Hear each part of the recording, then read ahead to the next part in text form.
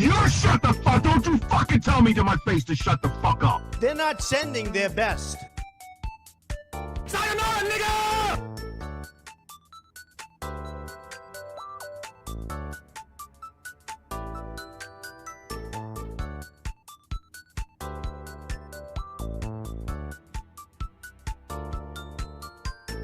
Guard!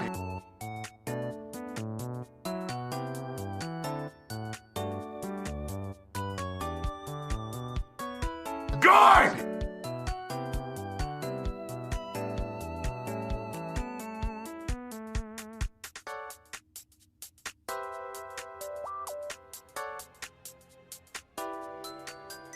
Well, Griffin Gaming is an incel. No one his age, what is he, like 30? No, he's not saving. There's no one that acts like he does on stream and can be unbearably fucking a dickhead, but he stops at the fact that he won't stick his dick in a pussy. That is an incel.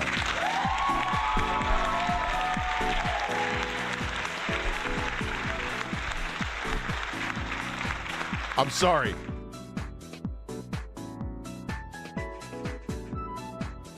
I hate this! I hate it! I hate this show! I hate fucking breathing air! I hate being alive! I'm in so much fucking pain! I can't fucking stand it anymore! I can't fucking stand this! I can't fucking stand this! I've ruined my fucking life! I just wanted to be up there! But you haven't. You're not a woman. You're a whore. You're a fucking whore. But gosh dang it, I've had so much fun playing it.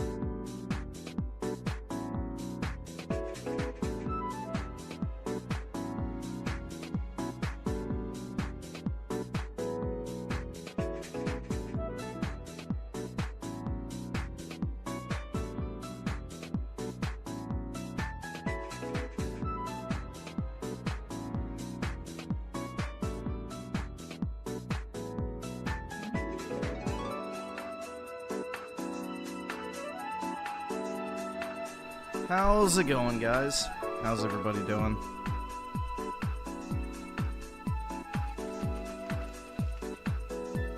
Griff Jew needs your shekels? That's right, man. Open your wallets and give me all of your monies.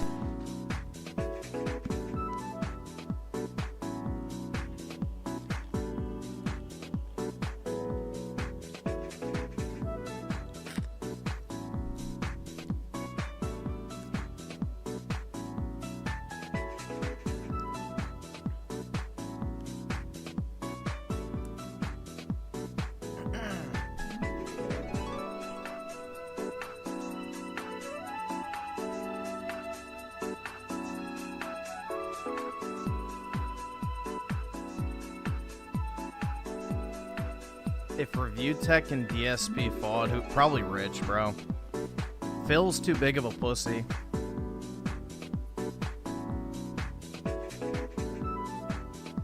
Or he would try to do like some advanced maneuver, and because of his muscle atrophy, he'd probably fall on his fucking ass.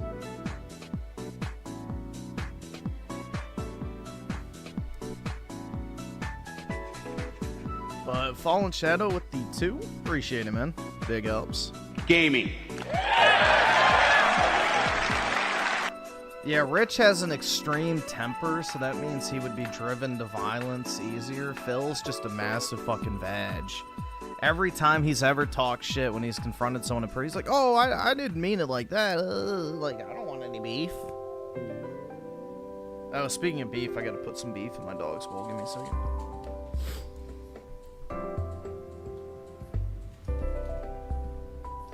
I can't afford this shit!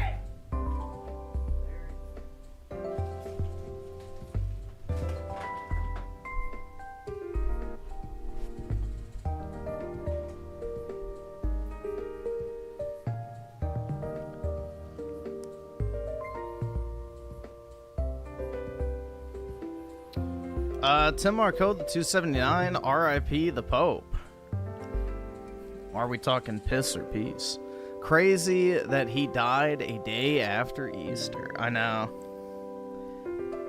I don't think that was a coincidence.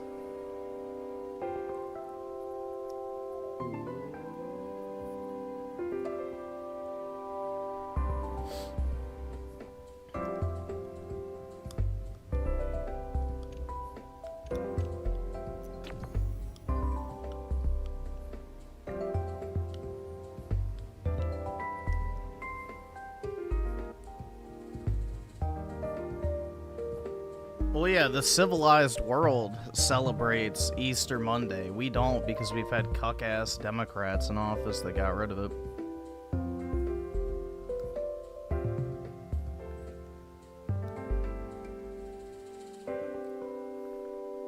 I used to have the Monday after Easter off every single year in school.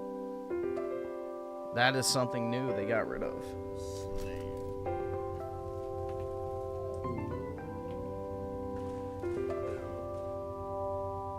Yeah, apparently he had a stroke and then died of a heart attack, so it wasn't even like he died peacefully.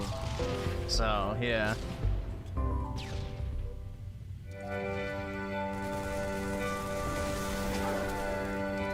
Do you believe in coincidences?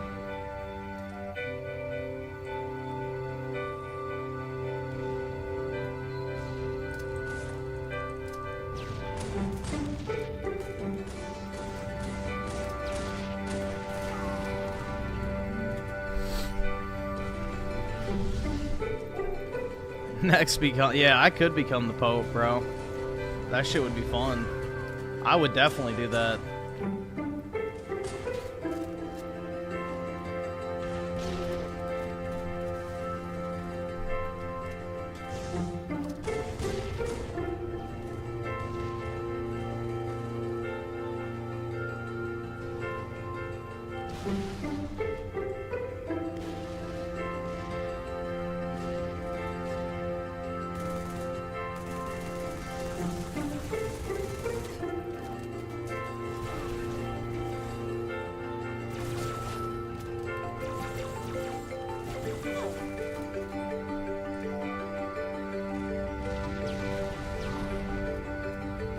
Do I believe in magic in a young girl's heart? No.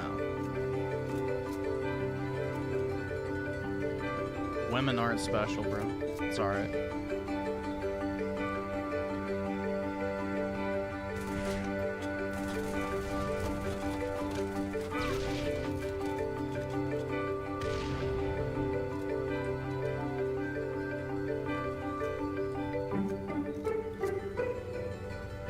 Do I believe in life after love? I couldn't tell you, man.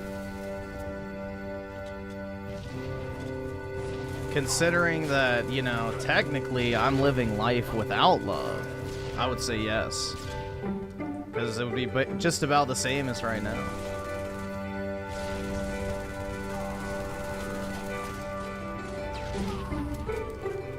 I'm guessing you mean that in like a romantic sense. But,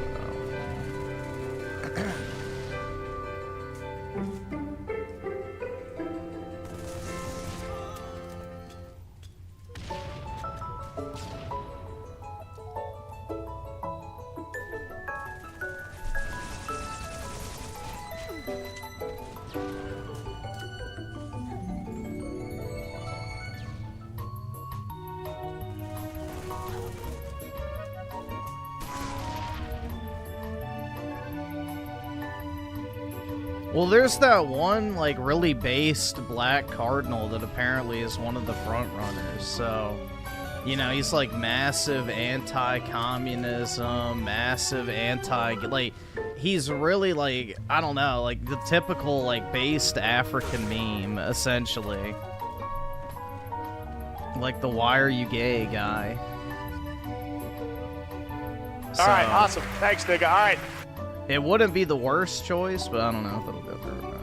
Apparently, I saw some demographic thing of, like, basically 80% of the voting body of the Cardinals is, like, conservative or something like that, so I don't know exactly what that translates to in that sense, but there's probably a pretty good chance that there's going to be a based pope, because the thing is like, the Catholic Church would be stupid not to do that because of all the, you know, new people coming in recently.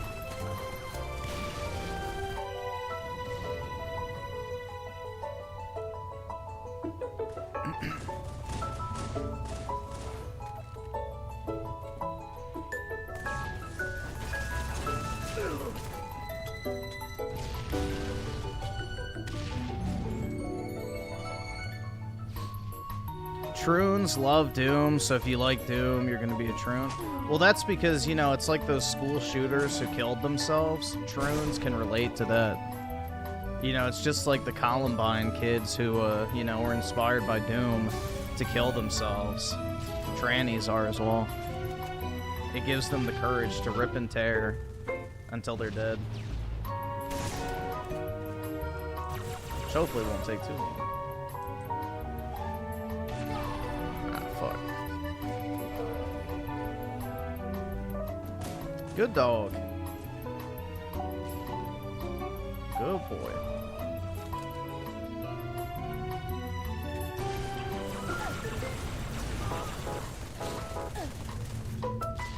Ryan Miller with the 5. 4 more Democrats recently went to El Salvador to free this illegal.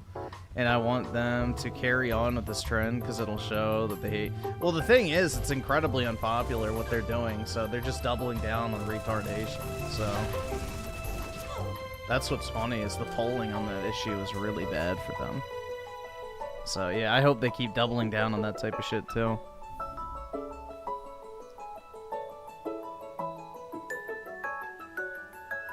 What's gonna happen now because the Pope is dead? Basically, there's 9 days of mourning, and then they go into conclave and vote for the new Pope, which can take days, weeks, usually not more than weeks, but yeah.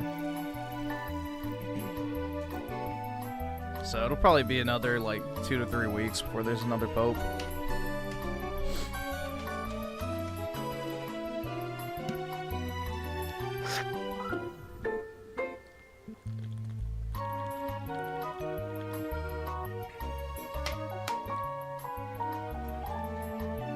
No, they want him back because it's some sort of, like, you know, perceived own against Trump.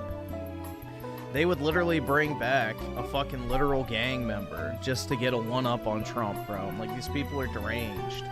I mean, they let in 50 million people into the country. So, they don't fucking give a shit about us. So, that's just the reality. It's all about optics. They'd rather see you get raped and killed than have Trump actually get a win. They're just deranged, bro. I can't afford this shit! Face the wall.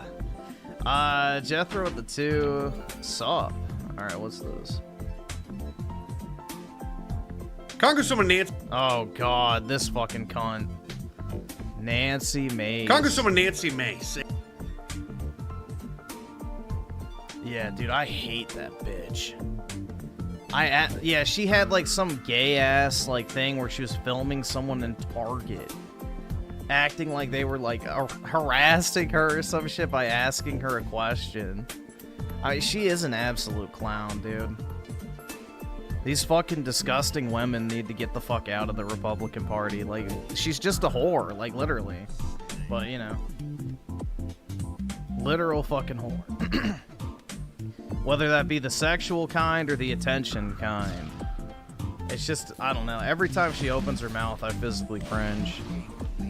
Yeah, she was like one of the people who's like, we need police reform. What happened to George Floyd was a tragedy, blah, blah. It's like, oh yeah, fucking suck a fat Oh wait, you probably would. Never mind. You probably wish you were in the video with George. That's why you're heartbroken about it. You wish you could have done a shoot with George before he passed.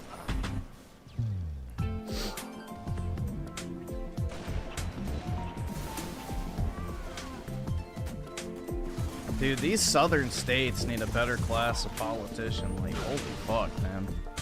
It's sad. She has big fake balloon tits. Yeah, but dude, don't you dare sexualize her. She's a victim of harassment and rape. Don't you dare sexualize a woman with balloon tits. How fucking dare you look at her. Meanwhile, she, you know, crusades for female-only spaces while actively destroying male-only spaces. So, she's a massive hypocritical bitch, dude.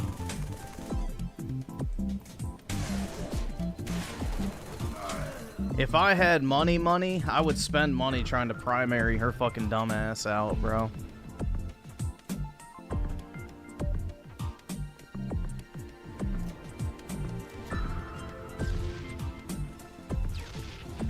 Yeah, she sued that military academy that was all male in order to force her way in. But meanwhile, she's like, we need to protect female-only spaces for men.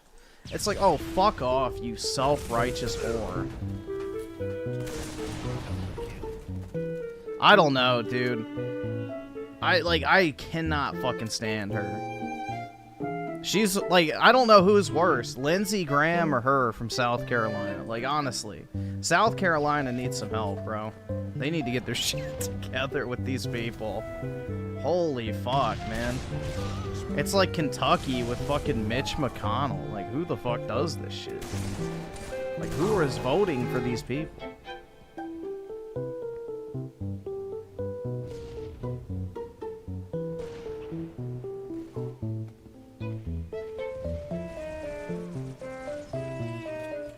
Nah, dude, South Carolina's a deep red state. You don't have to appeal to the welfare of people. No, not at all. Maybe in North Carolina you do, but not South Carolina. South Carolina's deep red, bro.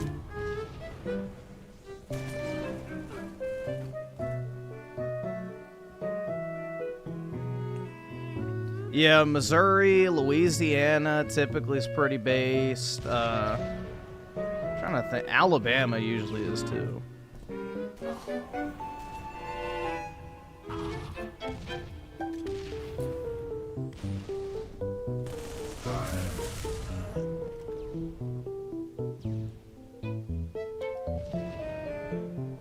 Nah, Thomas Massey's just a fucking, you know, smoke blower. He doesn't actually do anything. He's one of those, I won't vote for something unless I agree with it 100% types, which means you throw away, you know, the 99% of something that's good because, you know, he can't get the 1% he thinks needs to be there too. So he's not a good Republican. Like, he's basically a Democrat vote, if you really want to boil it down, because if he refuses to vote with the party, then he might as well be a Democrat at that point. Like, some win is better than, you know, everything.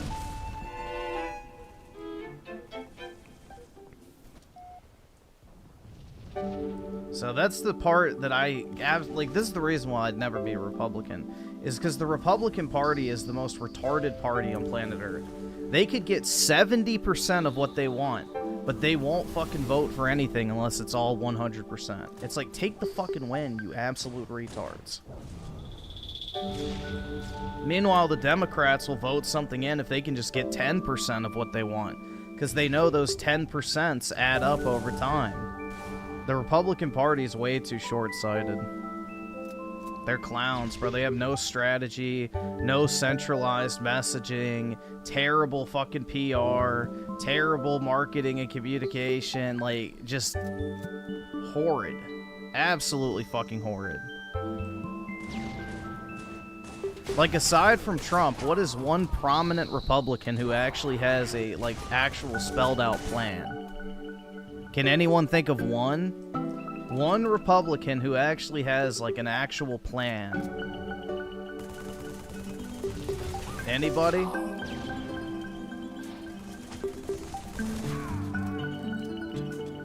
No, Vance doesn't count because he's part of the Trump administration. I'm talking about politicians in office right now, like a congressman, a senator. What is a Republican politician who has laid out, like, a clear path forward and strategy for the U.S.? Nope, McConnell's retiring, bro. He doesn't count. Lindsey Graham, that's right. I think every man should have to put on a dress at least once, just to see what it feels like. I know when I did the first time, it truly freed my inhibitions, and I orgasmed harder than I have in my entire life, bruh. That fucker is so gay. I'm sorry, like, that is the most closeted motherfucker in Congress. 100%.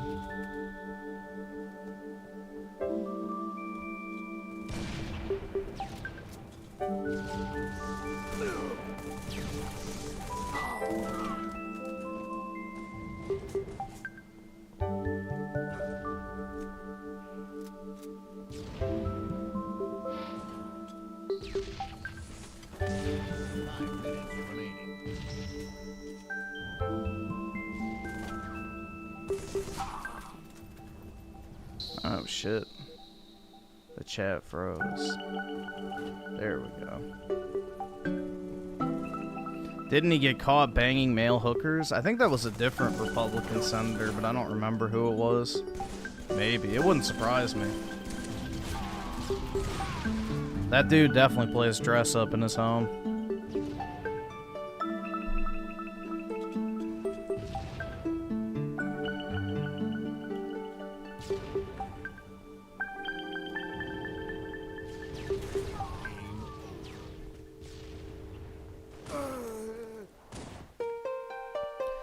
Griffin's the next pope for it, nah.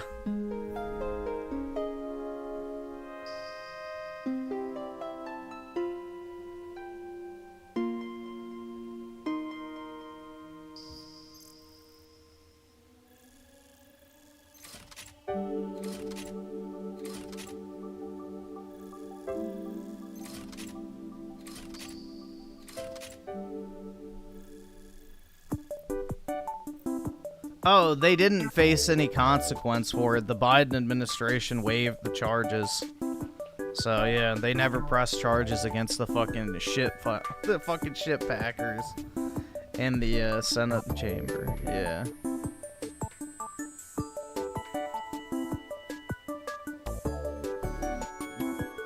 The shit packers got away with it, man.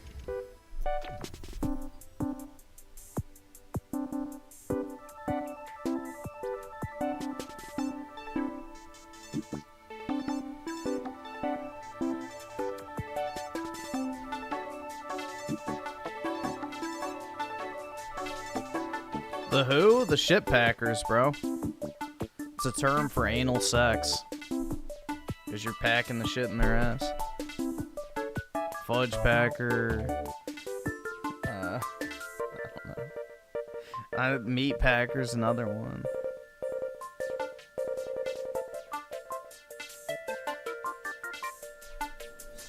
No one is above the law, yeah, except his entire administration, family, and everybody he knew. Blanket pardons for an 11-year period.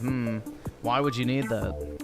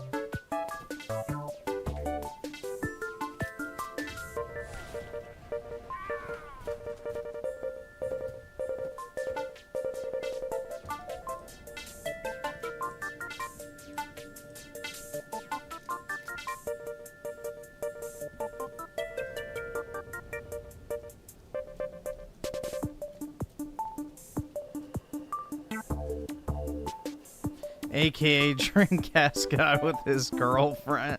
Yeah, his prior one at least.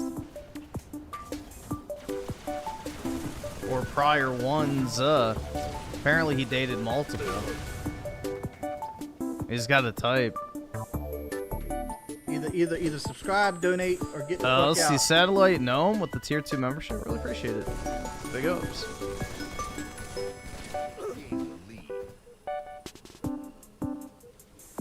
Ain't no way Dreamcast... Yeah, no, he got with multiple, apparently. He's dated trans women before. That's why he didn't buy Hog Snort's Legacy. Is because he said that he didn't want to support J.K. Rowling because he dated trans women in the past.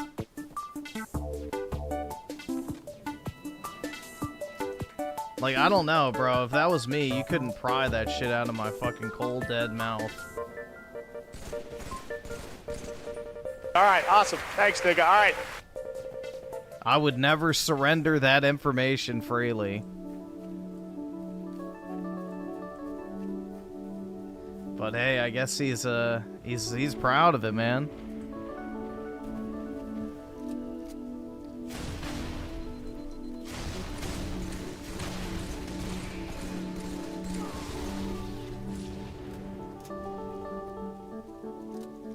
You know, maybe what they do say, like what they say is true, bro. Men make the best women.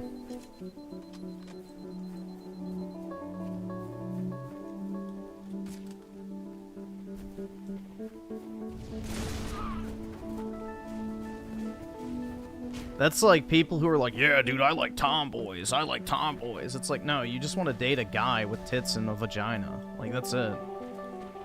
Like, most of these dudes who are like, oh, yeah, I want a tomboy. It's like, no, you just want to date a guy who has a vagina. Like, that's it. You don't actually like women. It's a cope, bro. You want women to act like men. That's not normal. So, it's in the same vein, I feel like.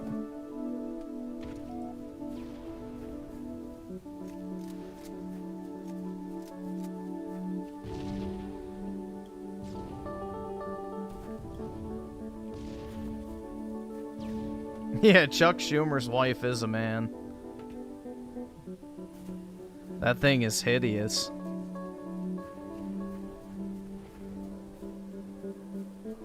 Bro, name one bisexual man that ends up married to a woman.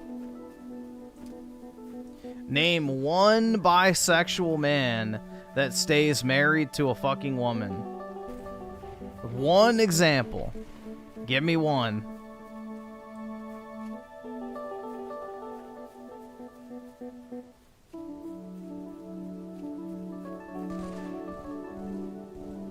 You?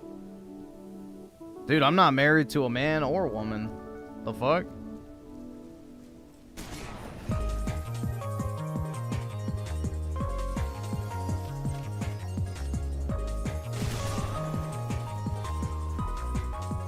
Bisexual is just another way of saying I'm gay, but I will also have sex with women because I'm a fucking horn dog.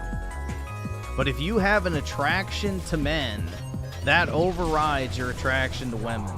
Sorry. That's not fucking normal. That is not fucking normal.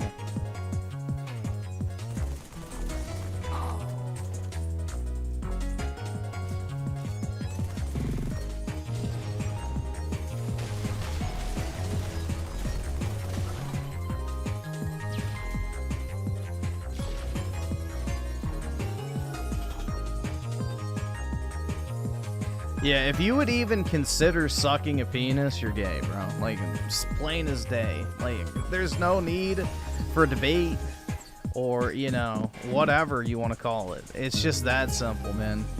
If you would suck a dick, you're gay. It's just that easy.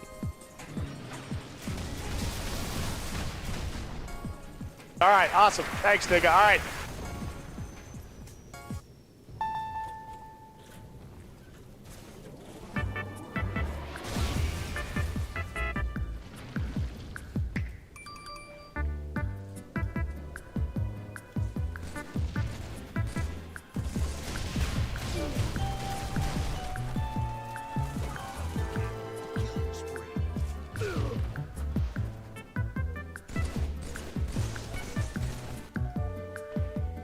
Yeah, bisexual is literally an excuse the gay men use when their, you know, girlfriend or wife catches them watching gay porn or something like that.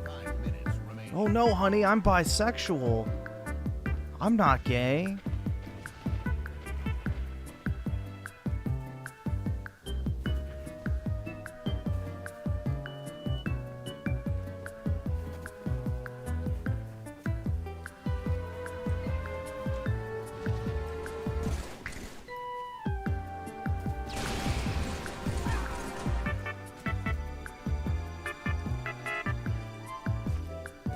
Oh, what the fuck? Where did that guy come from? Did y'all... What the fuck? He, like, teleported on top of me.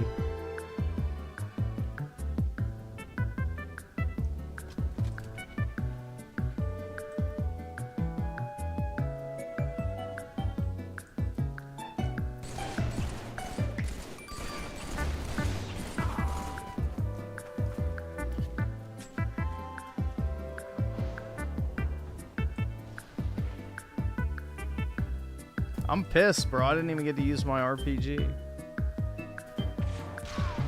And I die from it. That's so gay. So gay. I worked for that, dude. I earned it.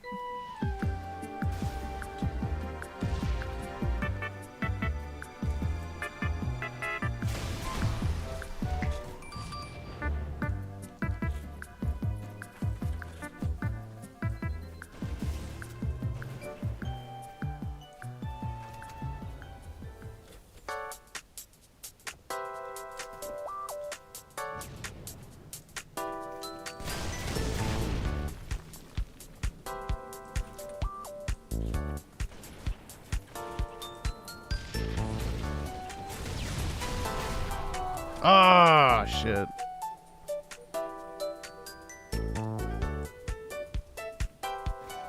Let's see. Shadow Evil with a 5. Which game do you think was leaked the most? I know it ain't Oblivion, but that game wasn't exactly kept quiet. Leaked the most? Probably that Wolverine game. That Insomniac Wolverine game was probably leaked the most. I mean, you can literally play the game.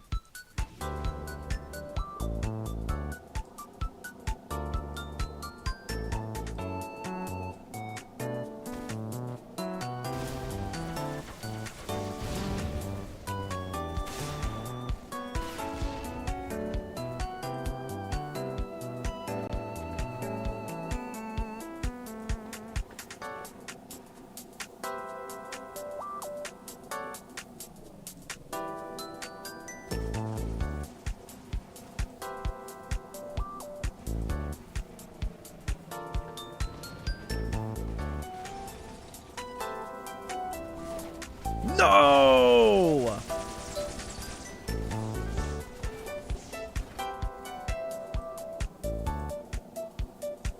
I barely missed.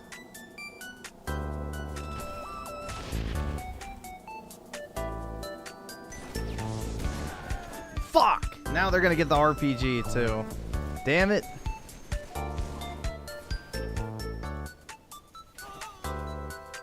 Am I gonna stream Marathon? Probably not, man. I don't really want to pay for that. It looks like shit. Maybe if they put it in Goy Pass, because they know it's gonna bomb. But other than that, I don't really have an interest to play it. It looks like shit. And I hate extraction shooters anyway, so... I don't even like the genre. Forced co-op games are not for me.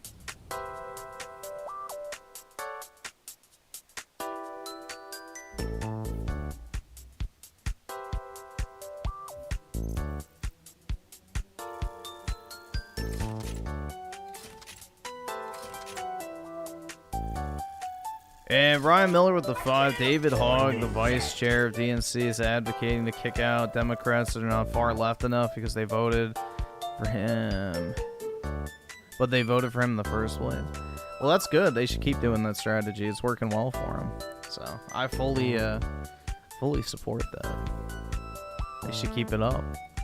Genesect King Revive with the 2. Thoughts on ODST? I bought it today for sale. I'm not an ODST fan, but I don't like Halo campaigns, so yeah. I played like 1 or 2 missions and never touched it again. I'm not really a Halo campaign person, so.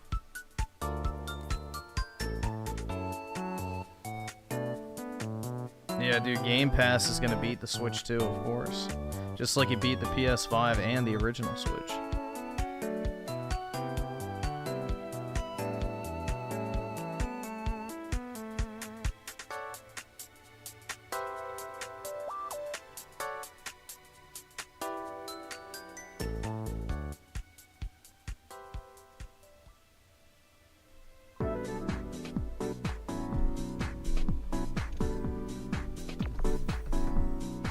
PS5 was a waste of money.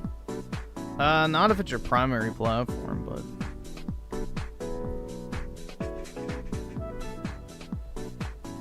if you have a La Computadora, then maybe.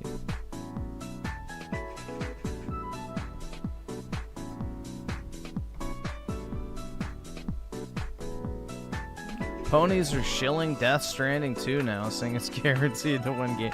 Yeah, that fucking dog water bullshit that's not even a video game can suck a fucking cock. Of course it's gonna win Game of the Year. Because that fucking, you know, cock gobbler Kojima's fucking biggest simp, Jeff Keighley, will give it to him. They'll 100% get it. Cock gobbler Keighley will 100% give it to Kojima.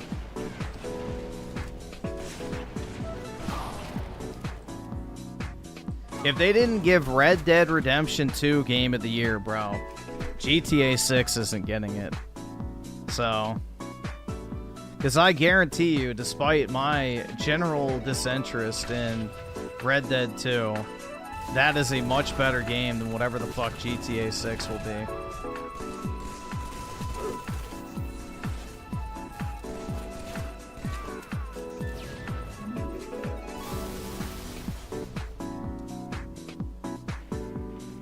Yep, you can skip all combat in the game, which literally is what I felt when I played it, is the stealth segments were just a waste of fucking time. It literally existed just to slow you down. So, yeah.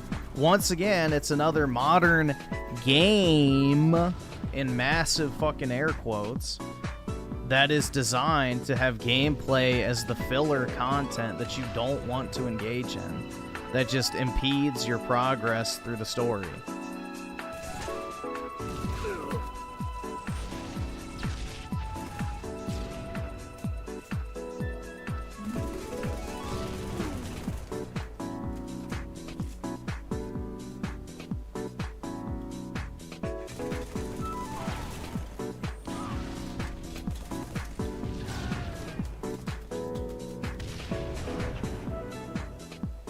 Yep, it wastes your time on your fucking massive walk across an arbitrarily large map, just on your way to the next 7 cutscenes.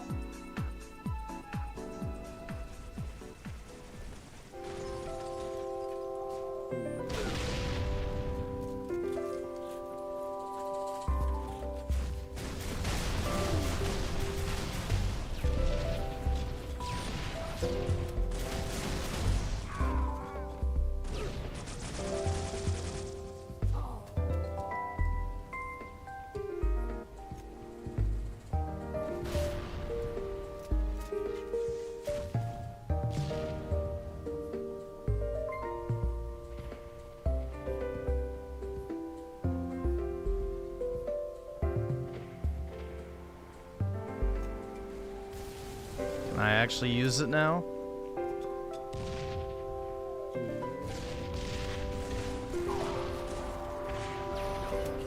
Ooh, nice. Come on. Fuck. Alright, I got him.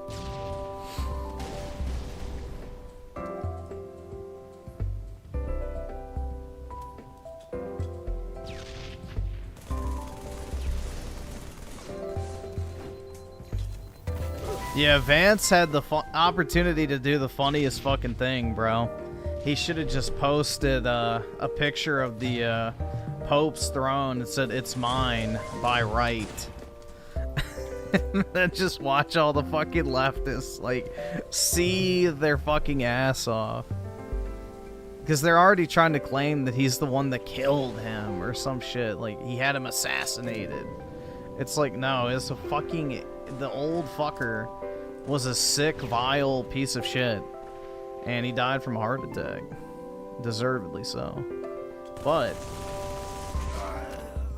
Vance could have posted that shit and watched all the fucking leftaways just seethe, bro.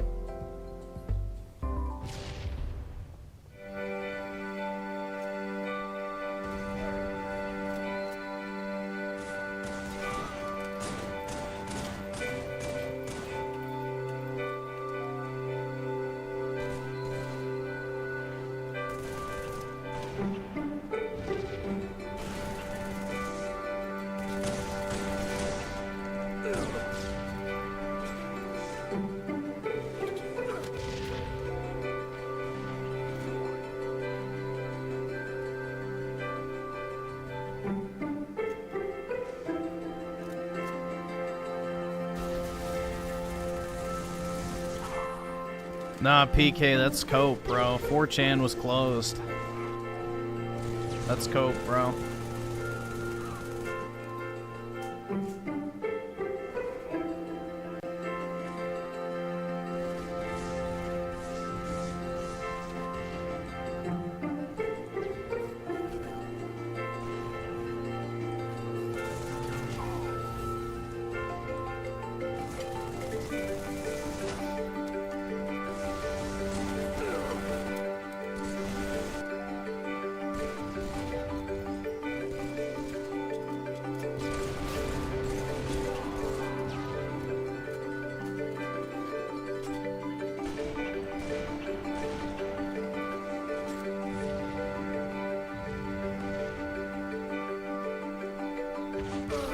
Fuck.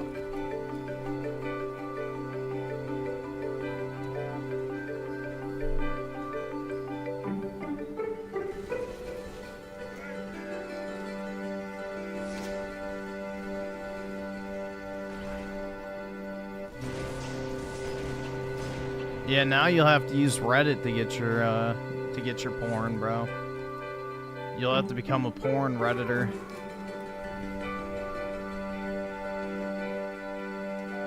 Apparently that's like 40% of the traffic on Reddit, supposedly, is just porn fucking subreddits. Which wouldn't surprise me.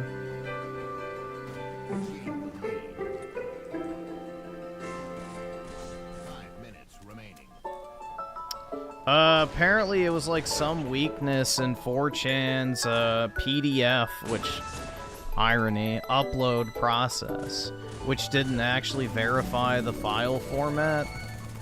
And people, like, just for years were, like, uploading pieces of code into the system. And eventually, you know, got in and nuked the fucking site, basically. And stole all the information and, you know, the mods info and all sorts of shit.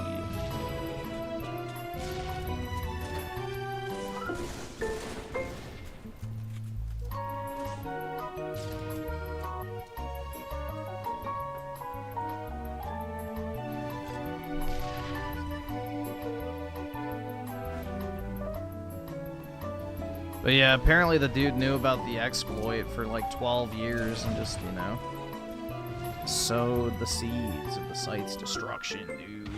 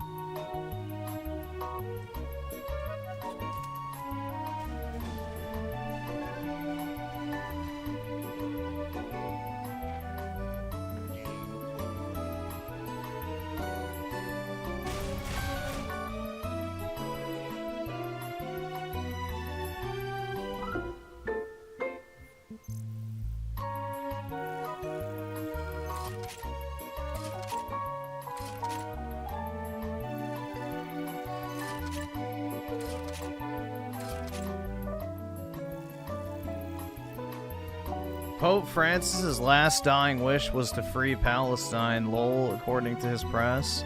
Well, you know, he can keep dreaming.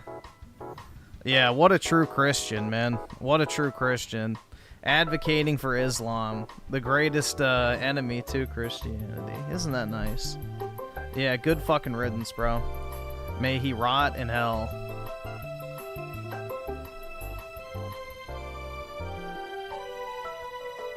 Yeah, that dude was a massive globalist plant, so it's good he's gone. Where he belongs, dead.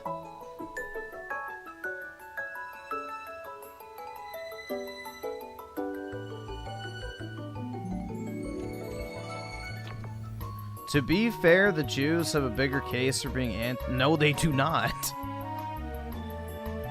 No, they do not. Bro, let me ask you this question. What Jewish government has systematically murdered and killed all Christian nations in their path? Name one.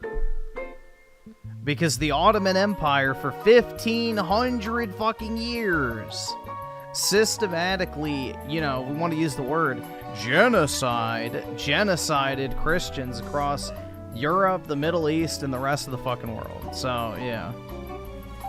Islam is literally the #1 enemy to Christianity, if you're going by death count.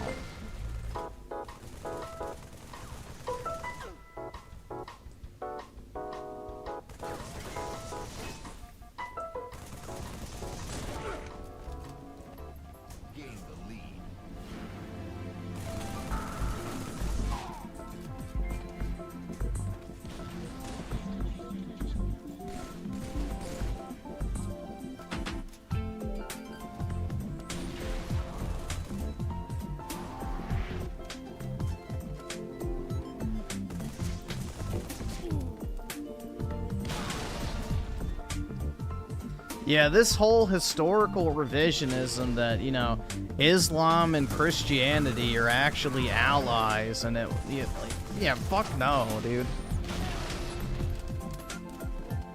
Absolutely fucking not.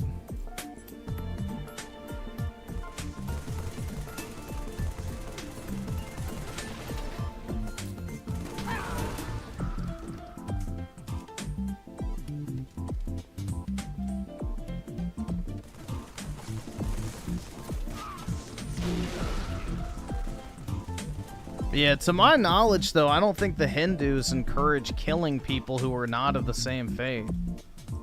So I don't think it's quite the same, man.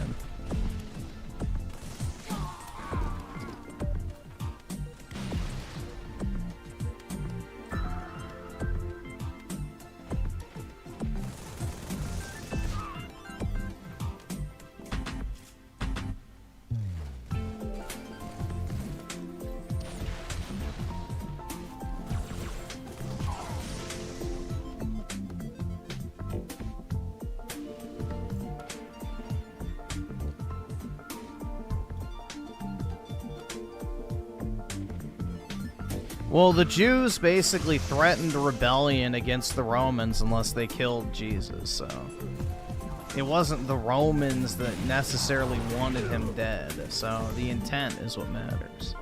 They just carried out the execution on behalf of him.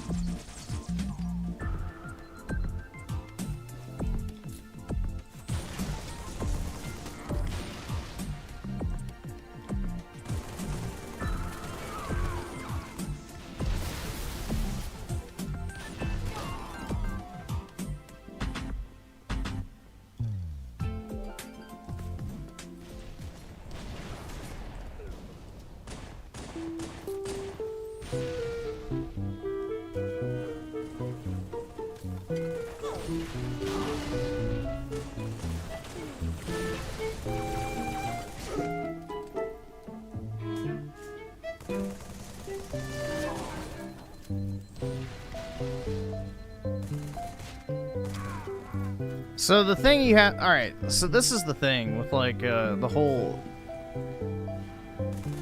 I don't know. Like I don't know how deep we want to get into like a religious conversation, but like the Jews killing Jesus is like the equivalent if somebody came into like a Christian country and claimed to be the fucking messenger of Satan or the Antichrist or something. I don't know.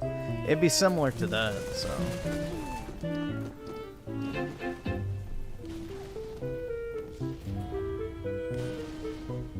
You just kill them, right? But, yeah, it's whatever. There's no point in having a historical debate.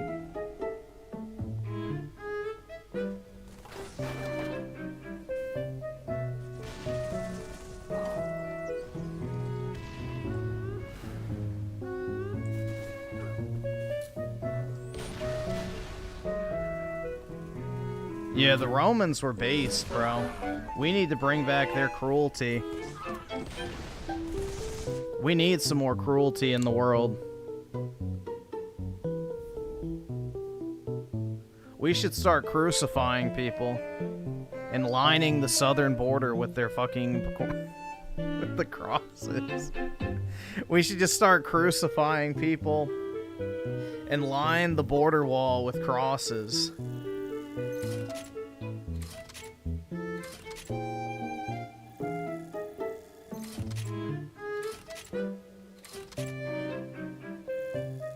And then put auto turrets on top that just, you know, have heat sensors and just shoot everything that moves.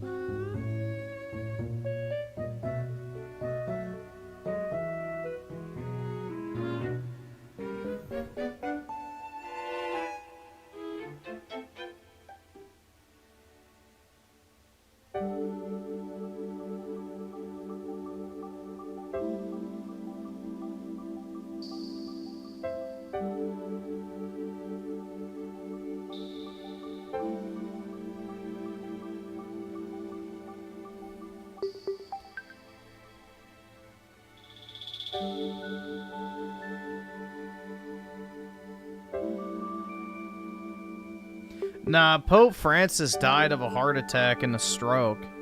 So he died violently and in pain. W's in the chat. But yeah.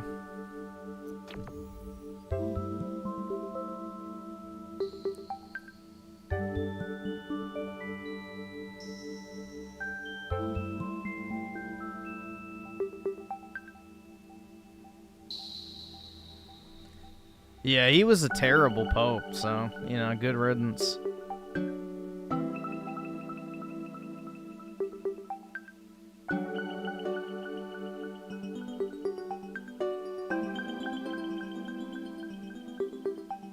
Nah, JD hit him with the side glance, and at that point it was Jover, man. That's when his heart started, you know, speeding up. His artery clogged, and then it was Jover at that moment. He hit him with the side-eye stare, and the Pope's old heart couldn't take it, and he was convulsing on the floor, dying in pain.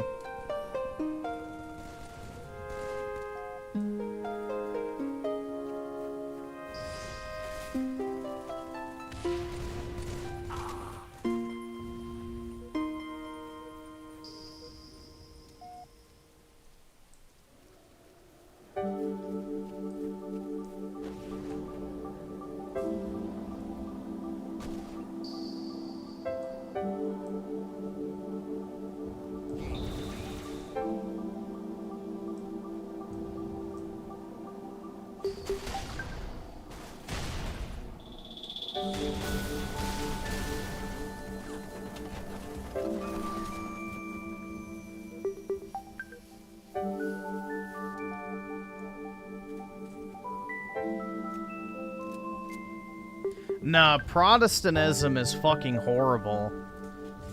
There's not a more degenerate sect of Christianity than Protestantism. That shit is a fucking joke. So don't think for a second that Protestants are actually any better than Catholicism. Protestant churches are the most degenerate form of Christianity out there, and it's not even close.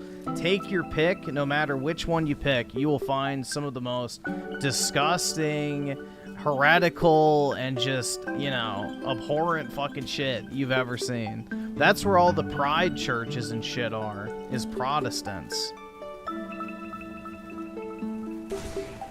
So Catholicism and Orthodoxy are the only two that have some semblance of still being remotely close to the actual, you know, Bible. Yeah, Protestant churches are like literal, you know, infiltration entities to, you know, destroy Christianity.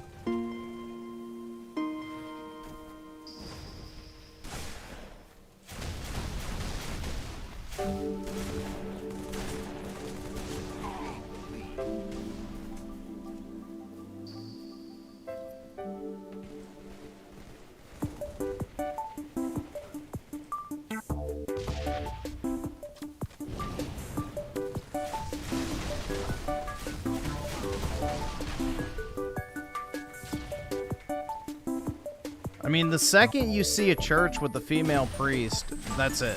Like, you're done. Like, next it'll be a gay priest, then it'll be a trans priest, then it'll be, you know, gay men can get married in the church. And like, bro, it's just, that's the beginning of the end. As soon as they allow female preachers or pastors or whatever, it's over. Because that is completely contradictory to the very words they supposedly believe in. So that's the first sign. If you see that, get the fuck out. It's already over at that point, because it's only going to go downhill from there.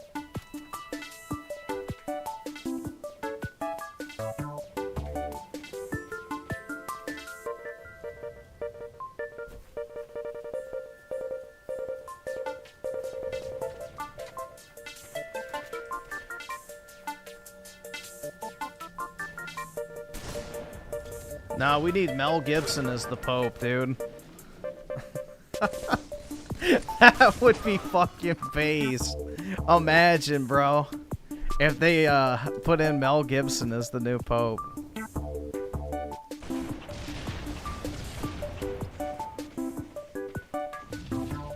Yeah, dude, Pope Francis said that, you know, Islam and Christianity worship the same God.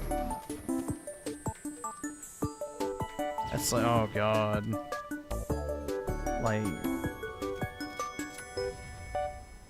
Jesus Christ, bro.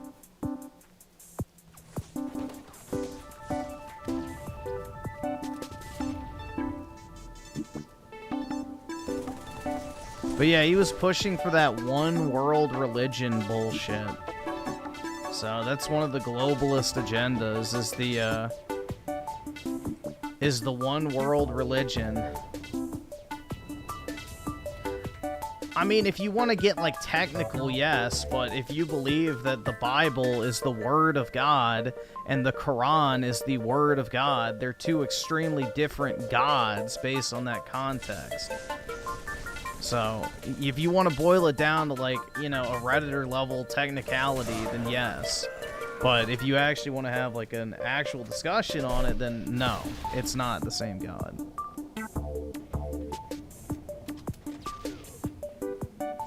Because where does our understanding of God come from? The Bible, through his word or whatever. Where does, you know, Allah come from? The Quran. Two extremely different texts. The only similarities that Christianity and Islam have is up to Abraham. That's literally it. That's it. Once you get past Abraham, they're entirely different books.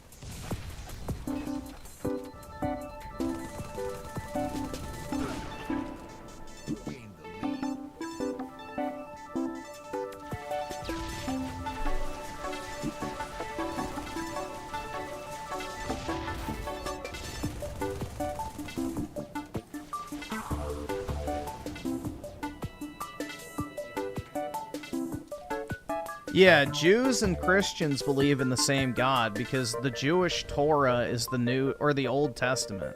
The only difference we have is the New Testament.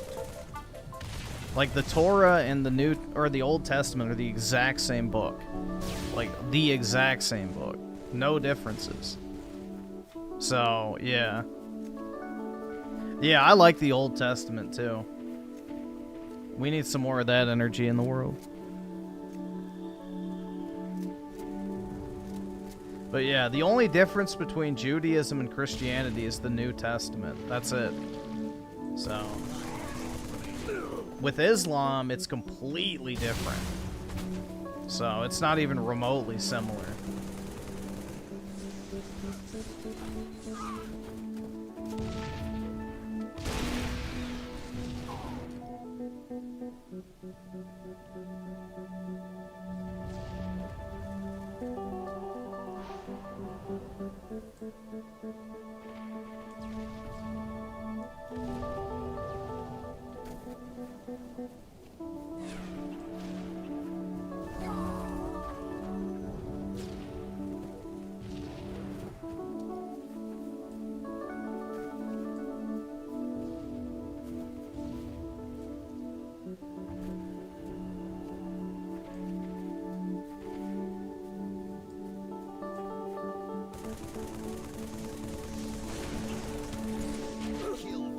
Yeah, the general consensus with Jesus with the Jews is basically that, you know, good teacher, not the Son of God, is essentially the majority belief. Then you have the ones that say, you know, the boiling and shit and piss and that type of stuff, but yeah.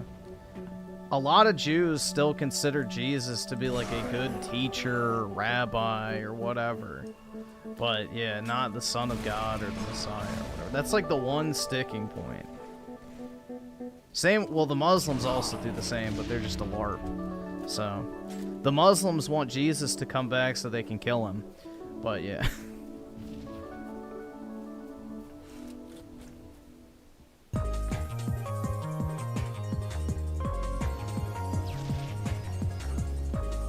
Please tell me what Pope Francis did.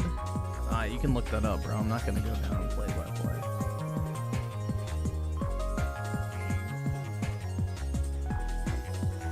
I'm not an expert on Pope Francis. So.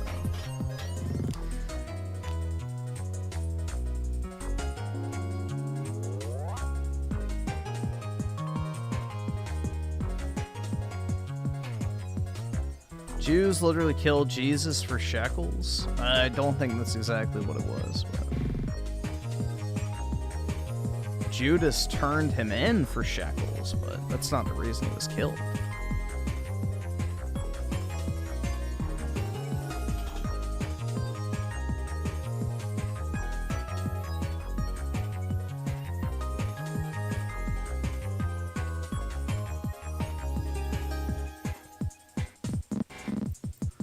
Someone explained to me in Revelations, it says Jews are the synagogue of Satan. What's that about? That's not what it says in Revelations. It says that people LARPing as Jews will form the synagogue of Satan, not the actual Jews or the synagogue of Satan.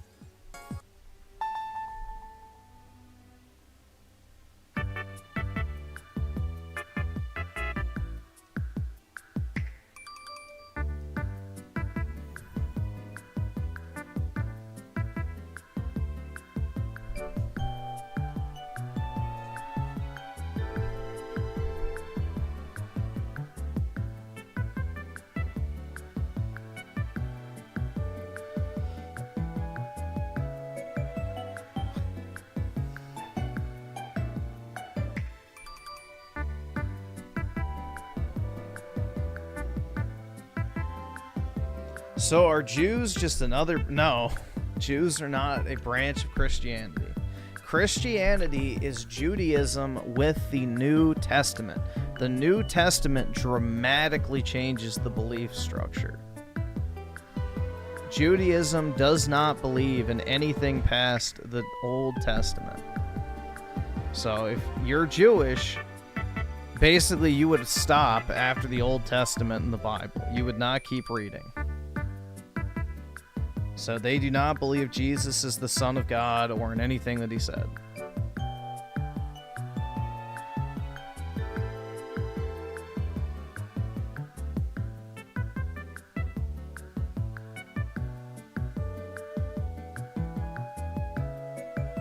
Well, yeah, because the thing is Jesus was a Jew.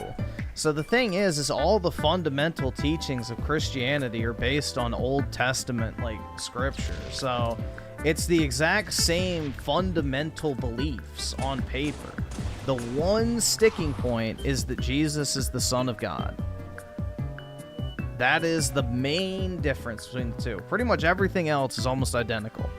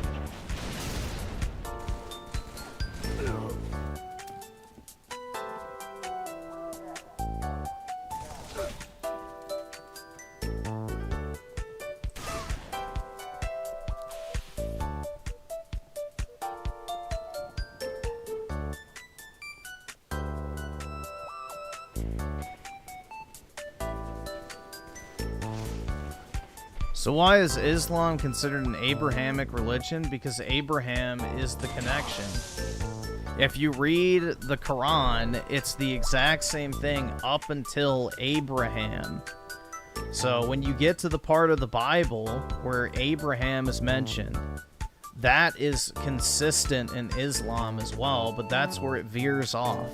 Is anything Abraham onward is different. So they're called Abrahamic religions because God is the God of Abraham.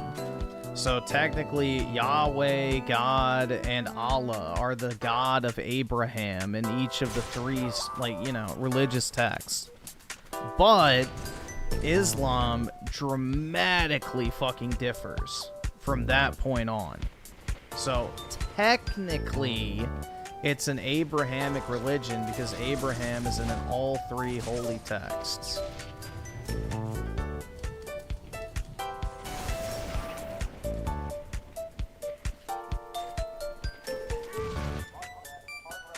If everything is identical, then where did this tiny silly hats come from?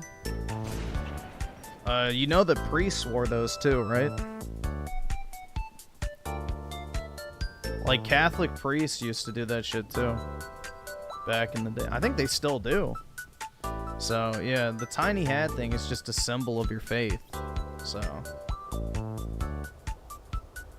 that's prominent in every religion.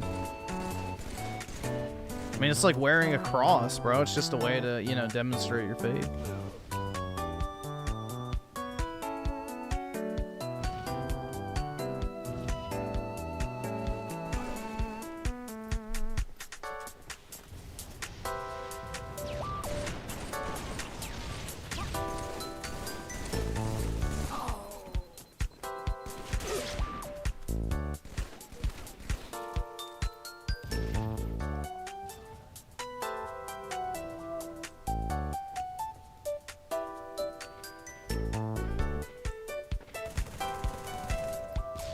Yeah, it's like Christian monks used to shave their head in the exact same place that you would wear the fucking little tiny hat.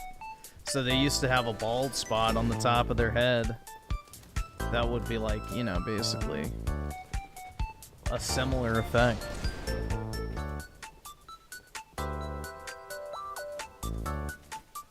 If you roast more Arlo tonight, which video?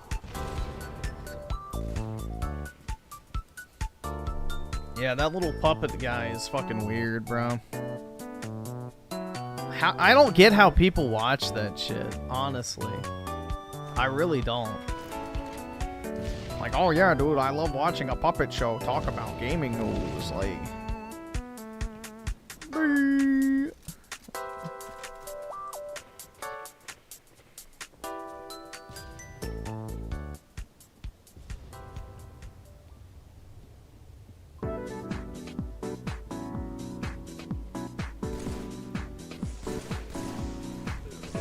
I love when YouTubers, you know, pretend to LARP that they care about, you know, prices and shit, though. It is funny.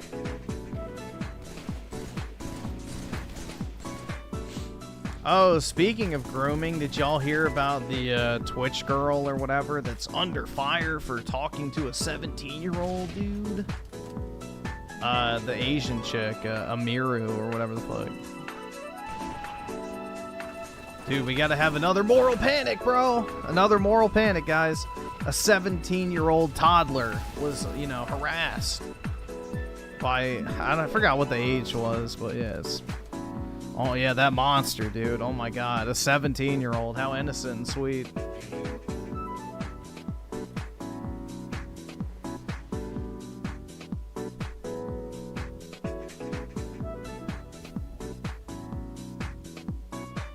Dude, does a 17-year-old even know what sex is? Oh my god. How could she corrupt the mind of such an innocent child? Bro, that shit's so fucking stupid, man. Like, I'm sorry, these fucking retarded-ass autists need to move the fuck on with their life. Like, I get they don't have... Alright, awesome. Thanks, nigga. Alright. But, yeah, I don't know.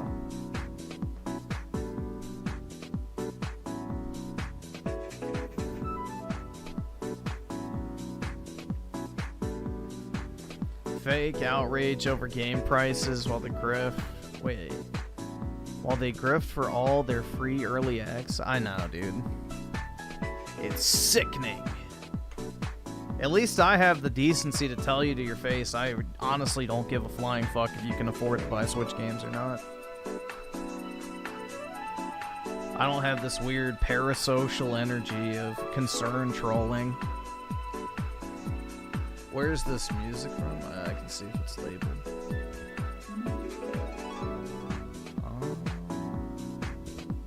I don't think it's let me check. I mean, it's from this, but it's the timestamp of 117. I'm not sure what this is from.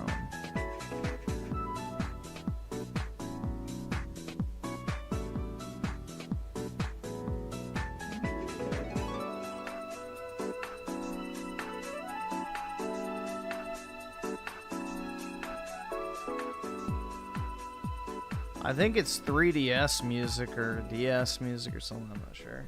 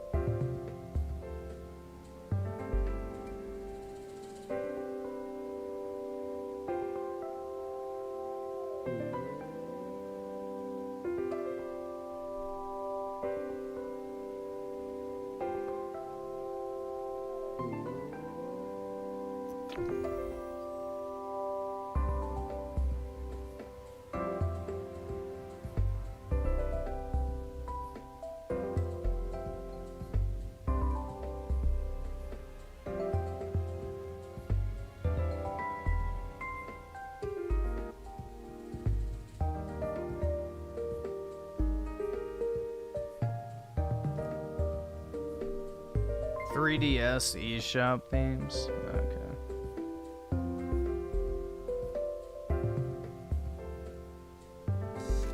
Key will be disappointed with me? Why is that?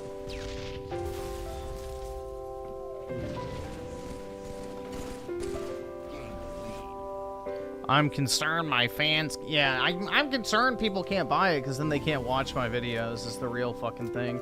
If people don't care about Nintendo, then all of a sudden I'm out of a fucking job, quote unquote. Yeah, a real job, dude. I talk about video games. I do something that matters.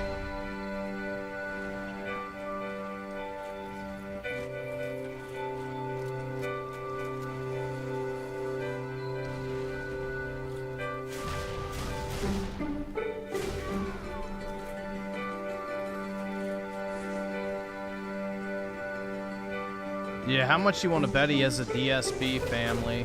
Cats.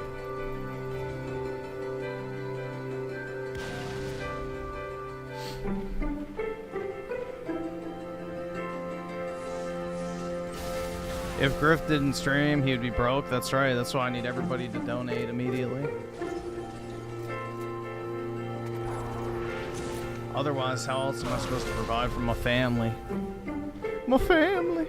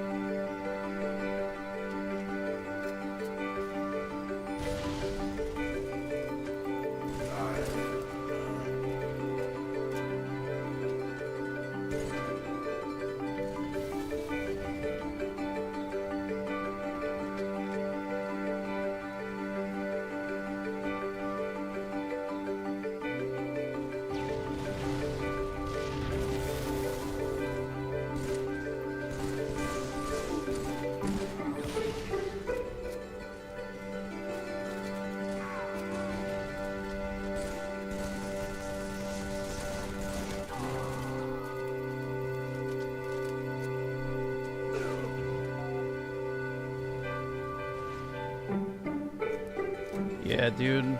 I'm just like you guys. I fill up my Lamborghini at the same gas station that you fill up your Prius. Literally the same, bro. I know your pain.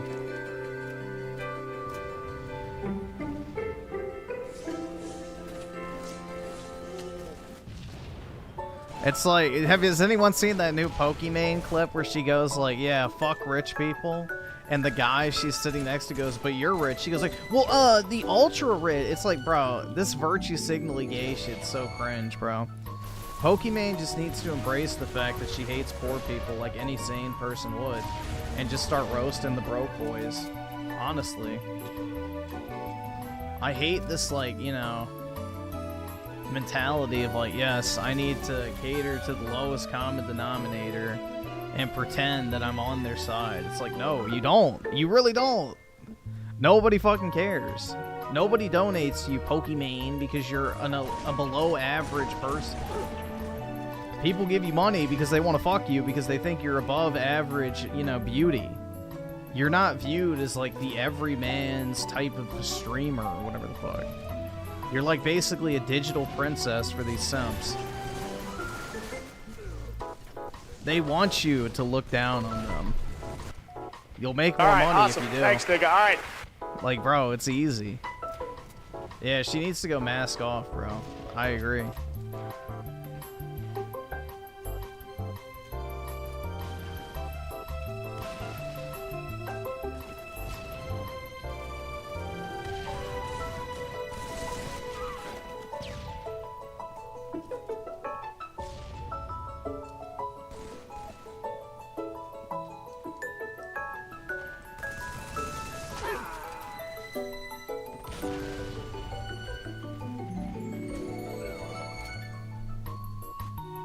She needs to go top off. Nah, she needs to keep the mystery alive, bro. You gotta leave something to the imagination. Otherwise, it ruins the fantasy.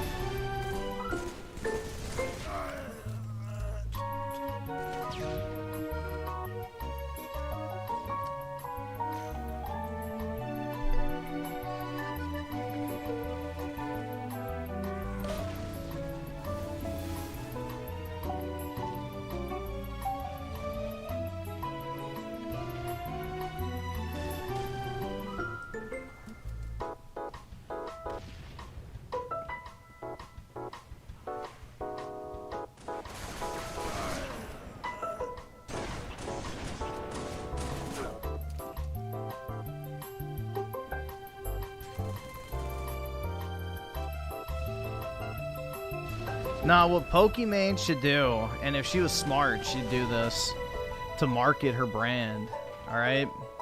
Tell me this would not work on The Sims, bro. What she needs to do is do call-ins, okay? And the first question she asks, every single person that calls in, did you buy my cookies? And if they say no, she just hangs up on them. Just repeat the process over and over and over again until somebody says, like, yes, I bought them. Then, like, go like, oh my god, that's so nice of you, thank you so much, it's so great talking to a real fan, blah, blah, blah, blah, blah, blah, blah, like, you know. And then just keep doing that over and over and over and over again until the fucking little dumbasses get it in their head that they need to buy the fucking cookies in order to be perceived as cool by Pokimane. Like, I'm telling, this is manipulation 101, bro. It's easy. So, she's not very smart when it comes to pushing products. And then if somebody put in the chat, just ordered Pokey, be like, oh my god, send me your Discord. Let me talk to you real quick. Thanks so much for buying. And then all the little fucking simps will be like, oh my god, I need to put it in the chat too. And then, yeah, watch the sales go burr, dude. So, it'd be so easy, but, you know.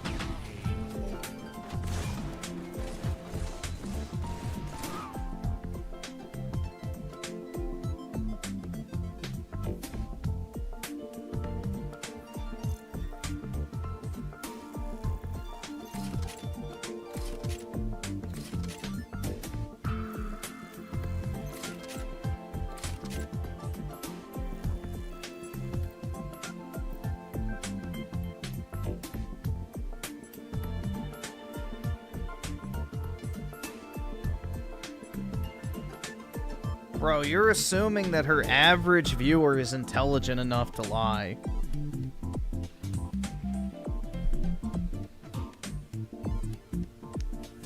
You're assuming that the average viewer of Pokimane that's one hand on the keyboard, one hand in their fucking pants, is actually thinking.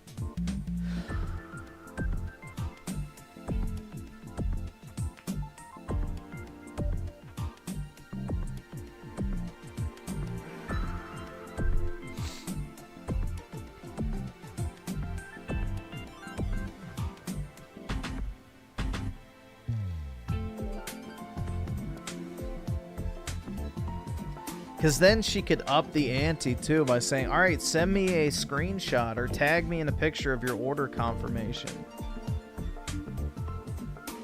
Even easier to prove. But yeah, you can manipulate the fuck out of an audience like that very easily. That would be my strong suit. But yeah, unfortunately, I have a penis.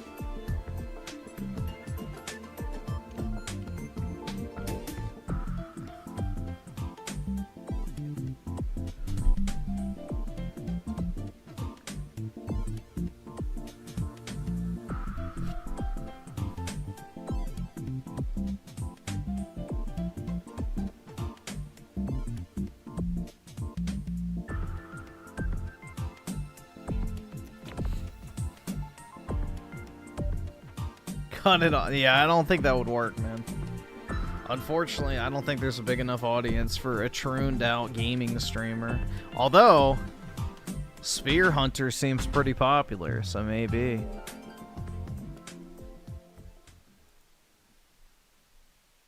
The closeted gays are into that.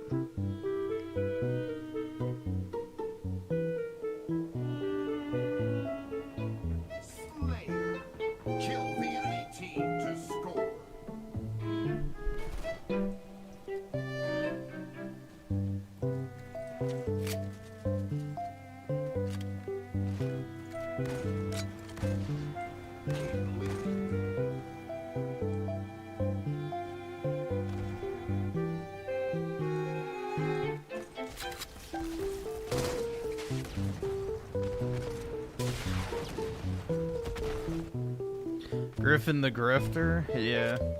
I would be a good grifter if I actually wanted to do it. Like, manipulating people's easy. So, if I actually wanted to grift, it'd be pretty simple. There's a reason why fucking retards can do it, man. Grifting is not hard. But to do it effectively to the maximum, you know, capacity is a different story. I hate coffee. I'm not gonna sell coffee. How that wouldn't be a convincing grift. It's like, yeah, there's like literally probably 100 examples of me saying I fucking hate coffee. Hey guys, check out my coffee company. Or, you know, actually, you know what? I take that back. Because I could say, yeah, you guys have heard me in the past say how much I fucking hate coffee, right? Well, I got this new type of coffee that just absolutely fucking blew my mind, and I actually really like drinking it. Like, blah, blah, blah, blah, blah, blah, blah. Like, oh, it's a coffee for people who don't like coffee, like me. But even if you like coffee, you'll probably like this too, and, you know, go off from there and then never actually drink it myself. So, yeah, I probably could grift that too.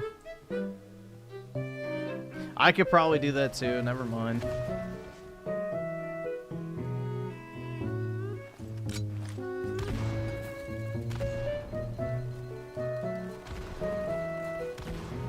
Yeah, that's why I find it funny people get degrees in marketing, man. It's like, bro, this shit should come naturally to you. If you don't have that tendency, you can't learn it. Like, you have to have that ability to, like, sell. And most people can't fucking sell. And they don't know how to, like, frame things in an appealing light. So...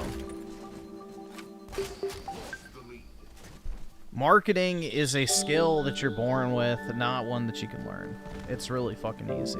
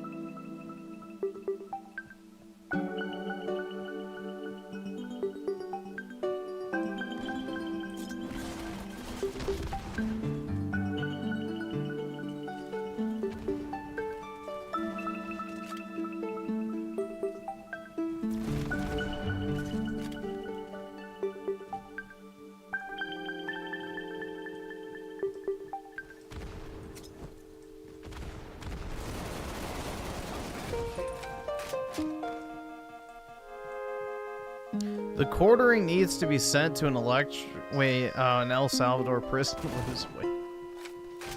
Yeah. It's just because he sits at his computer all day, man, then probably drinks. So, that'll do it. That'll do it very quickly. How people can get fat and rich. Alright, awesome. Thanks, That's nigga. easy Alright. as shit to get fat and rich, bro. You don't have to do anything, so you just sit around eating all day.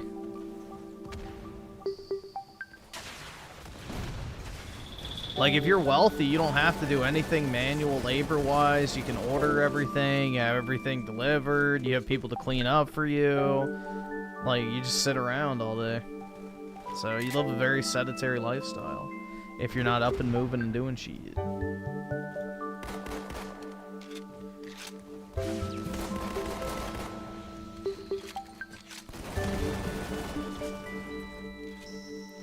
A personal trainer's not going to help you lose weight, bro. It's all about how much you eat. So, you can work out every day, all day, and still be a fucking land whale.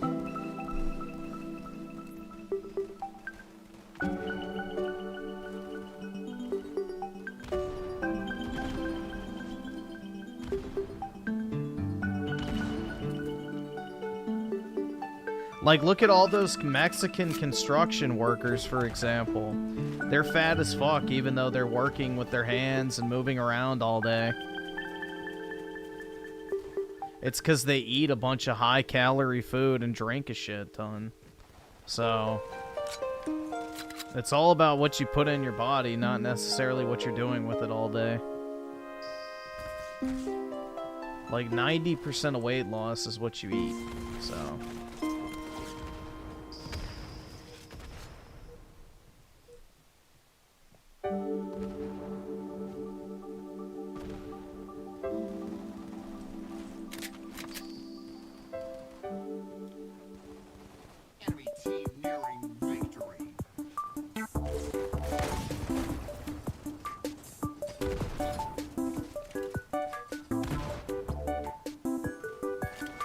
Exactly, dude. I'm still a 450-pound man that can barely walk, whose life can't get much worse. So, I know a thing or two. Yeah, I actually went to the gym this morning, though, after I finished streaming. And it was kind of nice. I'm going to probably start doing that. And then just sleeping in the afternoon when I'm done with work. And then, yeah, I walked my dog before I came on tonight, so...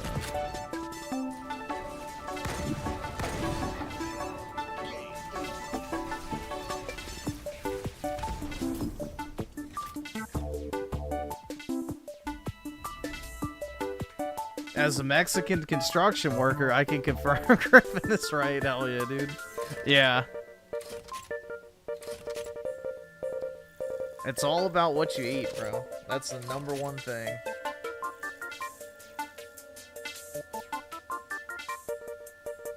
I think it's like, what, an hour on the treadmill to burn like the equivalent of eating a donut.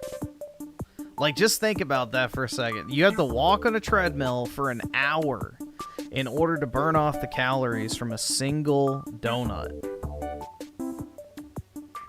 So, if you don't understand how people pack on weight quick, that's exactly how.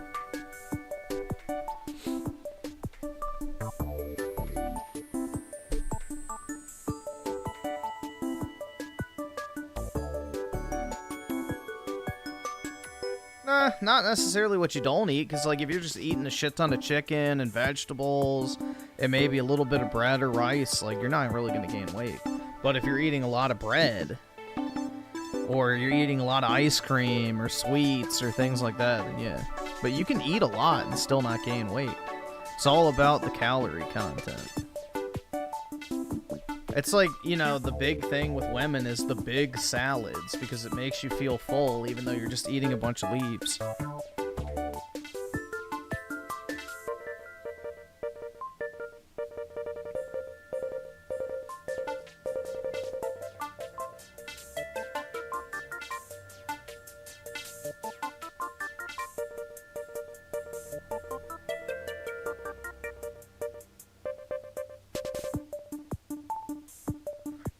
Let's see. Let me refresh the super chat feed.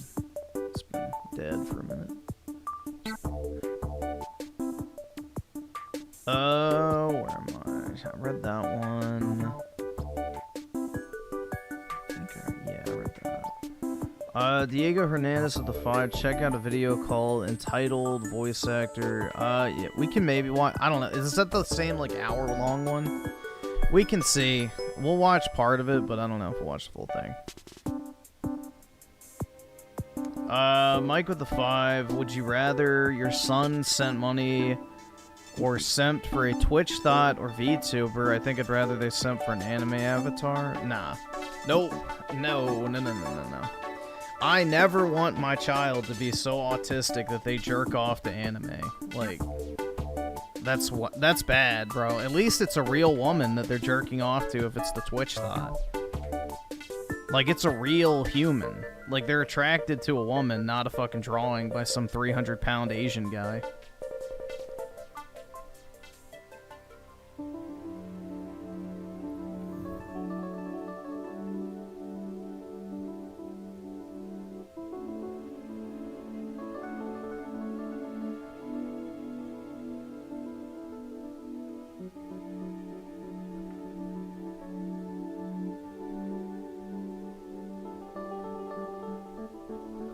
Oski Woski with the 5. Appreciate the Nintendo music as always. Here's some money as a token of my appreciation.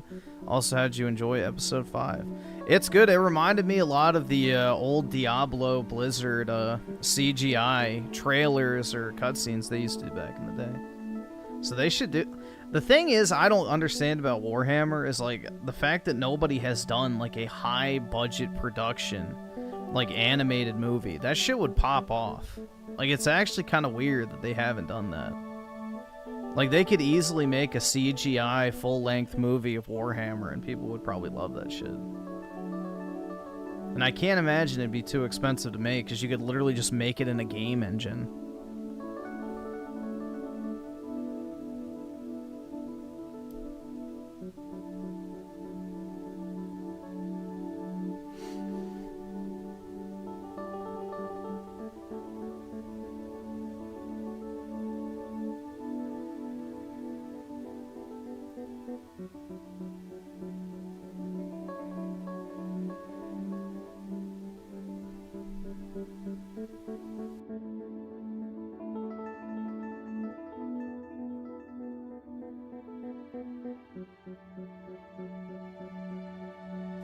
Yeah, they'll be like, where can we put the trans shaved head black woman? Oh, nowhere? Well, I guess we're not making it now.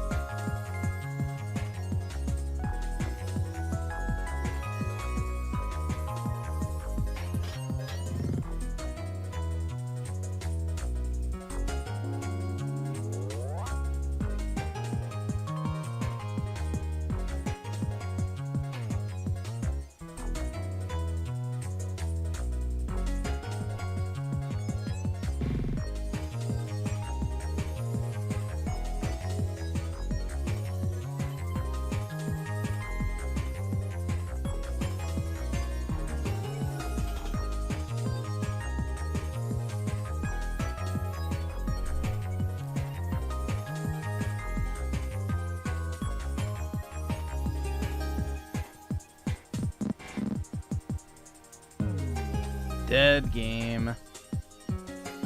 Sad.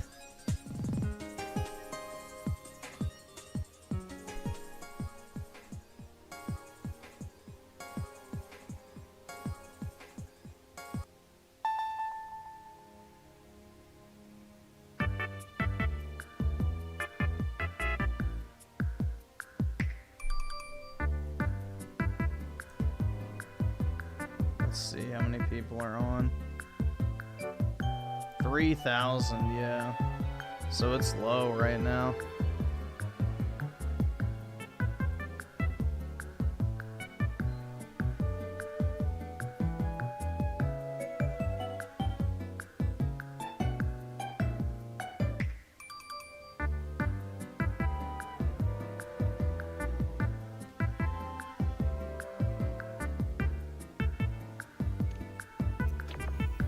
Oh.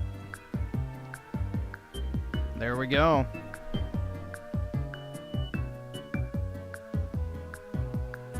Trump should be banned from attending Pope Francis's funeral? Nah. He needs to go ascend the throne of St. Peter, dude. He can become Pope, President, and then God Emperor. Trump should go in and kick the fucking doors open in the conclave hall and say, I'm the Pope.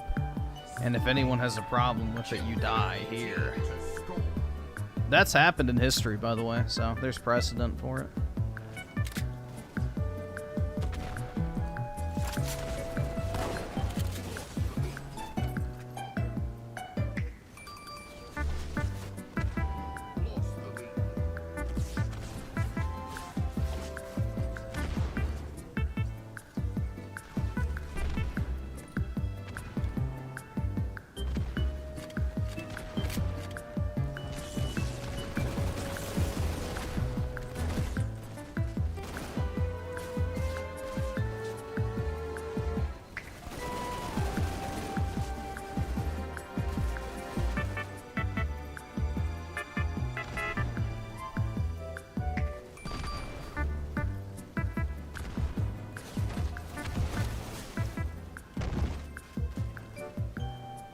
Yeah, you can't send URLs, just send the title.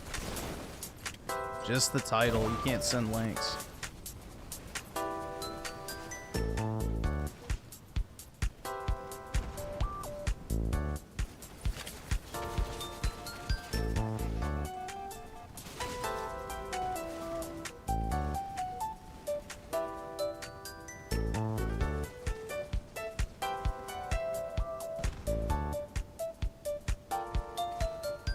Yeah, there's zero need for food dyes. Food dyes serve no fucking purpose at all. There is zero benefit you get from consuming fucking dye. Like, it's just yet another artificial product added to food that does nothing. It doesn't enhance the taste. It doesn't, you know, increase the shelf life or any. It's just literally there to make it look pretty. You don't need it. You literally do not fucking need it.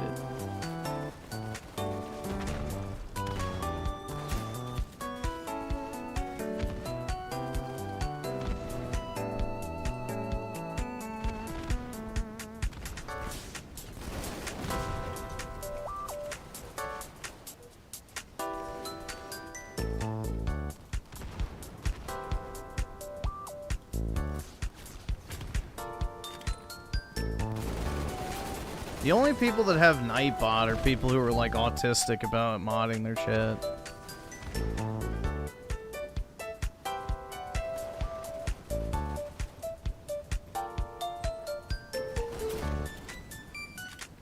You shut the fuck! Don't you fucking tell me to my face to shut the fuck up!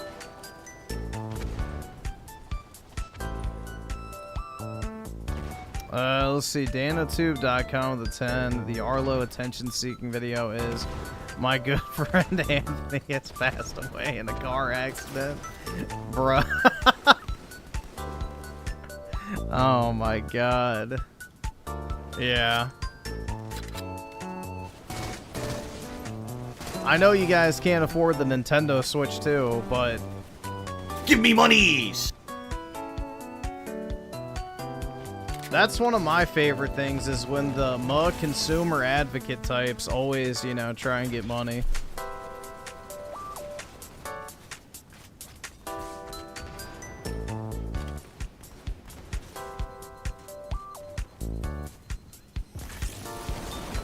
Like, just quit the LARP, bro. Honestly. So you can't afford an extra $10 for Mario Kart, but you can afford to give my friend $100 who's already dead? Okay.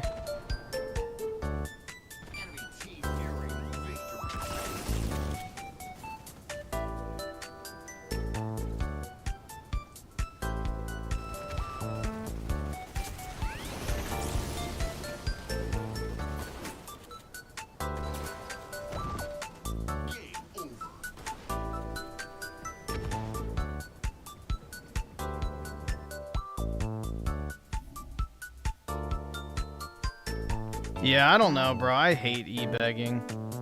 Like, unless it's some shit where it's like, oh yeah, dude, I'm getting fucking sued or something. Like, okay, yeah, whatever. But Hey everyone.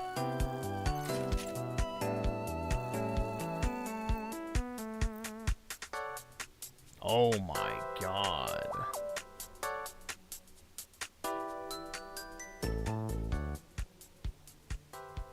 How much money did they get? 100K.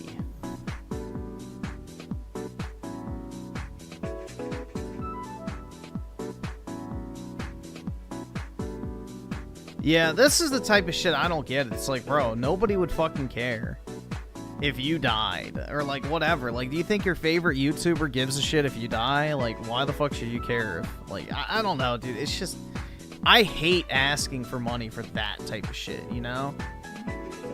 It's like, here's somebody that nobody fucking knows, but here, give him money because I said so, right? Like, okay? I don't like that.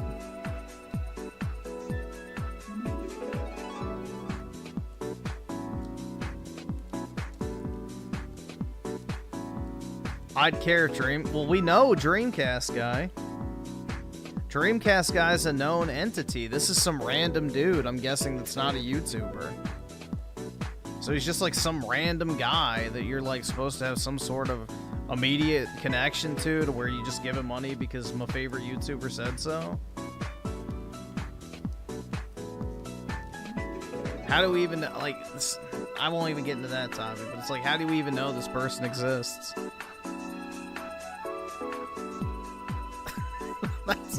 You know, put on the tinfoil hat for a second. How do we even know this person exists?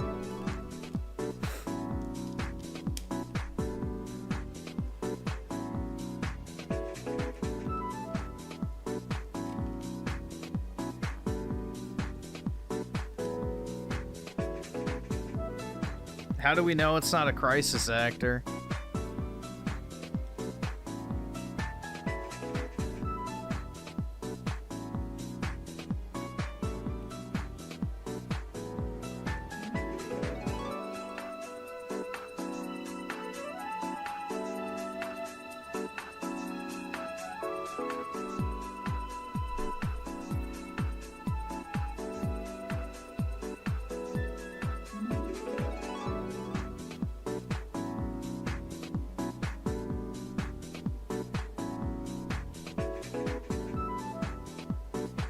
Arlo and all the other Nintendo YouTubers turned against a YouTuber called BitBlock because he voted for Trump.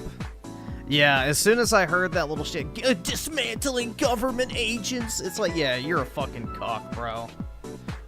Like, literally, like, anyone who complains about dismantling government agencies literally needs to face the wall, bro. You're too far gone at that point. You're literally brain rotted. There's no saving you. To the wall, bro. To the fucking wall. But you're gonna dig your own ditch before. But yeah. You're gonna dig a ditch in front of the wall.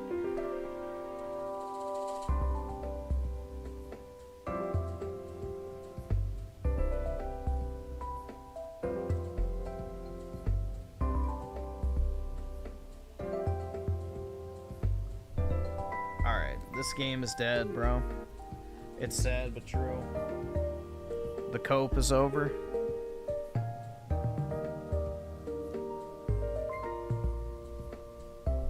The cope is over. I could probably only play this on the weekends.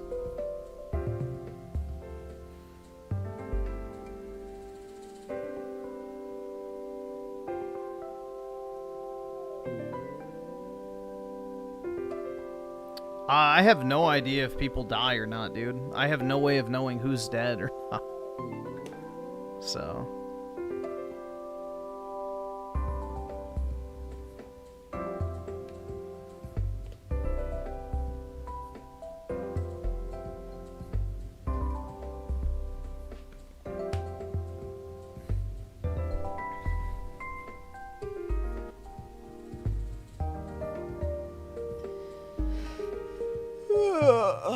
Shit, bro.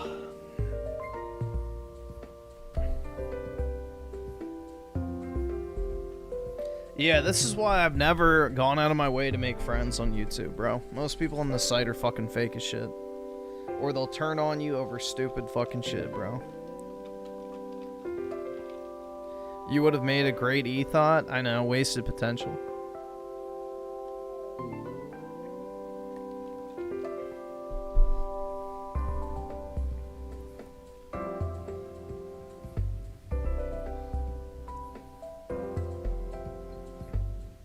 It's wasted potential, I know.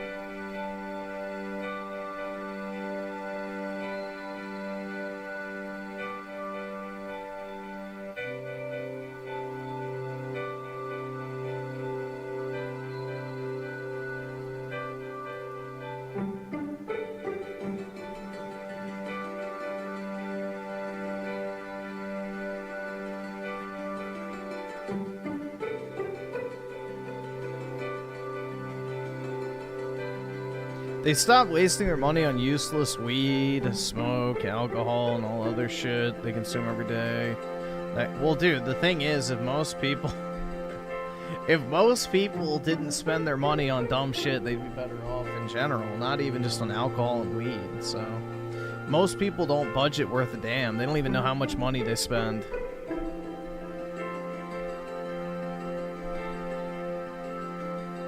All right, awesome. Thanks, nigga. All right. Diego Hernandez with the 5. Carl Jobs is a wuss. He took down a video of his wife hugging him because someone made fun of him because he got emotional for his speedrun accomplishment. Was she Asian? Someone said that he had a mail order bride, and I'm not sure. Was she Asian? Did you see the face?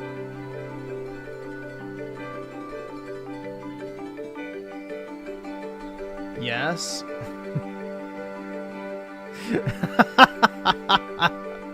Yeah, the pickup artist had to get a fucking passport, woman.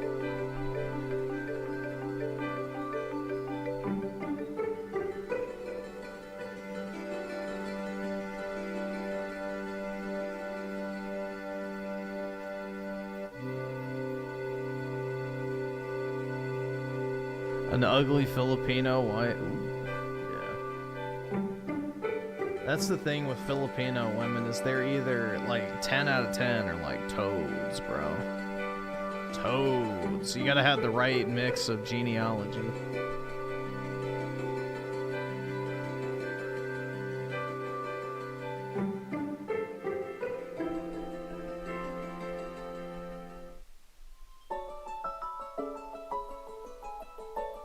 But I feel like it's the same thing with Latina chicks, too. Like, if they look too native, it's like, ooh.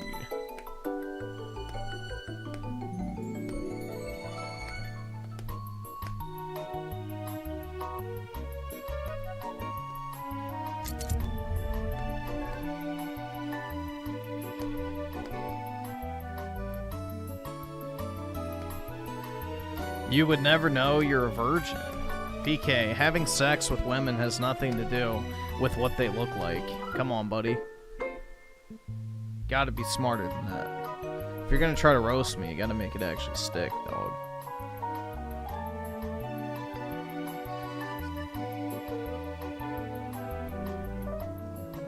Yeah, I am not going native, bro. I am not going native.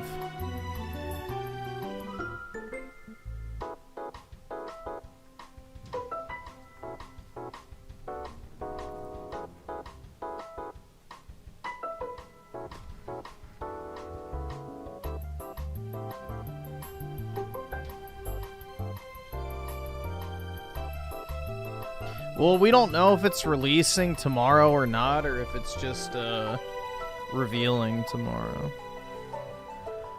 But we'll see.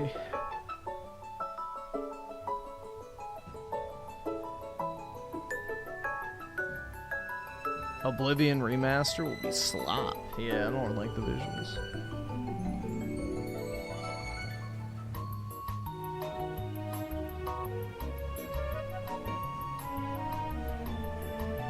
Well, they put games on Game Pass well before release, man.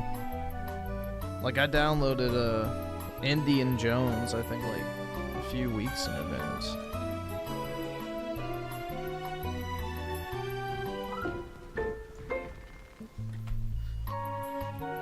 It's been a while since I... Oh, okay, yeah, I was like, what the fuck is... Where's my multiplayer? Yeah, that makes sense.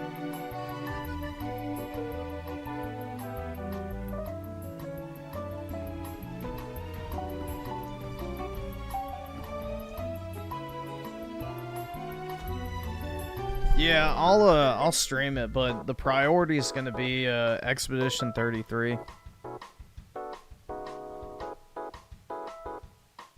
Wait, did Griff just admit he was a virgin? Like my ass off exposed? PK, I'll be anything you want me to be.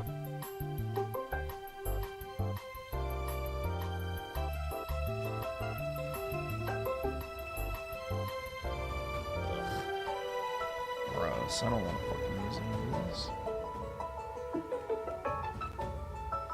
All the good classes are taken. Whatever, I'll just snipe.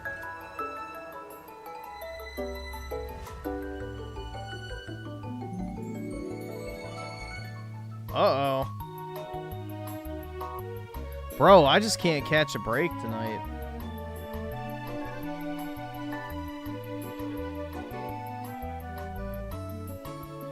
Yeah, it is Jover. Gaming is dead.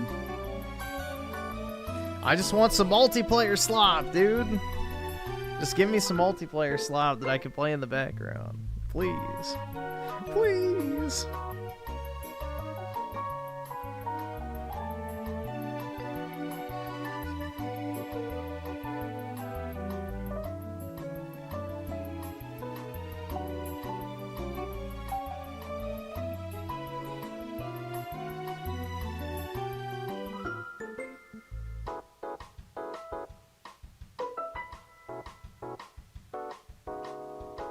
Griffin needs to hook up with Violet Myers. I'll hook her up to the back of a pickup truck and drag her down the road.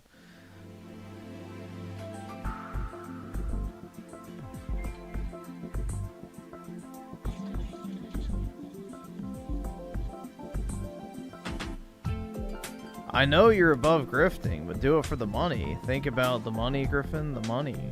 Yeah, you don't have to tell me about the money. It's my favorite thing in the whole world. And if not the money, do it for me, because it will be the funniest stuff ever. Like, what am I gonna grift, though? Like, I cannot believe that Nintendo thinks that we will put up with this bullshit. Charging $80 for a game was bad enough, but the audacity of this company to charge $95 for Joy-Cons is a... Bruh.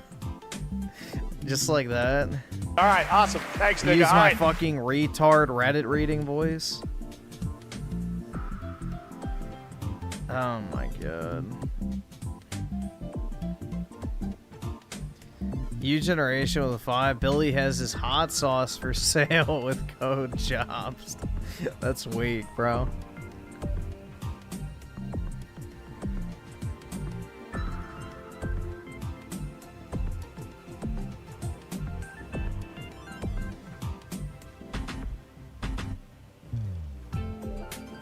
Are there any games you're remotely... Yes. Final Fantasy Remake Part 3. That's it. That's the only game I'm excited for. Now, I will definitely look forward to playing Doom. That's one I am looking forward to. But genuinely excited about Final Fantasy 7 Part 3. That's it. Aside from that, my excitement for gaming is dead.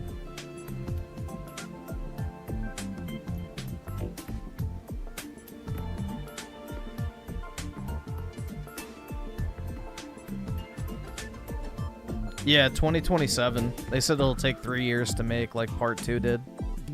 So Part 2 was a 3-year dev cycle. They said it'll be similar for Part 3, so 2027. They want to get it out before the end of the console generation so they can sell it to the most people possible. So, but yeah, that's like the one game I have genuine excitement for obvious reasons, but you know, only 262 hours.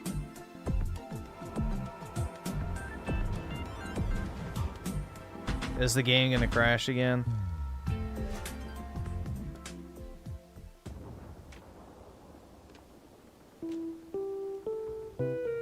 Dude, I swear to God, I can have nothing. Absolutely nothing. Select.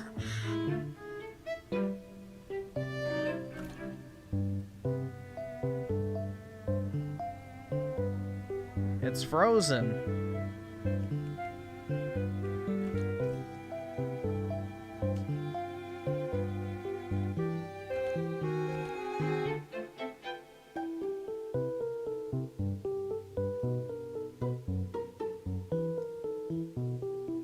No, it's not down because I'm able to log in.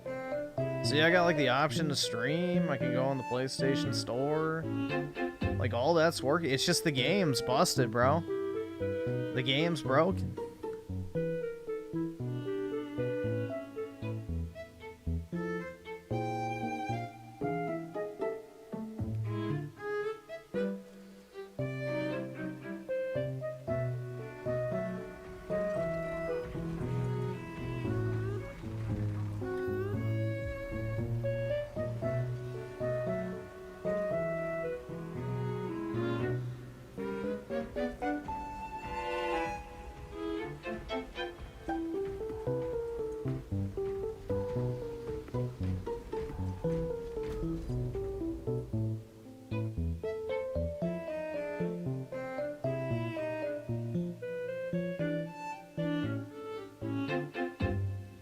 You've been having trouble? Yeah, it's probably a new update broke it.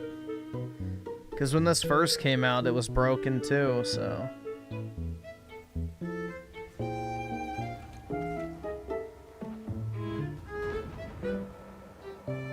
Yeah, it won't even show the game.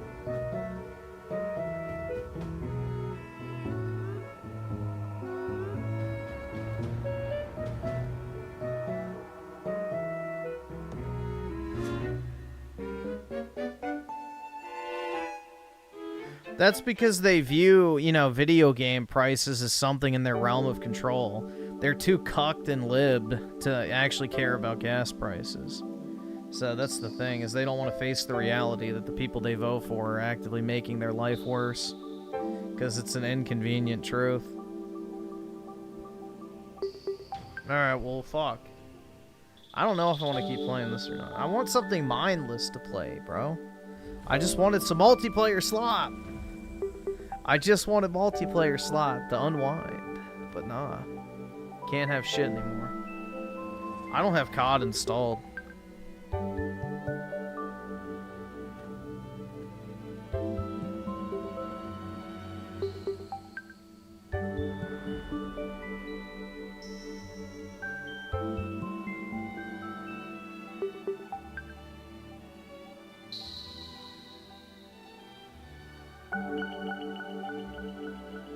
Maybe this is the Russians' way of retaliating, you know?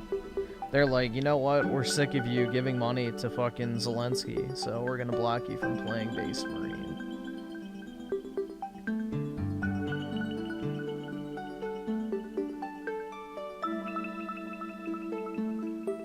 Play Minecraft. I guess I can play Minecraft. Oblivion's not an easy game to play because it's an old PC game, so I'd imagine I'd have issues with that.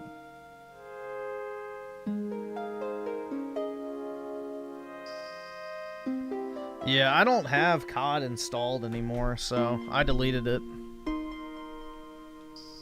I deleted COD.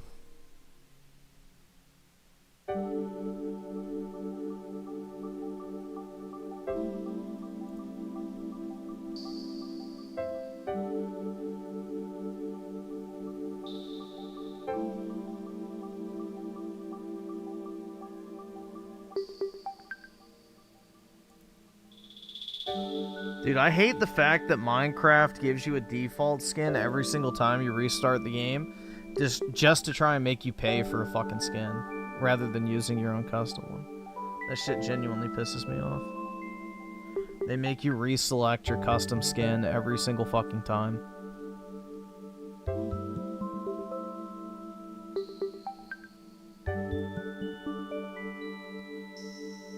Actually, let me put it on here and see if I can select it this way. Give me a second. There we go. Oh, it actually worked. Wowie zowie. Griffin too broke to buy. I don't want to buy a skin in Minecraft. I want to use my my custom skin.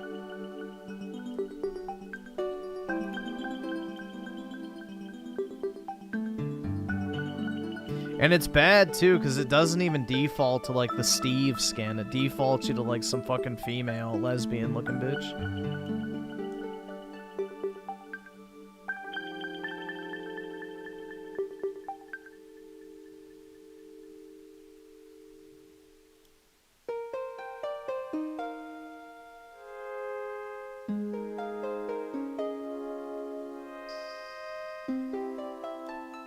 I thought Microsoft merged Java and Bedrock, so it's like the exact same launcher now.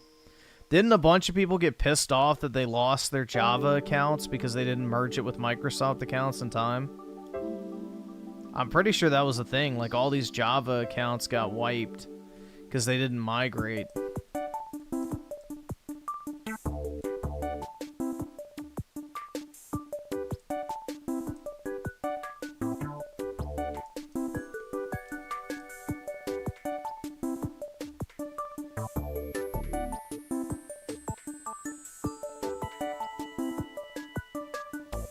Any old Minecraft accounts that didn't migrate got wiped. Yep, that's what I thought.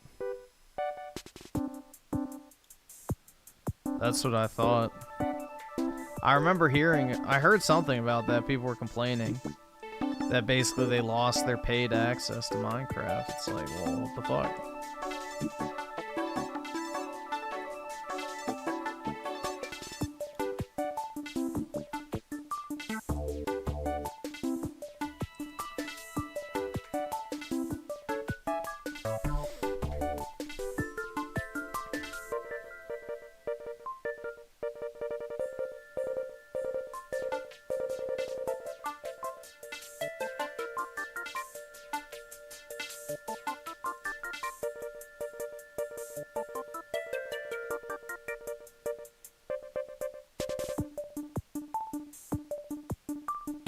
I don't know what I want to do. This is the problem with Minecraft, is I have to be inspired.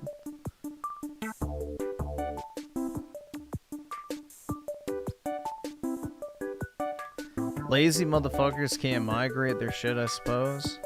Well, where was the outrage videos compared to, like, the Helldivers 2 situation, you know? Where, like, you know, all of a sudden everybody was acting like they were about to lose a fucking arm or something.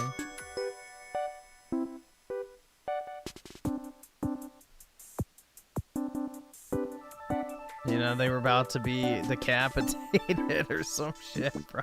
I don't know. I thought that was a huge fucking deal. I can't afford this shit!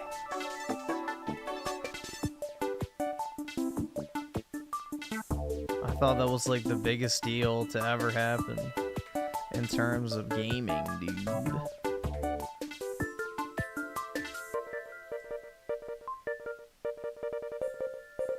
Selective outrage, yeah.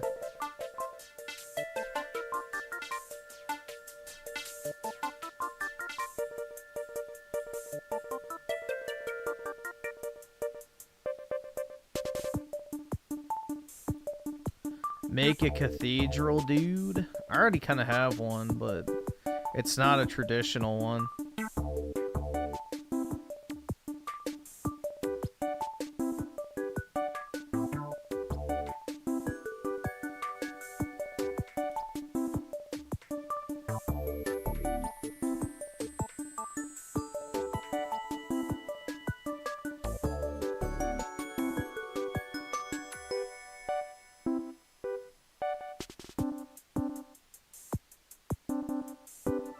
Yeah, but that's not the thing, though, is the people who could log in still were bitching about it. That's the thing. I didn't really see many Afghanistan YouTubers crying. It was mainly just a bunch of, you know, retarded American ones.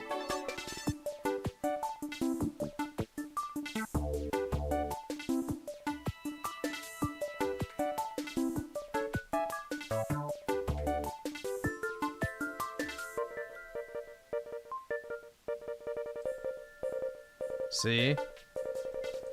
It's hidden. But yeah.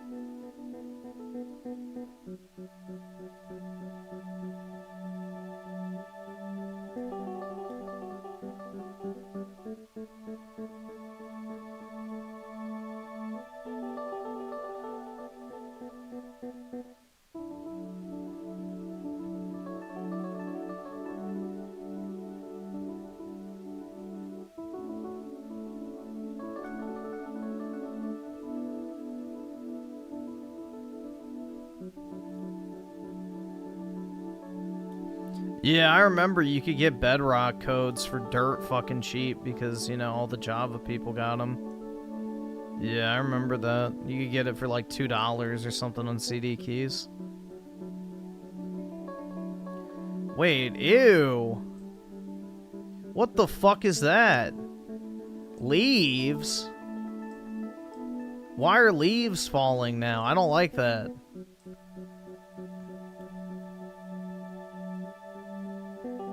I don't like that. Is it all trees now? All trees drop. Yeah, ew. Yeah, I'm not a fan. Not a fan of that. Take it back.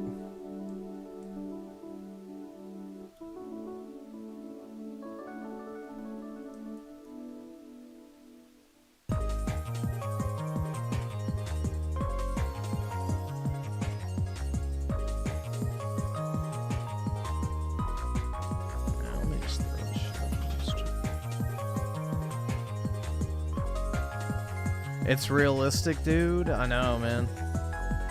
Then why can't I enslave villagers yet? You know, why do they not have cool features that everybody fucking wants, bro? Yeah, let's add fucking dynamic leaves. Like, woohoo, but no slave labor. Okay. Well, wowie zowie, man. You know? What's up with that? I want real features either that actually subscribe, improve the donate, experience. or get the fuck out. Either subscribe, donate, or get the fuck out. They should just make based craft, Either subscribe, Minecraft, donate, but with or all get the the shit fuck people out. actually want. Either subscribe, donate, or get the fuck out. Let's see, V Blaze, 1 mid, 2 Either night with the 10 subscribe, gift membership. donate, Really or appreciate get it, the man. fuck out. That's very kind of you. Either subscribe, donate, Really or appreciate get it, the man. fuck Thanks out. for spreading positivity. Either subscribe, donate, or get the But yeah, fuck that's out. very generous of you, man. Really appreciate it. Either subscribe, donate, or get the fuck out. Either subscribe, donate, or get the fuck out. Either subscribe, donate, or get the fuck out. Has Wings gone back to lolcow yet, or is he still gone? Are they still pretending that he did a big no-no?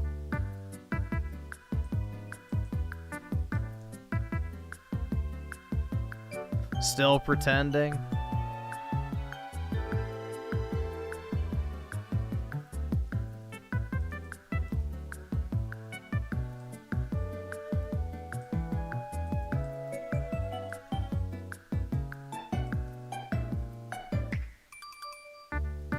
Uh-oh. Oh, there we go. Oh.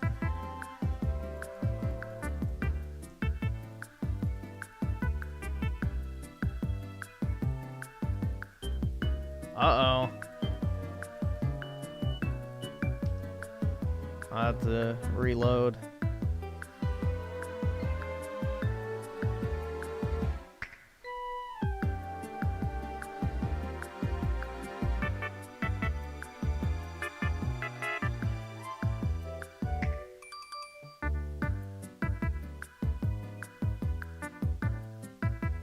What's the difference between donating 20 subs or super chatting 20?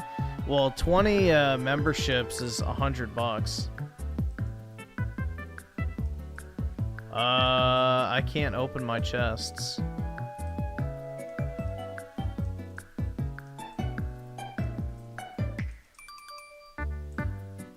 What the fuck? Why?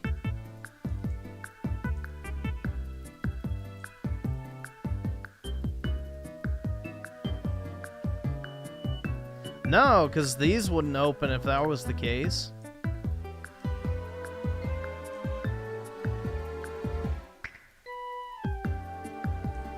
Yeah, all of these open, it's just glitched. Let me go see if that's it. I don't think there's anything in those that are actually, like, worth it. Let's see if this is the problem. Alright, awesome. Thanks, nigga. I don't Alright. understand how that... What the fuck? Did they patch it?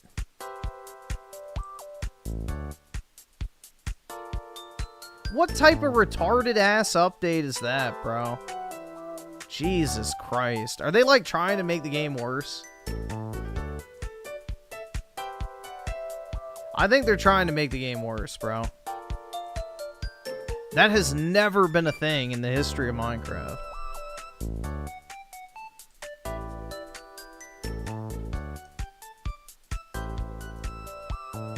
Yeah, here's a feature that nobody asked for.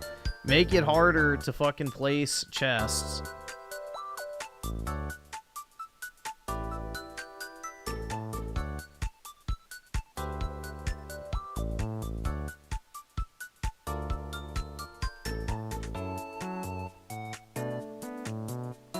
Yeah.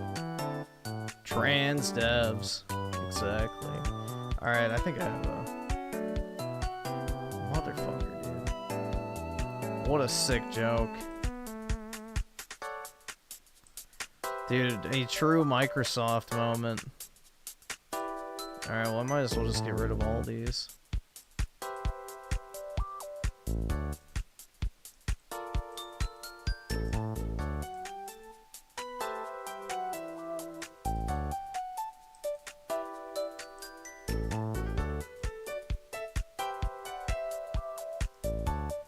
So I was gonna light all the way up there anyway, so. Oops. Shit. Oh well. Let me just make that even. So now it's gonna look like crap. There we go.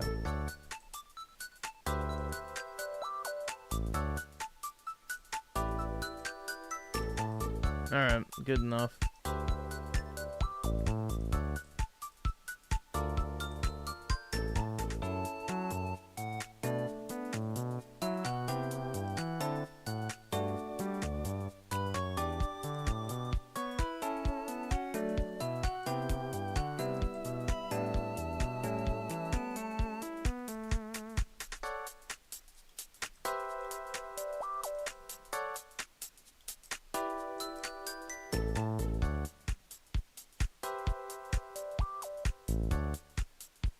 Alright, awesome. Thanks, nigga. Alright.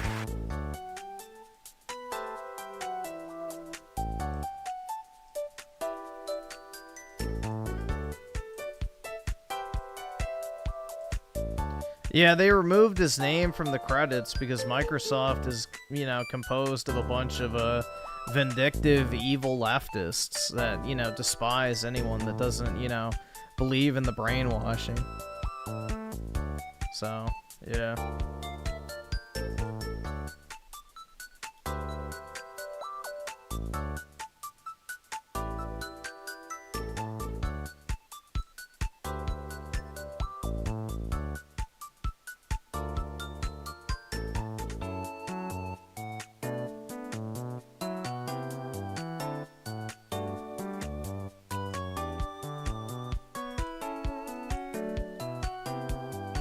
Notch is right wing. Yeah. Well, he's not even like that insanely conservative either. So that's the crazy part, is like anyone who breaks the mold of the brainwashing is immediately deemed an enemy of the state and must be destroyed and erased. It's fucking wild, bro. Oh well, at least he got his money and he's done, so. Well, what he said was crazy to people who cut their penises off, man. That's what you have to remember. Is you're dealing with people that are like literally so mentally ill, they would mutilate the pleasure organ of their body. So, yeah, they're not exactly sane individuals.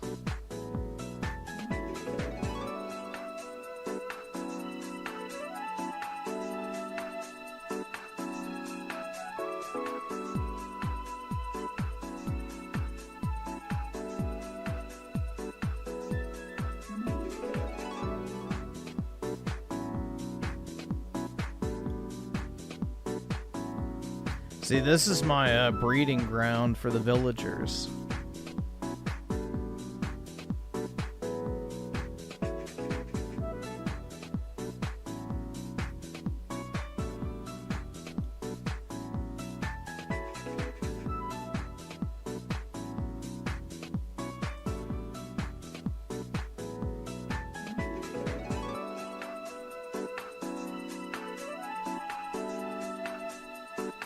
The white colonizer? That's right, man.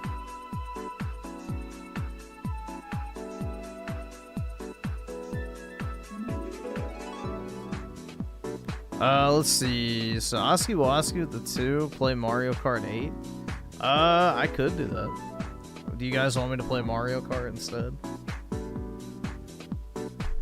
I just have to go grab my Switch. The sex dungeon. Here, I'll put it to a vote. I'll put it on the vote. So,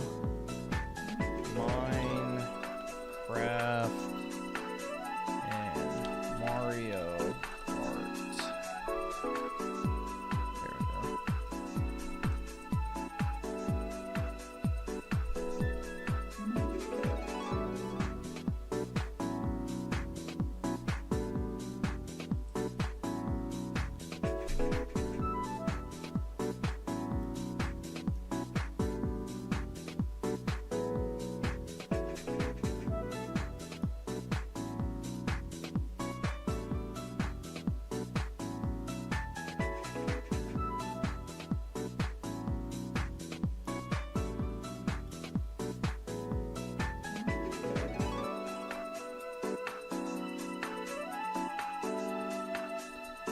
Let's see, Oscu the 5, it's basically... Oh wait, it's because they patched it. If a block is on top, the chest won't open. Yeah, it's stupid. You used to be able to stack up chests all the way to the ceiling. And then, you know, Microsoft came in.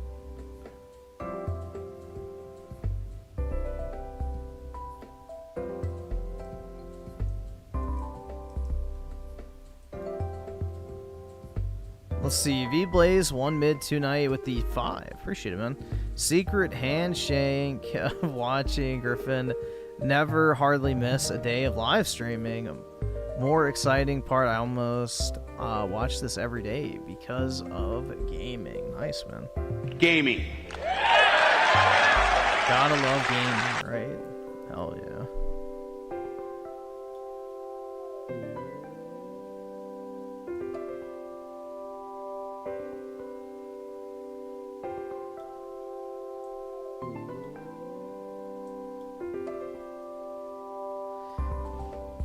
I guarantee that Griffin has read... I've only read like 10 pages of Mind Comp. Like, we found out that our school library in high school had a copy of it. So, yeah, everybody was like, oh, dude, it's so edgy.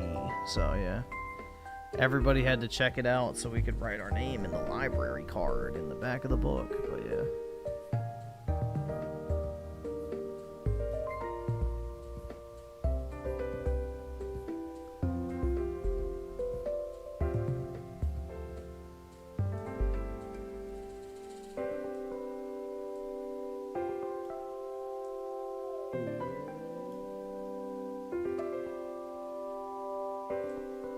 Hitler's Youth 2.0, yeah.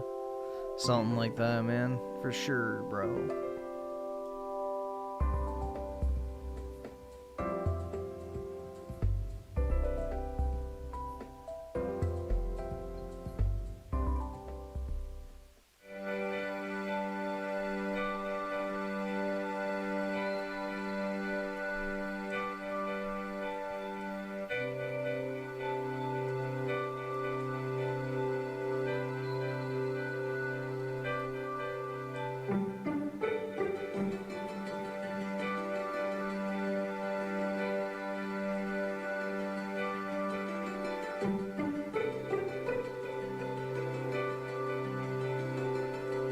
Curious that they despawned. Nope. Alright, sweet. Oh, what the fuck? How did he get out there? What the hell?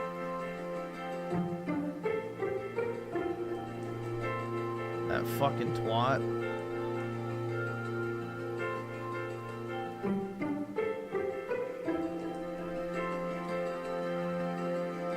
Alright, well, I guess I'm gonna have to make this taller.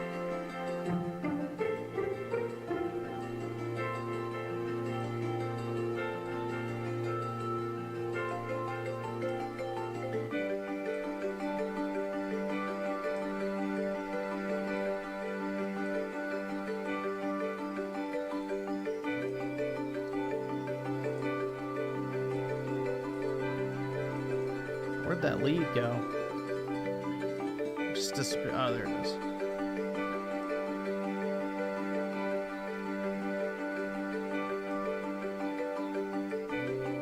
Come on, camel.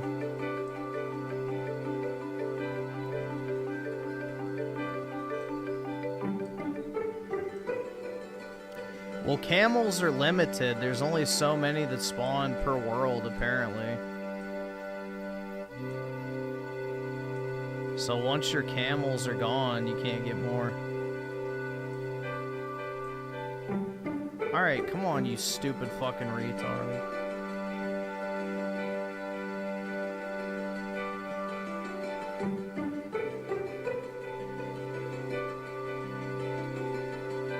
Bro, what is this thing doing? Come inside. What the fuck? I can't afford this shit!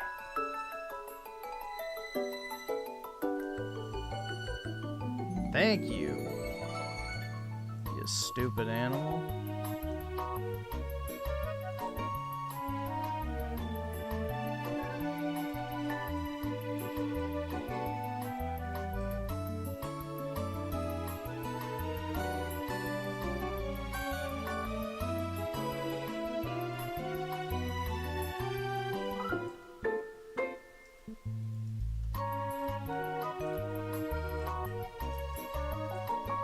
Oh, that's right, shit.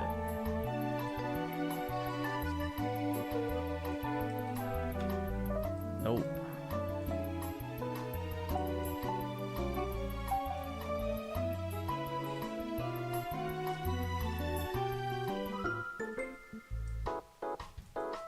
Yeah, you can breed them, but you can't find more of them in the wild.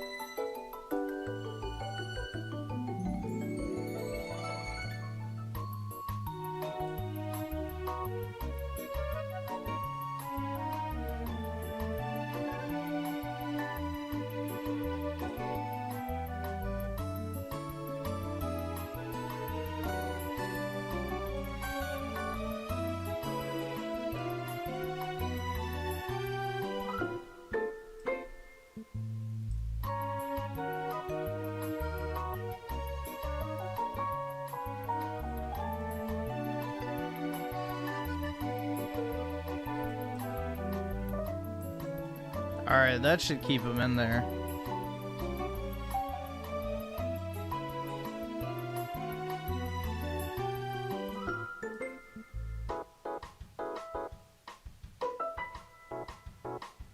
Nope, I did not watch the Minecraft movie. I probably never will.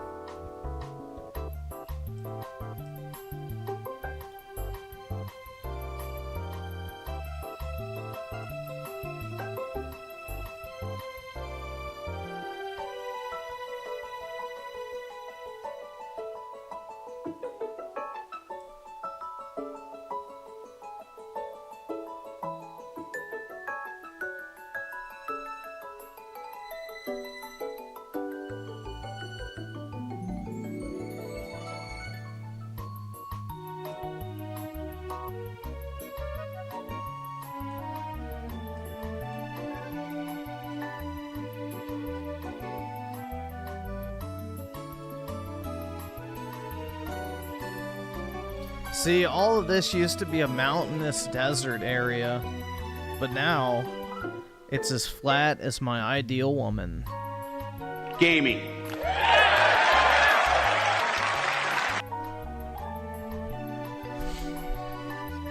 Let's see. Oski Woski with the 2. I still remember that llama video you made. Yeah, where I lynched the llama. Yeah. Good times.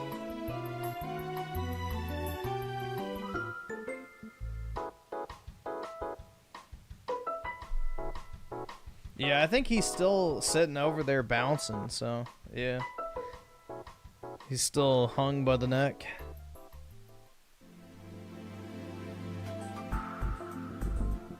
Yeah, I have been terraforming this area.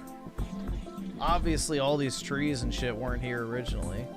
Or the grass, so I've spread that artificially.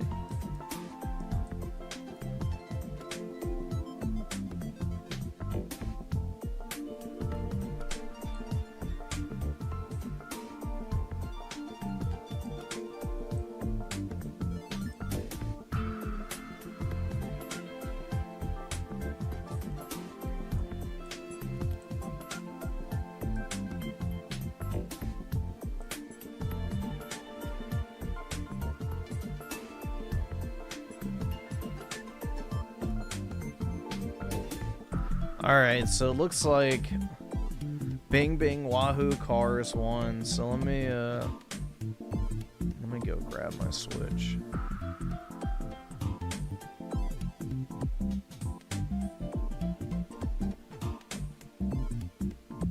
Yep, Halo MCC is not working. Space Marine won't work, so give me a second, I'll be back. It's just sitting on my bed.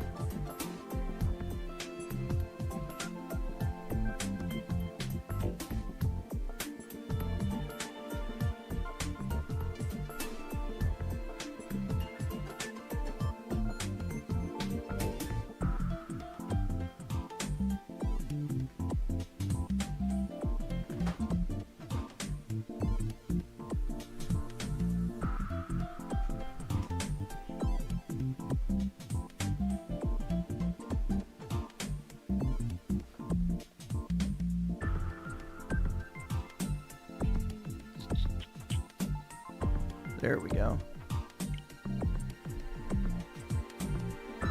All right.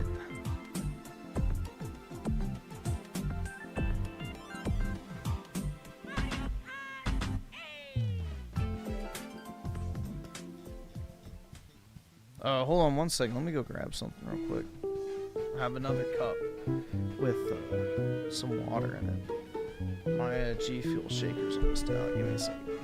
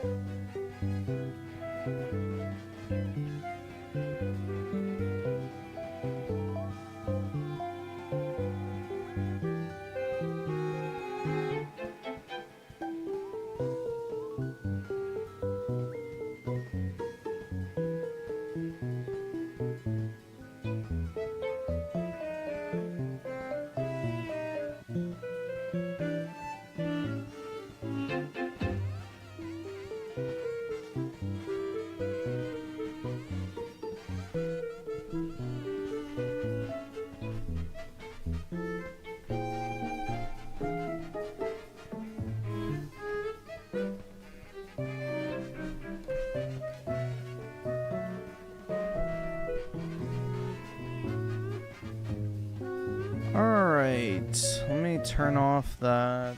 Let me close out of Minecraft.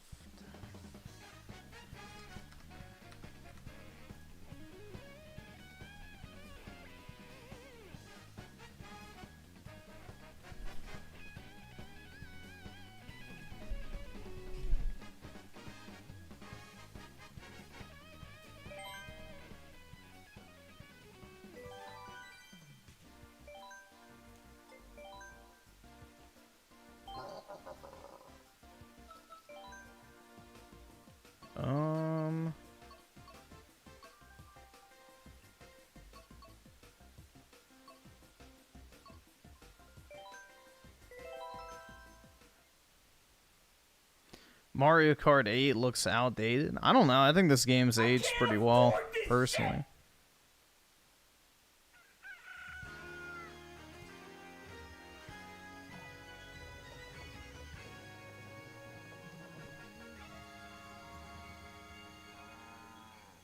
All right, awesome. Thanks, nigga. All right.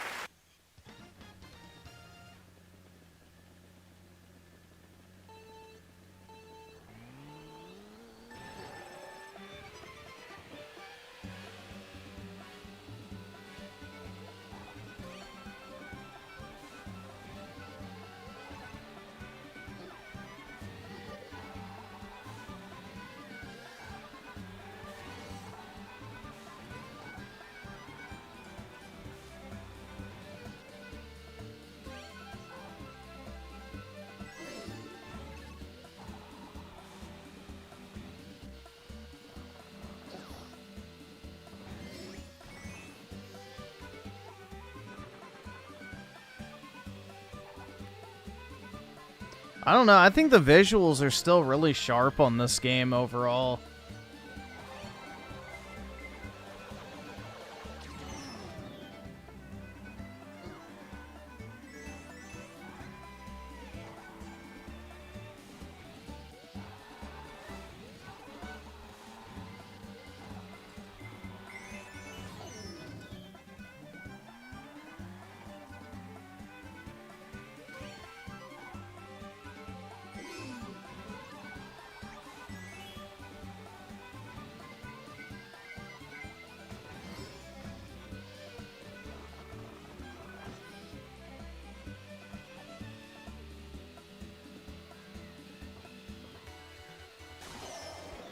Ooh.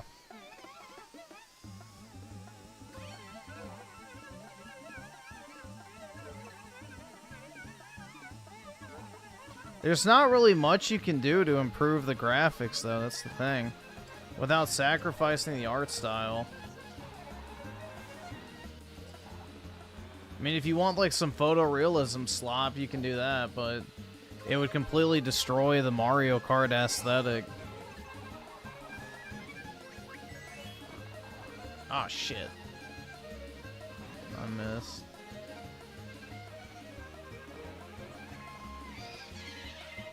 Oh, you're fucking okay, nobody's behind me.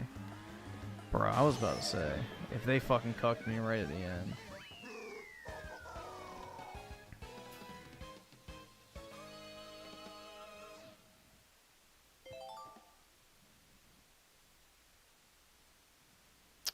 Bro with the 2, please play as Toad next.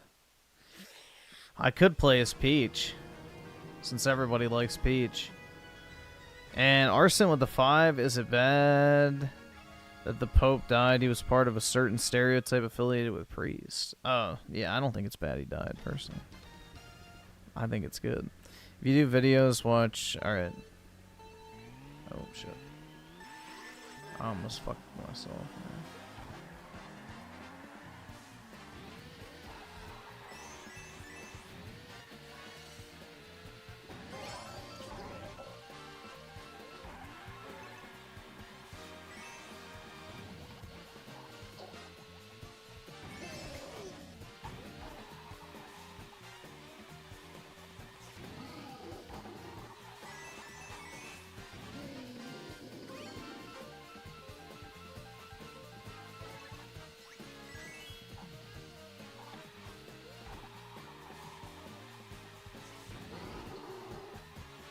Arson with the 2. Wait, so he was... Yeah. He was involved in, like, covering up of pedos and that type of shit. Like, his vice chancellor was also involved in that type of shit. So, yeah. Nah.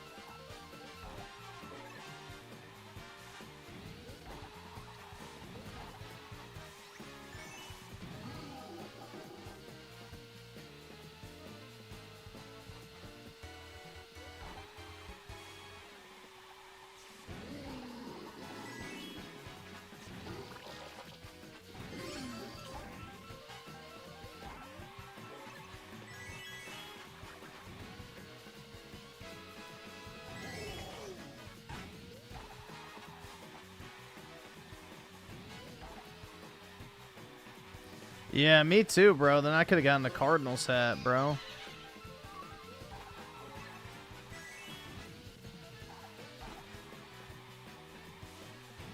I want the Holy Spirit inside of me.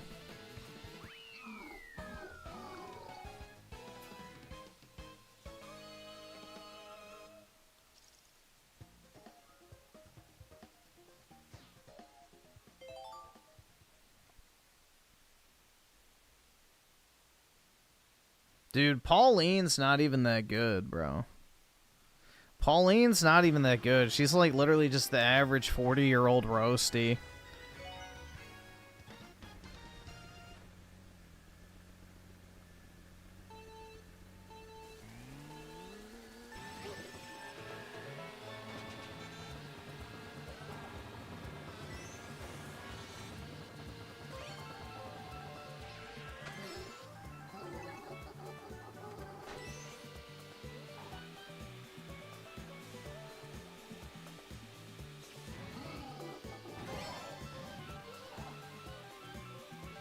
Oh, shit. I thought I would hit the drift.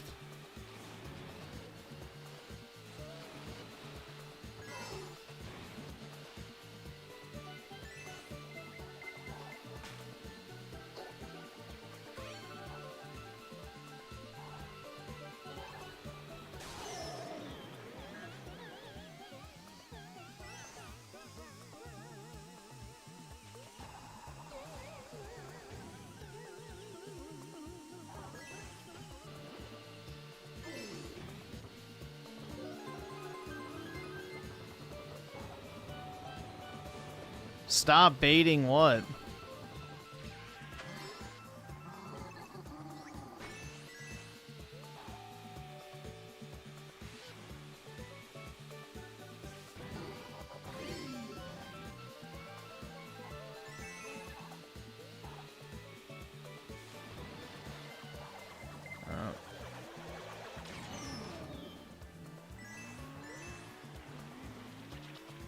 Oh shit, I missed it.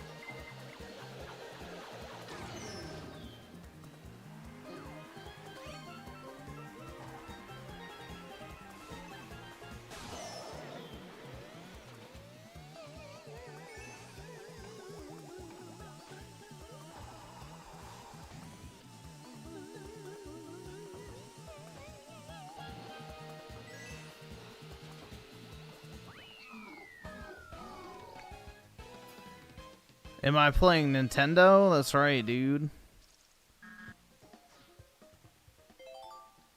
Absolutely. Pauline isn't a princess, so you won't get that sensation or satisfaction from plowing premium pussy. That's right.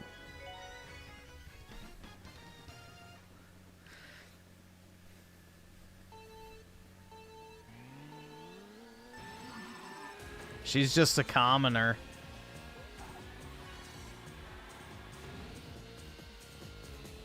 Like I said, she's just a common roasty. Your average 40-year-old woman.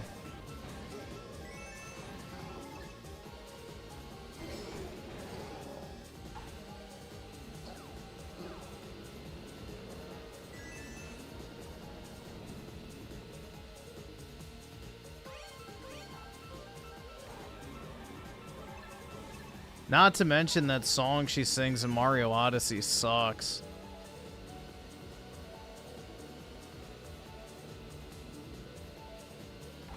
I don't remember if you can go to the surfboards or not.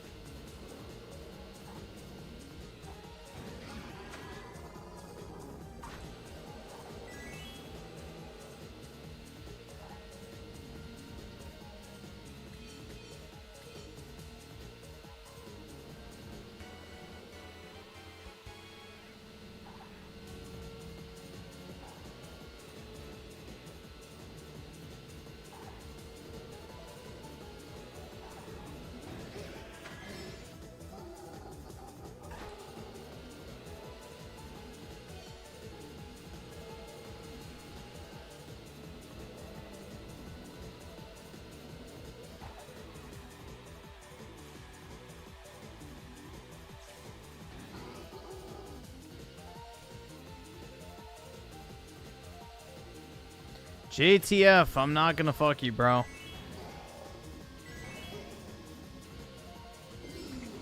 You know, I appreciate your enthusiasm, but I'm just not interested.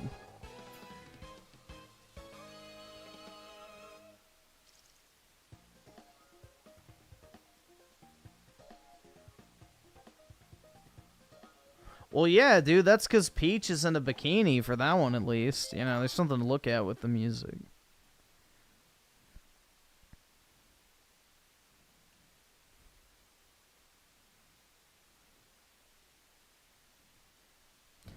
You don't want to fuck me either, you're straight? Could have fooled me, bro.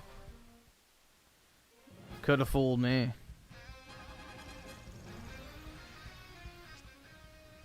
Ah, great. Ruin my fucking vehicle customization again.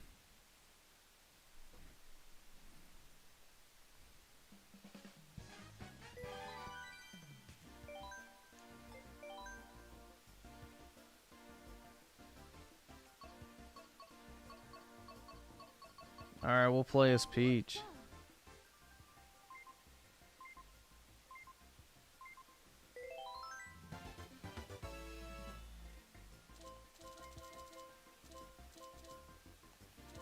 I don't remember what wheels I had. I hate that it changes. I think it was these.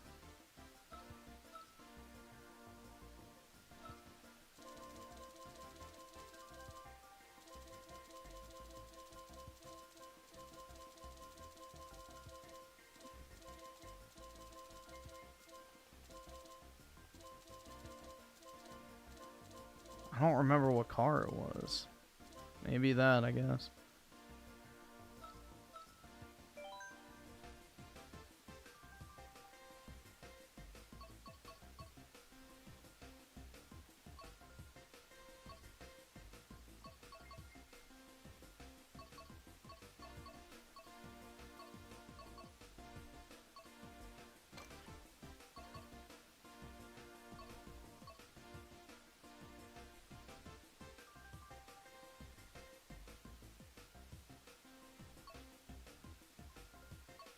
Let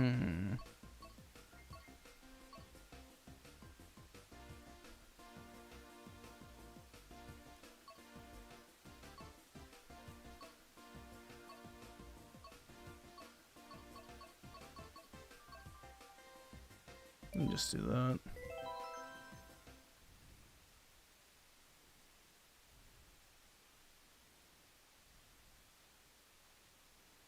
Wearing the biker suit? Yeah, I guess so.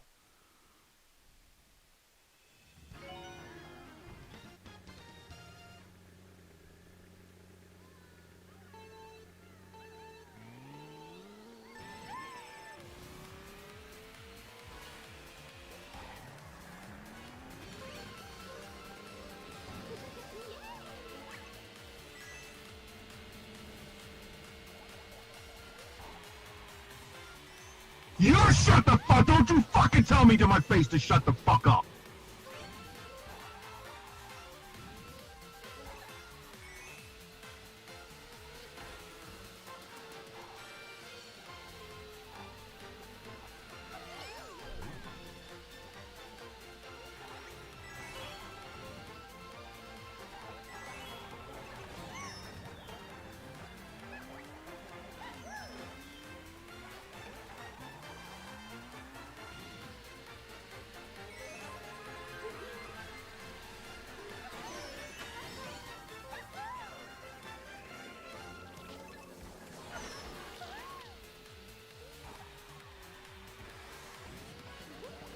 Shit. Fuck.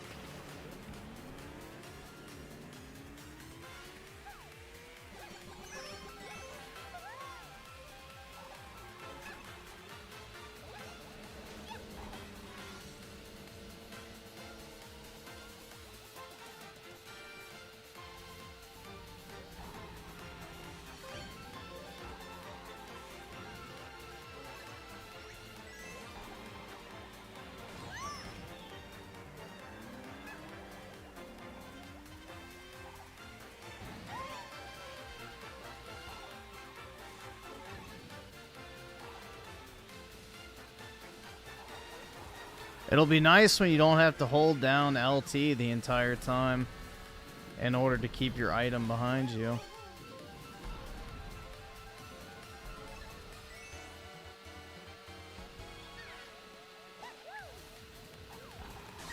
Ah, shit.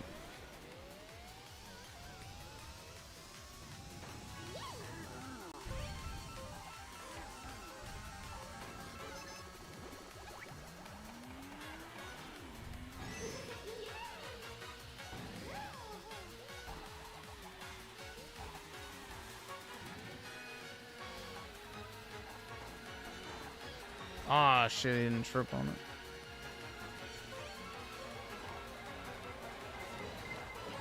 Fuck! They're gonna jip me at the end.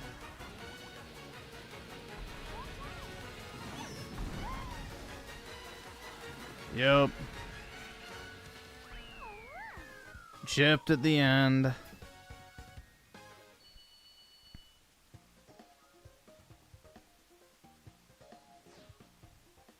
Let's see. Jethro's Fried Chicken Emporium with the 10. Appreciate it, man.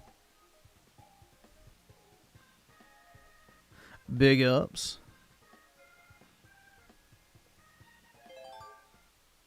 Another George Floyd. That's right, bro.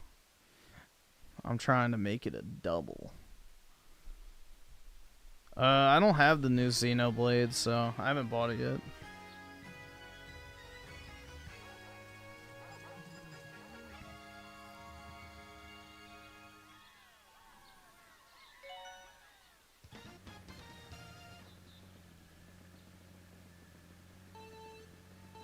They're not going to put Double Dash on the Switch 2, man. Not going to happen, because then they won't be able to sell Mario Kart World. None of the games they put on back compat are ever in direct competition to the new games they're releasing. You got to remember that.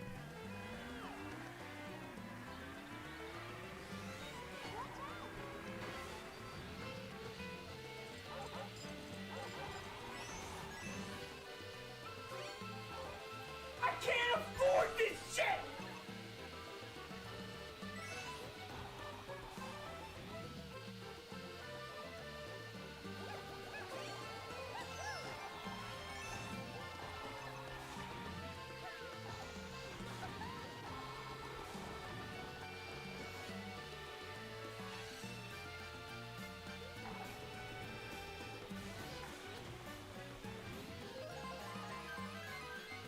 Oh shit. Woo.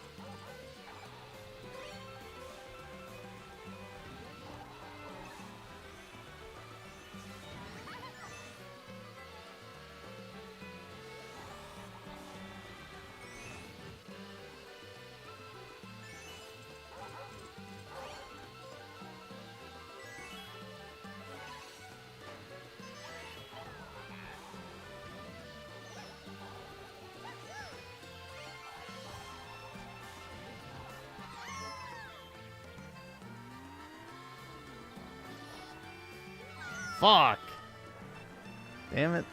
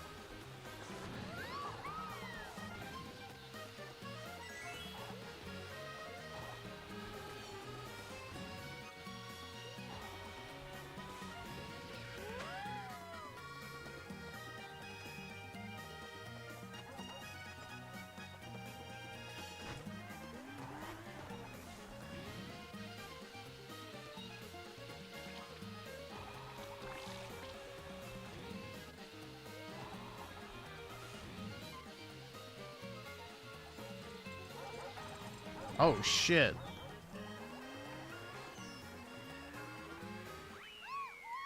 Fuck.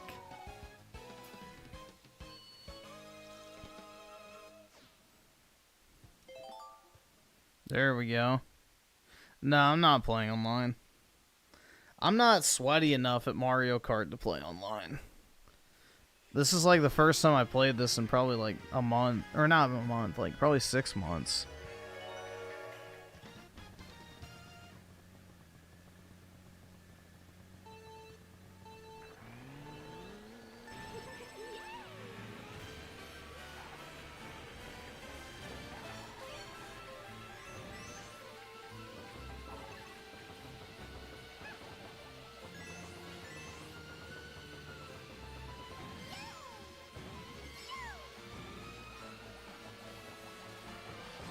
Ah, shit.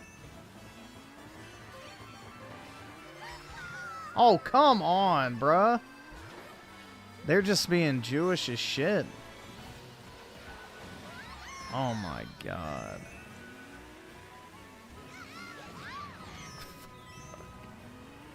Alright.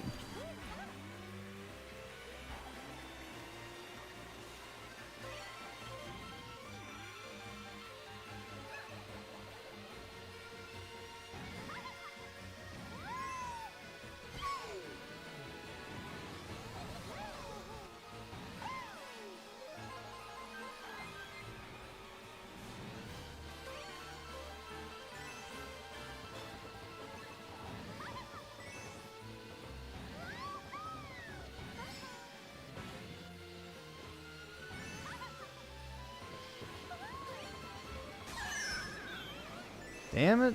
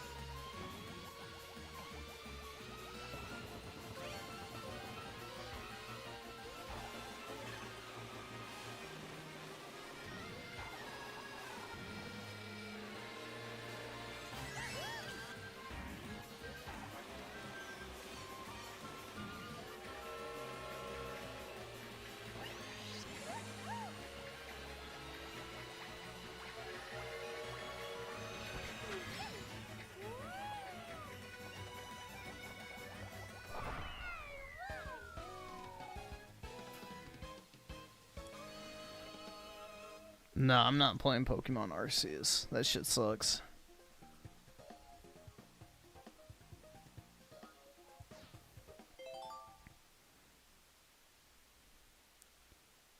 The easiest difficulty? I'm not. I'm on, whatever the fuck it's called, 150cc.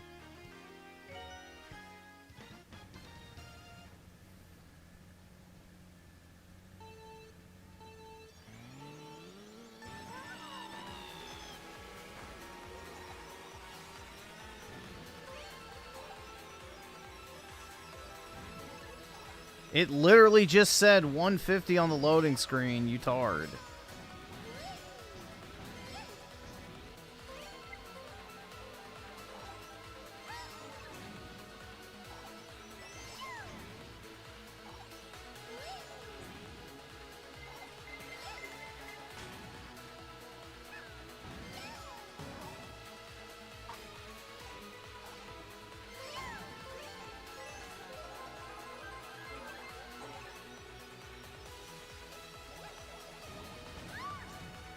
All right, awesome. Oh, that was Thanks, a nigga. lucky All right. ass hit.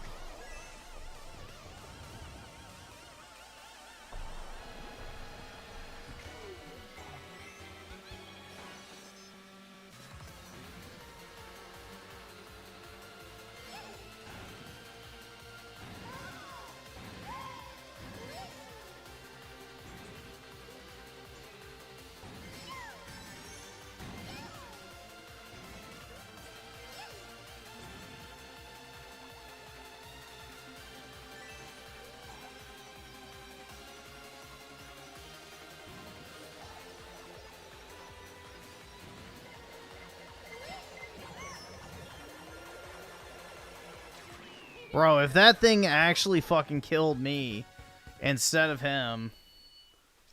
Oh my god, bro.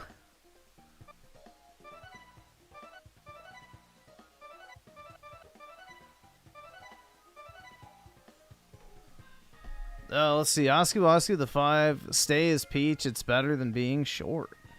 That's right! That's right! And Brit with the 2. Please play Toad, please. Well, you know, I think Oski outbid you. Creator's Freedom with the 2. Griffin is playing with underage girls again. Or wait, not again, but yeah, I guess again, technically. That's right! That's right!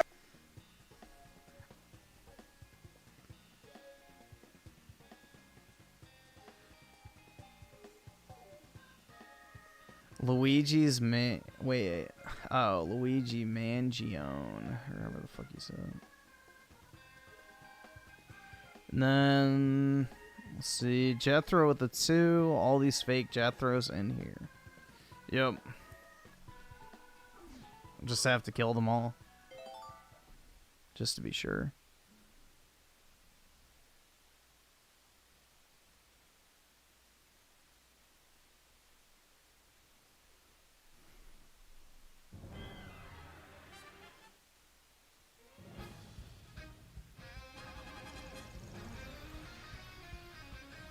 See in the top left corner where it says 150? Wowie zowie, dude. Crazy.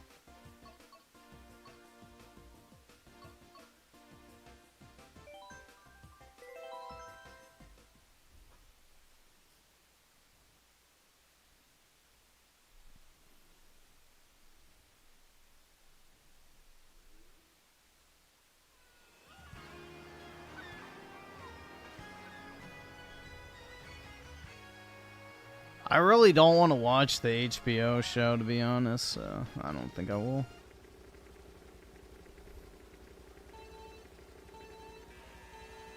I have zero desire to watch that shit.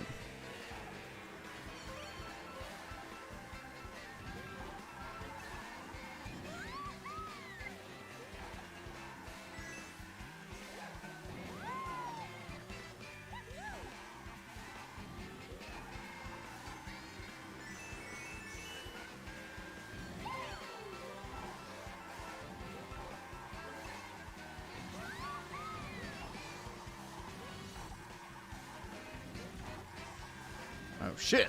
Fuck.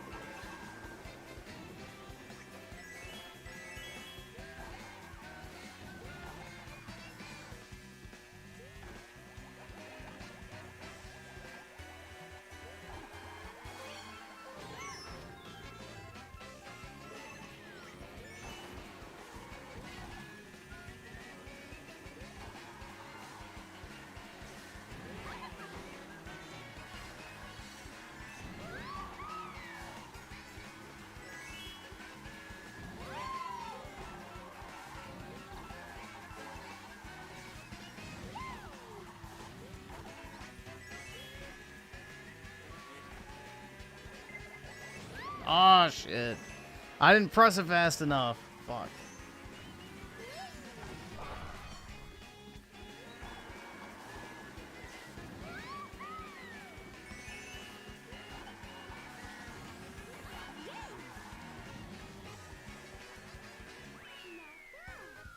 Did I actually get second?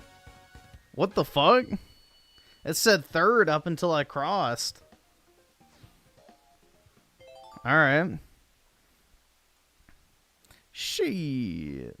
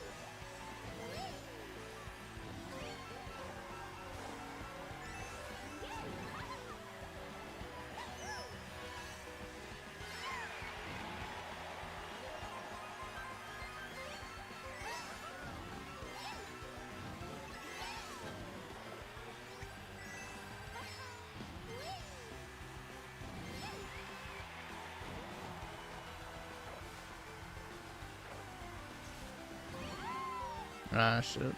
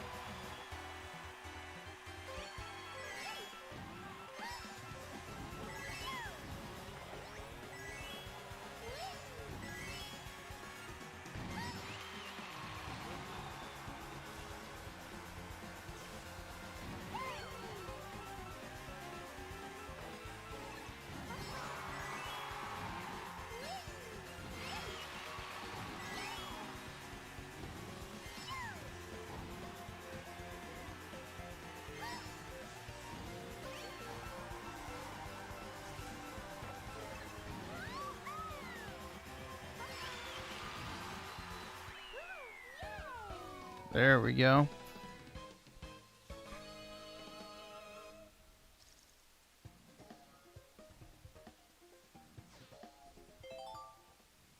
Play online? I'm not playing online.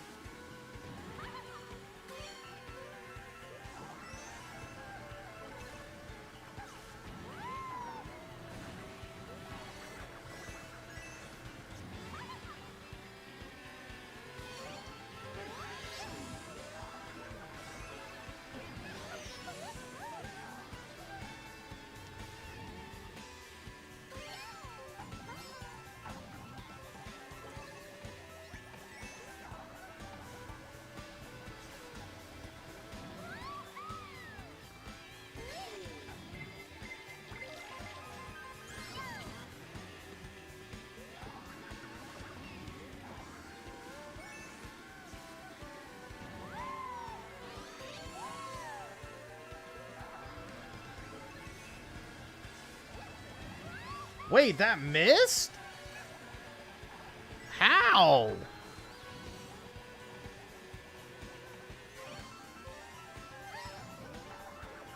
It's a red shell.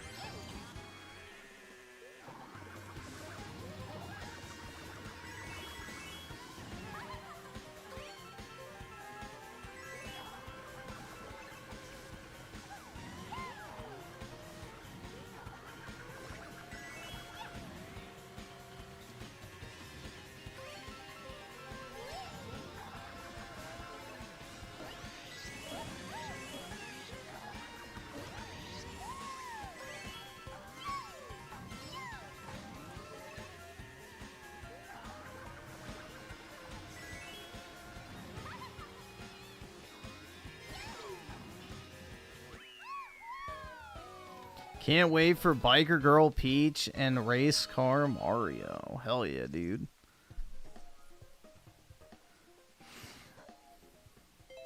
Very nice.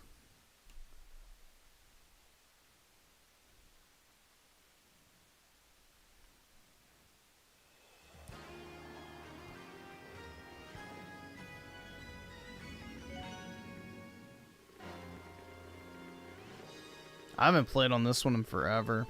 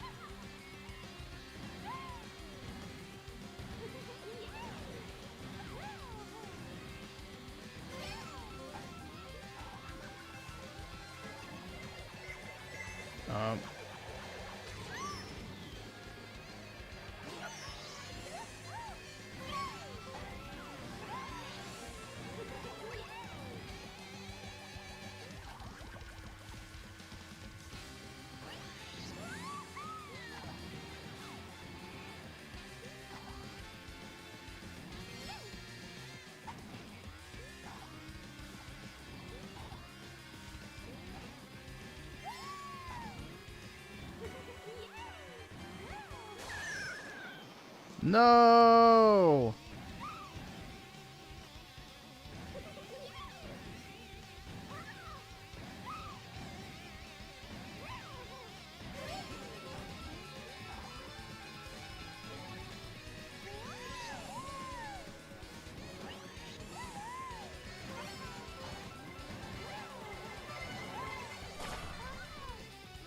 Oh, too early. Oh, come on. They're gonna seriously jip me at the end.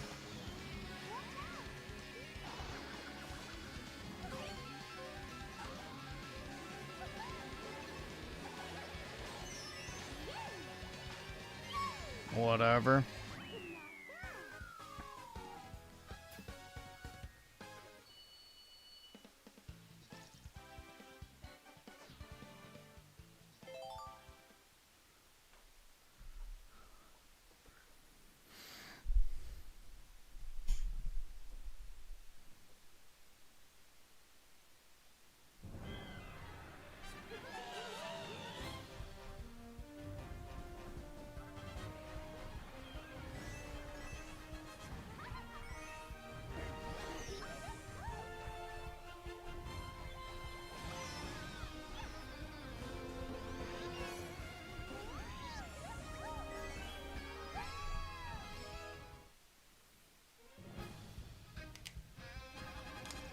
Damn, bro. So one bad thing about these Nintendo games is they make your fucking hands cramp after a while. Because you have to hold down the button constantly.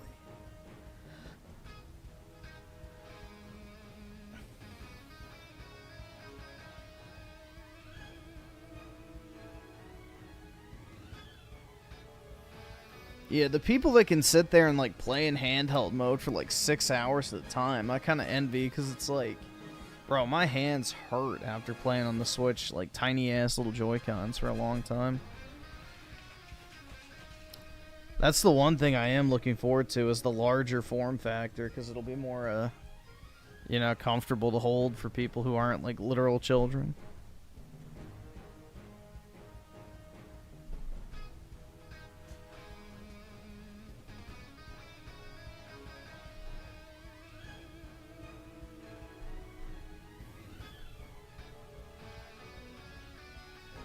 Claus has been gone for a week and still can't let you go.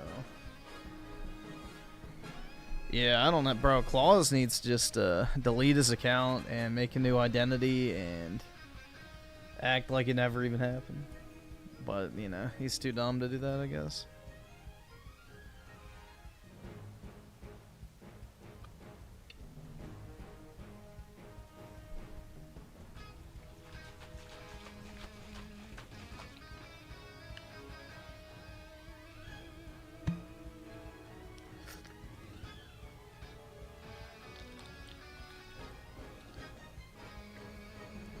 Yeah, I'll take some pesos, sure.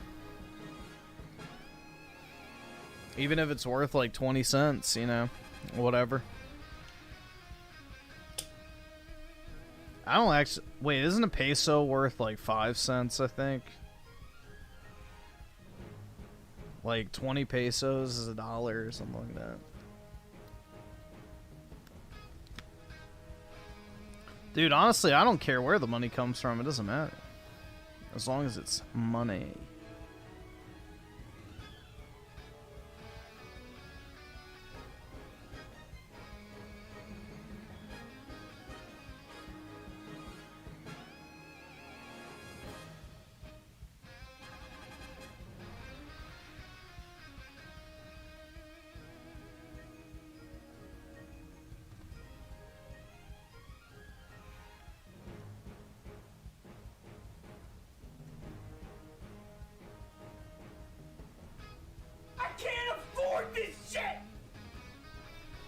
Creators Freedom with the 2 Oblivion Remastered. Smells like Apollo. Hey, my dog does not smell bad. Thank you very much. I actually keep him clean, so he does not smell like shit.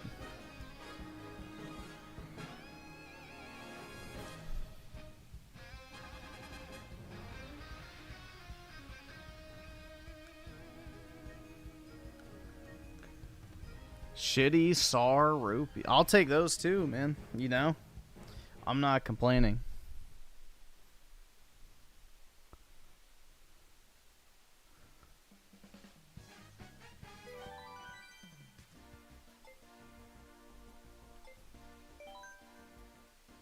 All money spends the same, dude.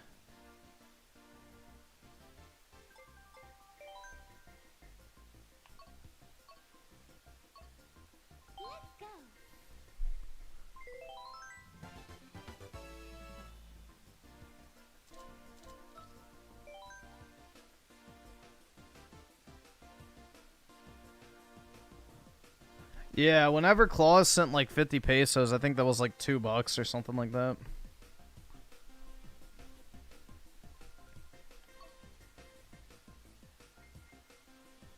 He hasn't had a job for years. Then what does he do? How's he getting all this money? His parents?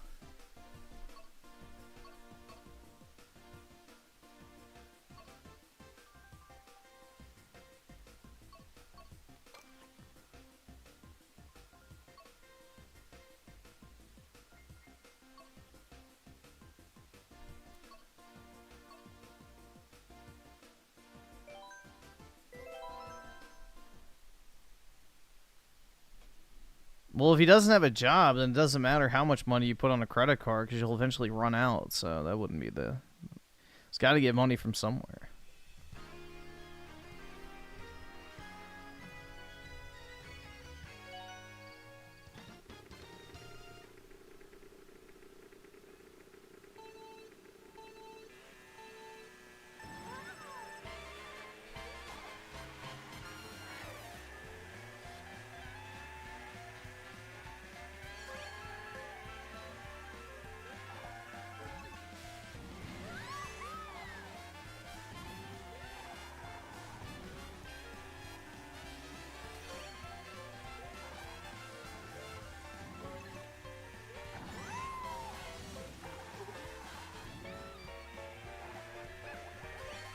Come on. Aw.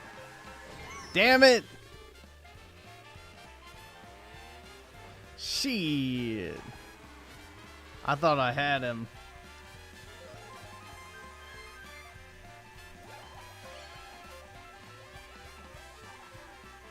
Almost said him.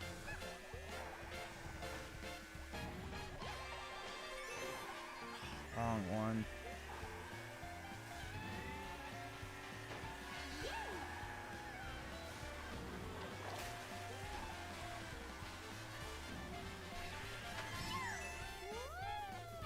Oh, fuck.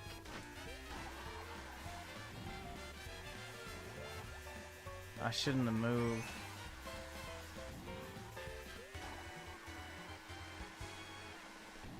There we go. I'll just keep that.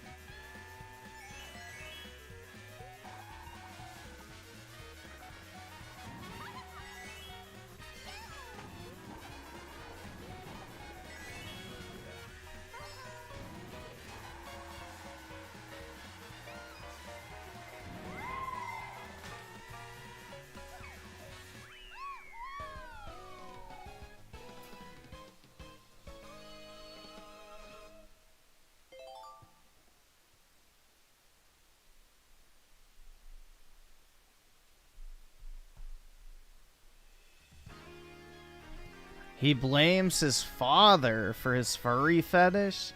How the fuck does that work? He was like, here, son, look at this picture of a dog jerking off. That makes no sense.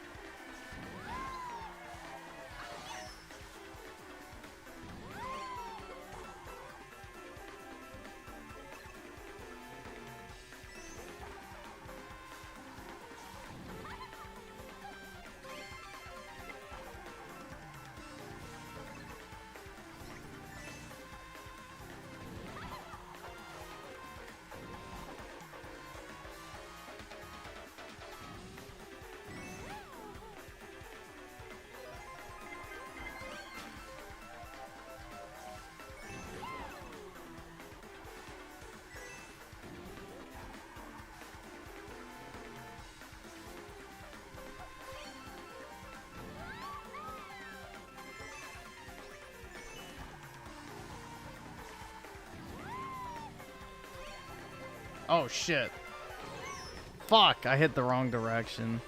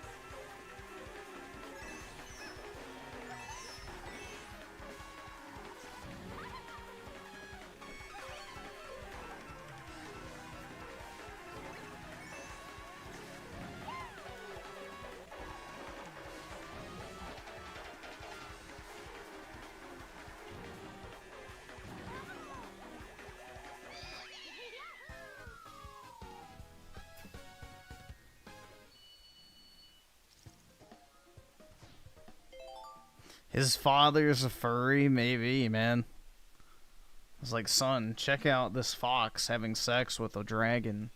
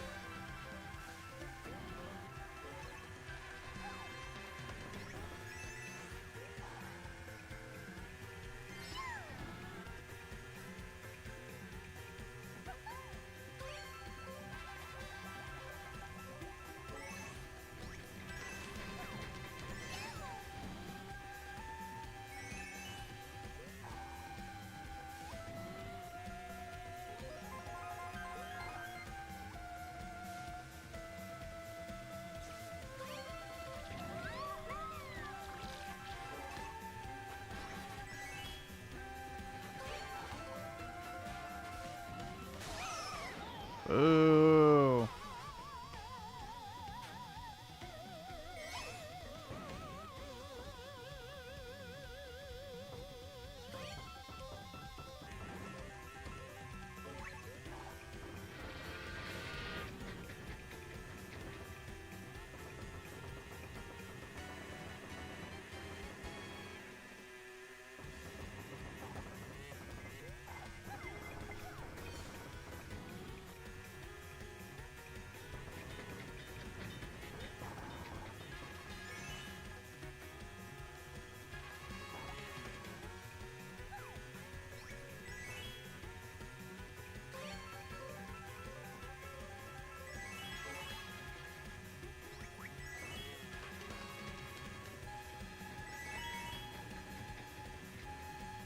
All right.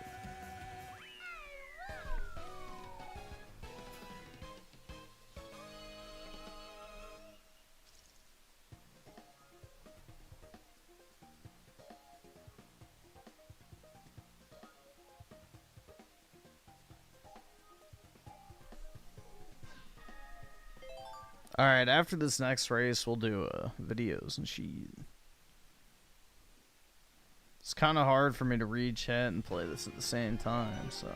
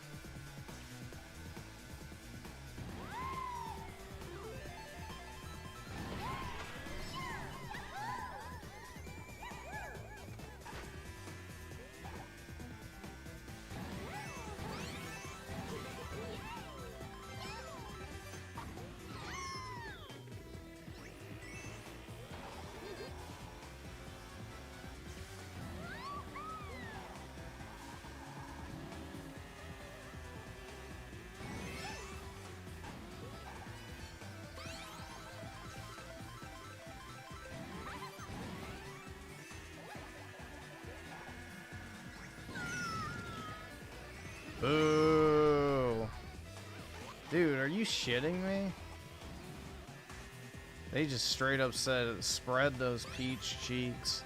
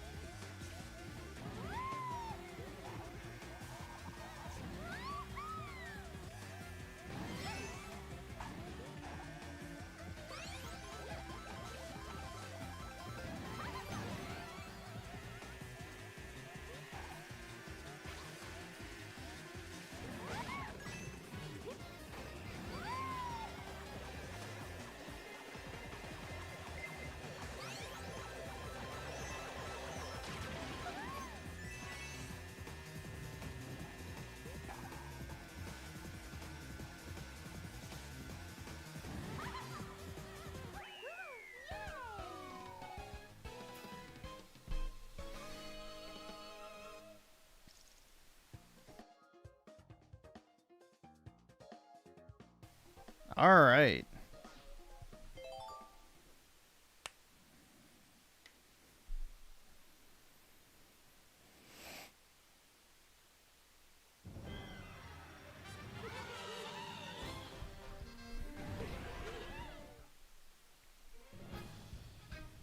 Hell yeah, dude.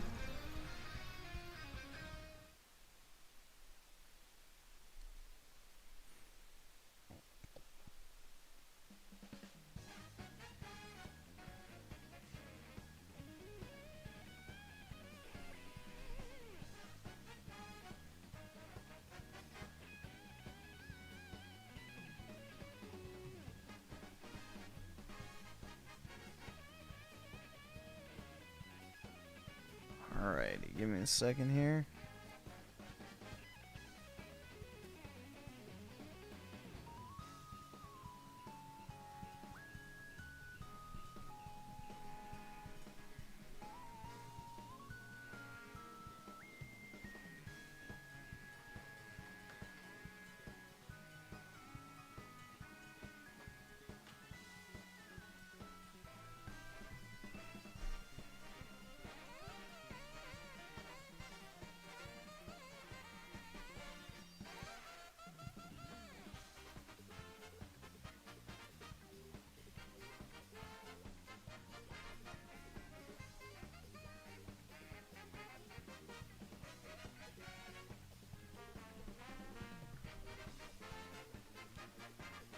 Alright.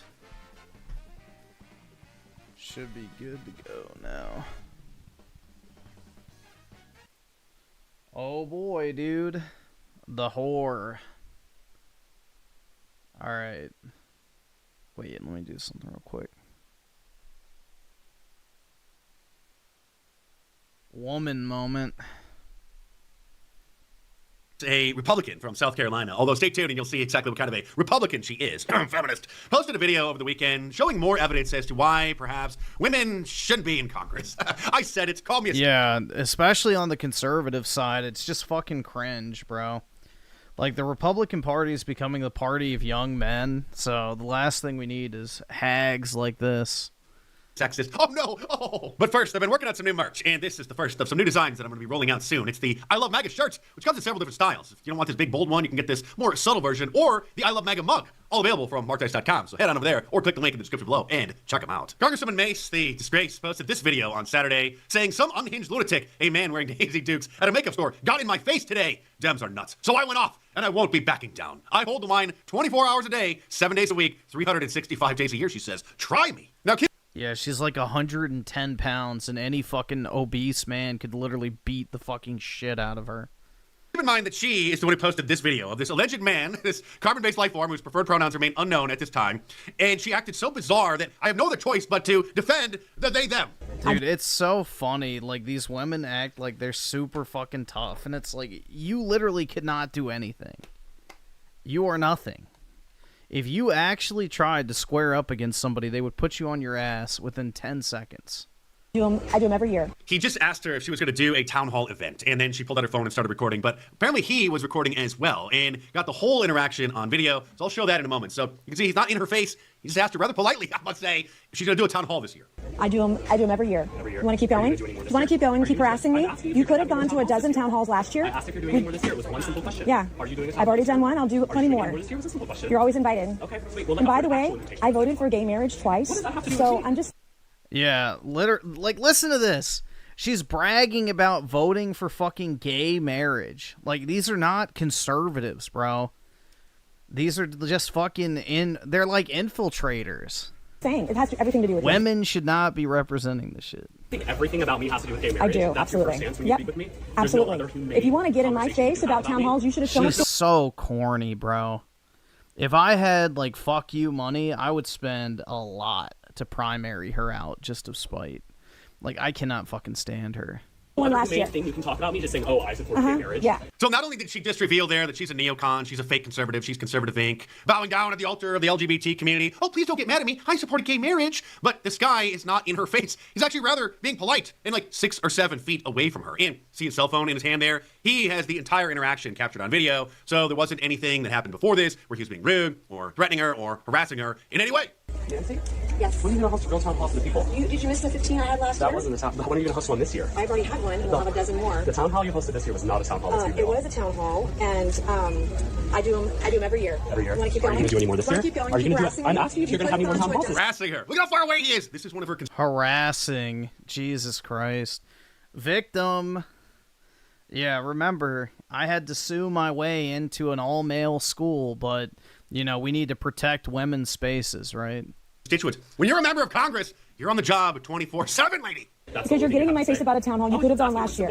Would you like me? If you have any plans to have more town halls this year? I have town halls every year. I have over a dozen every year. Great. That was my entire question. You didn't have to Yeah. go into the spiel. You could have come to any of them last year. And I had asked over you a about this year, dozen. not 2024. But Where were you the year before that? Or the year before that? It was a simple Oh, question. because you know I what? asked if Because you you have people on the anyone left this are year or not. crazy. So You're I'm gonna- absolutely crazy. I'm absolutely Right, and get out of my face. You're insane. Goodbye. You're insane. F You're going to me and you're Yep, going to be voted bye. out so fast this year. I I'm can't not. wait for you to Please, I hope she gets voted out. I won by so much. You're a disgrace to this state. That's what you are. You're a disgrace. I asked you a simple question and I agree. you just to go on this tirade and tell me As someone who's been to South Carolina many times and who has family there, she is a disgrace to the state. Get out of my face. Get out of my face. Try it again. What's your name? What's your name? What's your name? She is a nasty bitch. I agree. She's a conniving whore. Yep, I sure did. Absolutely. Get the out of my face. Now. You. You couldn't take me on, baby. Stay the away from me. If we're going to be fair, then we have to admit that this fairy is less of a lunatic in this situation than Nancy Mace. He was polite, he kept his distance, he asked her one question, and she completely lost her mind. And in case you didn't know, she has a history of completely losing her mind. Which raises the question, are women fit to be in Congress? But you're not No. supposed to answer that question, honestly, because Conservative women should not be a thing, in my opinion, but, you know. The idea of a conservative female representative is kind of counterintuitive to the entire conservative label in the first place. then you'll get called a sexist. But we all know the answer. Last year, Nancy Mace got 15 minutes of fame by introducing a bill to ban men who call themselves transgender women from invading women's spaces, actual women's spaces, bathrooms, locker rooms, gyms, etc., on federal property. A bill that, well, in a sane society, I'm pretty sure she's divorced, bro, so she doesn't even have a kitchen to go back to. would need to be introduced. I wonder because why. Sane societies would know how these things are supposed to work, but should have been introduced as the decline of America was happening about 10 years ago. But props to her for doing that. She doesn't want men invading women's spaces, but she desperately wanted to invade men's spaces back in the 90s and sued to force the Citadel, a men's military academy that has been around for 180 years, famous one in South Carolina, to accept her as the first woman cadet. The first. Yep, of course, dude. But we need to protect women's spaces while she actively tries to destroy men's spaces. She is a fucking backstabbing cunt who should never be taken seriously and should be gotten rid of immediately out of fucking Congress. This fucking whore should not be allowed to fucking, you know, weasel her way into this so-called MAGA movement when she cucked herself to St. Floyd of fentanyl, you know, is a self-proclaimed feminist, I mean, just like get rid of this bitch. Honestly, she's a nasty cunt. Honestly, I really dislike her. Woman to graduate Strongly from the Citadel. dislike Because that's her, what bro. feminists do. They ruin our lives and our society in many ways, including lawsuits, lawfare. A woman storms the Citadel. This from 1999. Nancy Mace became the first woman cadet to graduate from the Citadel. The feminist, who calls herself a Republican, said this after the mostly peaceful protest at the Capitol on January 6th.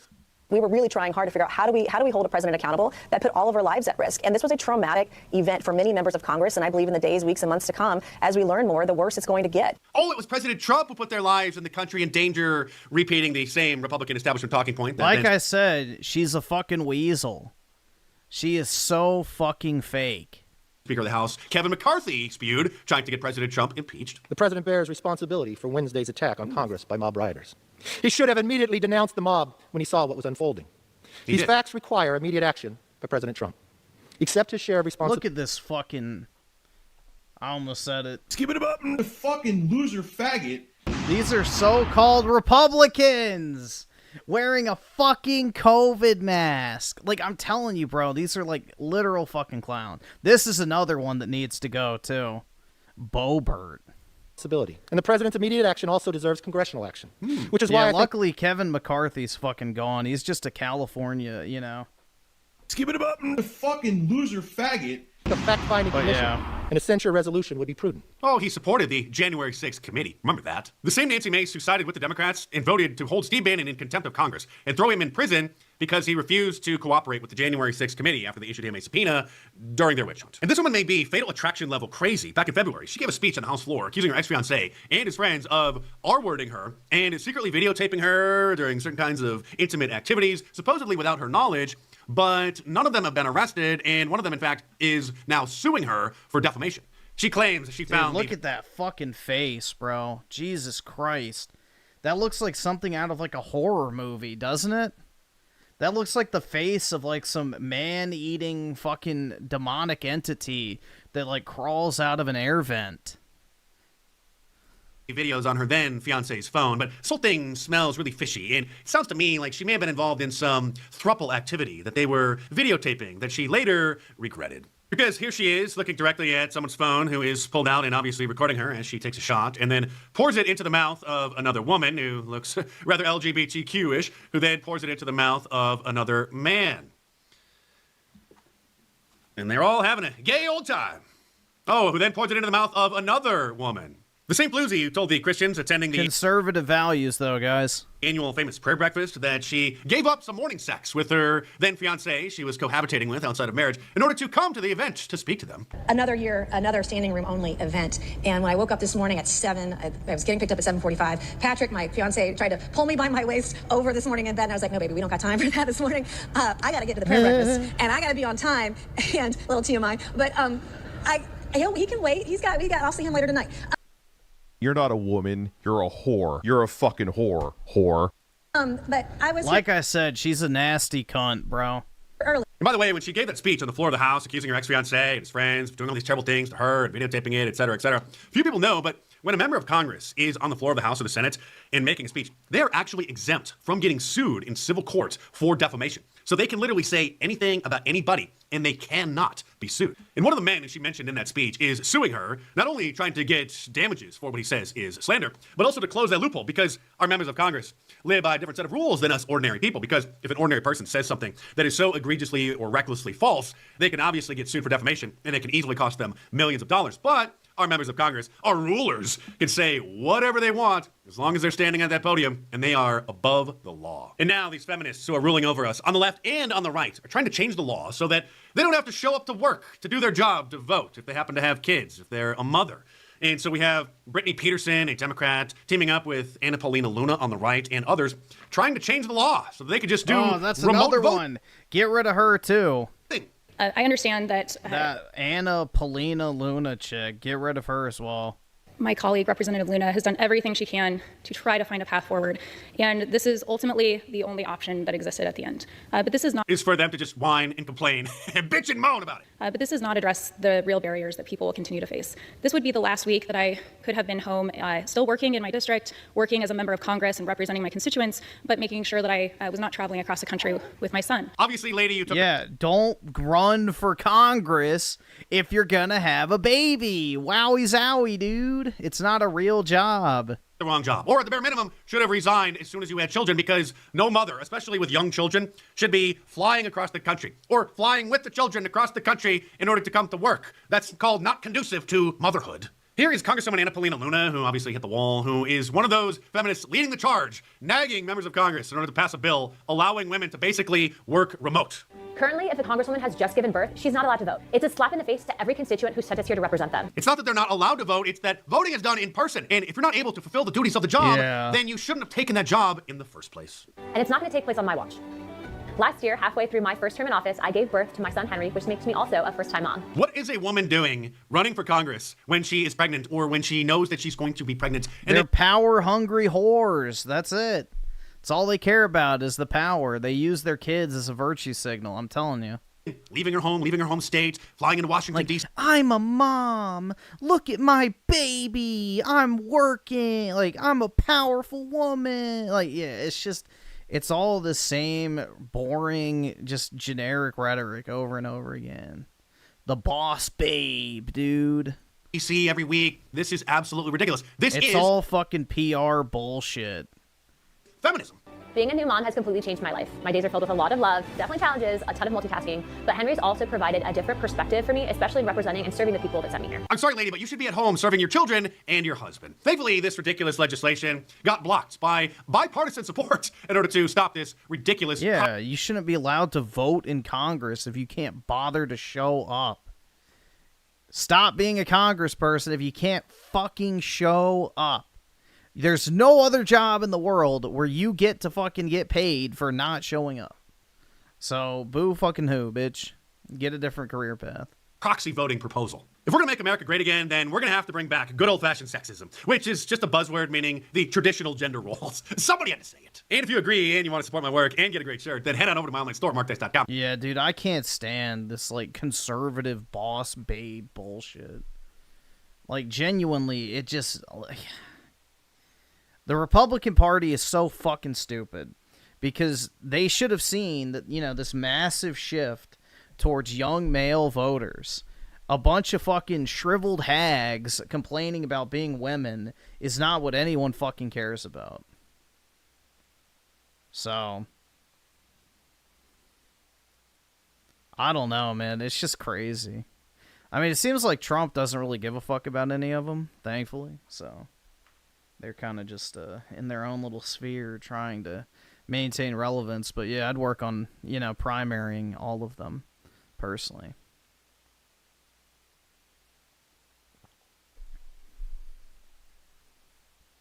I'd work on primarying all of them. All right, we'll watch some of these. Or some of this. We're probably not going to make it through all of it. On July 26th. Yeah, I don't really know what... I don't really care much about Hollywood shit, so we'll see. 2024, the biggest video game strike in history took place. The 160,000 SAG-AFTRA union members were prevented from working on any video games from the publishers included in that strike. The reasoning behind this was the fact that AI was going to take over their jobs unless they got the studios to agree to new contract terms protecting their performers. What many weren't expecting, though, is that after 8 months, the strike would produce no results, and players started to feel the impact. But even though that was the case, the majority was still on their side, fully and unconditionally hoping that they get the rights that they deserve. This is why it was so incredibly shocking to see all the progress of the strike get absolutely squandered in the span of just 1 week because of a few entitled voice actors, specifically ones that worked on Genshin Impact. This got so bad that the once supportive community has now called for all of them to be replaced mid-strike, completely catching them by surprise. Even worse, this controversy opened up a can of worms and people started to look into the union itself. Anyone who backs unions or fucking entitled ass Hollywood types, then face the wall, bro. The one who organized this strike. This caused an incalculable amount of PR damage to the union as people started to find out its inconsistent, shady, and overall weird history so far, questioning why voice actors and performers in general don't have a better union to represent them. And if that wasn't bad enough, one of the entitled Genshin voice actors that caused this mess posted an 8-minute rant in front of a toilet complaining about all the harassment they've received while saying that they could vomit at any second. By the way, that voice actor voices... You should just kill yourself then. the most important character in the entirety of Genshin Impact. Guys, this might be my most requested video of all time. Now, there are a few reasons for that, but it's mostly because while it is a crazy situation, it's also one of the most confusing. And seeing that this is definitely going to be an unforgettable part of the internet's history, I thought it would be necessary to talk about it. So without further ado, let's do this. All right, so to really understand what's been going on, we have to go back to the absolute fundamentals. What the hell is a labor union anyway? Well, the definition is an organization formed by workers in a particular trade. Acting is not labor. Next. This to your company to improve pay, benefits, and working conditions. In other words, when you negotiate your salary, you're negotiating your worth. And as one person versus an entire corporation, the corporation clearly has the advantage over you. There's only so much you can ask for before they say, well, we'll just hire the 1,000 other applicants that wanted this job. The whole point of a union is negotiating as one body of workers versus negotiating individually. That way you can give the company actual consequences for refusing to negotiate, like not working and making them lose a lot of money in the process. That's what striking is, and it's a union's biggest weapon. Unions have actually been around for a long time, ever since the Industrial Revolution, so the 19th century. Many of these new workers in factories were coming from farms and more traditional crafts and were being treated pretty damn badly by the factory owners. They would decide to group together and negotiate as one. But for the US specifically, most unions fell apart due to bad management, and at the same time, their rights weren't recognized. Unions were not protected in any way legally. This would all drastically change in the year of 1935 when the Wagner Act would be passed under President Franklin Roosevelt. It guaranteed the right of private... Yeah, I'm sorry. Acting is not a job.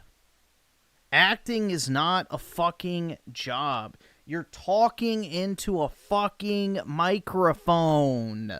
You don't need better working conditions or pay or any of that shit. If you don't think it's worth the money, go do something else. You're not entitled to make millions of dollars talking into a fucking mic. Sector employees to organize into trade unions and engage in collective bargaining. In other words, it gave them the right to negotiate as one body rather than individual workers. And it also, more importantly, gave them the right to strike. From that year onwards, unions started to become way more popular. You wouldn't see them just popping up for trades like construction or plumbing. No, they would literally be everywhere, even in entertainment. You would have a labor union by the name of the Screen Actors Guild, otherwise known as SAG, representing actors in Hollywood, and you would have another union, the American Federation of Television and Radio Artists, otherwise known as AFTRA. They would represent everyone else in entertainment, anything from a radio talk show host to a stuntman. We'll get back to SAG and AFTRA in a bit, but for now, just know that this was the golden age for unions. But just like any golden age, it had to come to an end eventually. This paper by John Addison highlights the pros and cons of unions in America. And while they do have a lot of pros, one can't help literally anyone can voice a fucking video game character. You know, give more money to the people who actually make the games good. Not, obviously, not Western game devs, but yeah, the talented Japanese devs that actually do good shit. But notice that once a union gets powerful enough, it has the potential under bad leadership to become the exact same thing it seeks to fight against, a monopoly. As unions started to become more popular and numerous, they would start to have rivalries. At the same time, we'd also see a new invention pop up, a union shop, a workplace that would only hire you if you were a part of its union. This concept wasn't very popular because not everyone wanted to join a union. They had their reasons. Some people didn't want to pay the agency fees associated with a union. These are fees typically taken monthly or yearly to keep the union running, while some others simply just wanted to retain their independence, being freelancers or contractors. But these union shops gave them no choice, and this must be very confusing to you if you're European. In France, for example, employees strike like every week at this point, but only 10% of employees are actually part of a union. That's because in France, if a union successfully gets more rights, like, I don't know, 2 more days of parental leave a year, everyone, regardless if they're in a union or not, gets that benefit. So union shops were definitely counterintuitive. Additionally, what didn't help during the golden age was that some people realized that having a union full of thousands, maybe sometimes hundreds of thousands of employees under your command was very powerful. So you did have a couple of instances where crime syndicates would infiltrate unions to gain power and use that power to extort others. At some point, one of the biggest unions in the country, the International Brotherhood of Teamsters, with over 1.3 million members, had their president, Jimmy Hoffa, effectively use the $2.2 billion pension fund that was meant for employees' retirement as his personal bank account. He would use it to invest in property, to bribe certain officials, whether politicians or mafia bosses, and Forbes called it the most abused and misused pension fund in America back in 1980. Just like Uncle Ben told Peter Parker, with great power comes great responsibility. And some people chose to completely abuse that power, but the killing blow for unions, really the final nail in the coffin, actually came after giving them more rights. You see, the Wagner Act only gave private sector employees the ability to unionize, but in 1962, almost 30 years later, John Kennedy decided to make it possible for public sector employees to unionize as well. This meant that government employees were able to not only create unions, but join them too. There was one very important condition in this executive order, though, and that was you are forbidden to strike as a public sector employee. 19 years later, that rule would be broken under the most anti-union president in United States history, Ronald Reagan. In 1981, a union of air traffic controllers by the name of Professional Air Traffic Controllers Organization organized a strike. 13,000 of its 17,500 members walked off the job. They all wanted a $10,000 a year pay raise, as well as a 4-day work week as opposed to a 5-day work week. And finally, a full retirement after 20 years of work. Air traffic controllers are technically public sector employees. Ronald Reagan gave them 4 days to get back to work or all be fired. Within 4 days, 1/4 of the striking employees came back. The rest were all fired, which led to the complete decimation of this union. After this incident, strike rates in the country would go down significantly and unions would slowly but surely die out a slow, painful death. As it stands today, private sector unions are at their lowest in the last 50 years. And in most industries, unions are struggling to even keep their current members. No, unions are just another word for Democrat donors. Like, that's it. It's just a way to funnel more money to Democrat politicians, man. That's all unions are. For one industry. I mean, look at it this way. When the unions this time around voted for who they wanted to endorse for president, Trump won overwhelmingly. But the unions refused to actually endorse anyone. But if it was a Democrat that would have won the poll, then they would have endorsed that Democrat. So that tells you exactly where the loyalties lie. Like, they are just Democrat Party organizations. That's it. They take the membership fees from all the people who work, and then they donate it to Democrat politicians. in particular, and that's entertainment. This brings us back to both SAG and AFTRA, the two biggest unions for anything entertainment related. Seeing that they both practically own the entertainment world, they decided to merge in 2012 to really consolidate their position as the premier union for anything entertainment related. But that's not all. Ever since merging, they have been making bank, dude. From 2012 after merging until 2022, they made over $1 billion in member dues and non- Elijah Petty with the 2. People can change. I'm sure she was born. Yeah, just like Melanie. Once they hit 40, all of a sudden they want to find Jesus, right?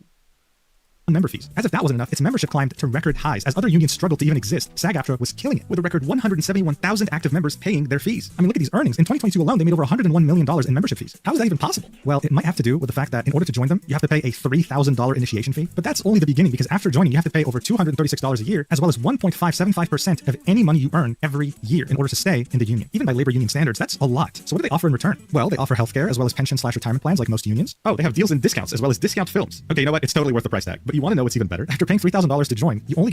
This was a very big problem because these performers were paying the same fees and dues as Hollywood actors and were in an industry that is way more likely to use AI compared to Hollywood, as evidenced by recent developments. This has gotten so problematic that layoffs have been increasing while AI initiatives have been getting more and more funding. It's gotten so unbearable that game developers are getting so fed up with their boss's obsession with AI. Now, for a while, people didn't really take these warnings very seriously. I mean, who actually thinks that AI can replace real developers, right? Well, recently, we got a peek as to what the future... Anyone with a fucking brain? Could look like, and it's not looking good at all. On March 20th, 2025, Ark Survival Evolved released a trailer for an upcoming expansion. This is genuinely one of the worst things I've ever seen. Like, look at this. This is really bad. It obviously was dislike bombed. People hated it, but that's not really going to be enough of a reason for developers not to use AI. And while yes, this looks terrible and video generation still has a very long way to go before looking decent, voice-related AI tools are already worryingly very good. One quick Google search. Well, it's not even voice. It's, you know, repetitive tasks. Like, you can tell an AI to duplicate, you know, rocks and place them around the map at random intervals, or, you know, decorate this hallway with, you know, pre-rendered assets, or, you know, things like that. You can easily tell AIs to do, so it gets rid of redundant tasks, which, you know, is previously something someone would spend hours doing. AI can do in, like, probably seconds. And you can find many different websites, sometimes free, able to fully clone a voice, and the only thing they need is just a short audio clip of that person talking. Some of them are so good that the AI voice doesn't sound monotone, like it won't be talking like this. It'll be able to scream, sometimes even able to whisper, and sometimes even exhibit some form of emotion, depending on how good the audio sample you give it is. Many voice actors have been feeling existential for years now. Is this it? Are they even needed anymore now that AI has gotten so good? So seeing that SAG-AFTRA so heroically stood up to the dangers of AI for its actors in cinema, it only made sense for them to do the same thing for its voice actors and motion capture artists when it came to video games, since they represented them too, right? Well, it took them a little while, but in the summer of 2024, they finally decided to go on strike for video game performers. The SAG-AFTRA president said, "We're not going to consent to a contract that allows companies to abuse AI to the detriment of our members. Enough is enough. When these companies get serious about offering an agreement our members can live and work with, we will be here ready to negotiate." This strike is happening because after 2 years of negotiation, they couldn't reach an agreement with 10 video game studios in particular. The whole point of this strike is to not work for these companies in particular, and that is it. This isn't an industry-wide strike. It only affects Activision, Blindlight, Disney Character Voices, Electronic Arts Productions, Epic Games, Formosa Interactive, Insomnia Games, Take-Two Productions, VoiceWorks Productions, and Warner Bros. Games. That's it. Under union rules, you cannot work for any of these companies, but no one is stopping you from working for any other company. SAG-AFTRA didn't really frame it that way, though. They said, "We're fighting for our survival," and they made it seem like they were striking over the entire industry. This strike affects roughly 2,600 SAG-AFTRA members. And as I mentioned earlier, this wasn't just about voice actors, it was also about motion capture artists, stunt performers, singers, dancers, and it even prohibited people from participating in camera tests, rehearsals, auditions. It was a complete embargo on video game work for these developers. And you know what? It was really hard to find anyone opposing the strike online. It seemed like everyone was on... Me, I oppose it. These entitled fucks can crawl back to their San Francisco shitholes. On these performers' sides, yes, you deserve to be protected from AI. SAG-AFTRA claimed that the contract would also have better healthcare options and higher pay. Who would be opposed to that? People wanted to see them succeed. But we're in 2025. I don't. Fuck them, bro.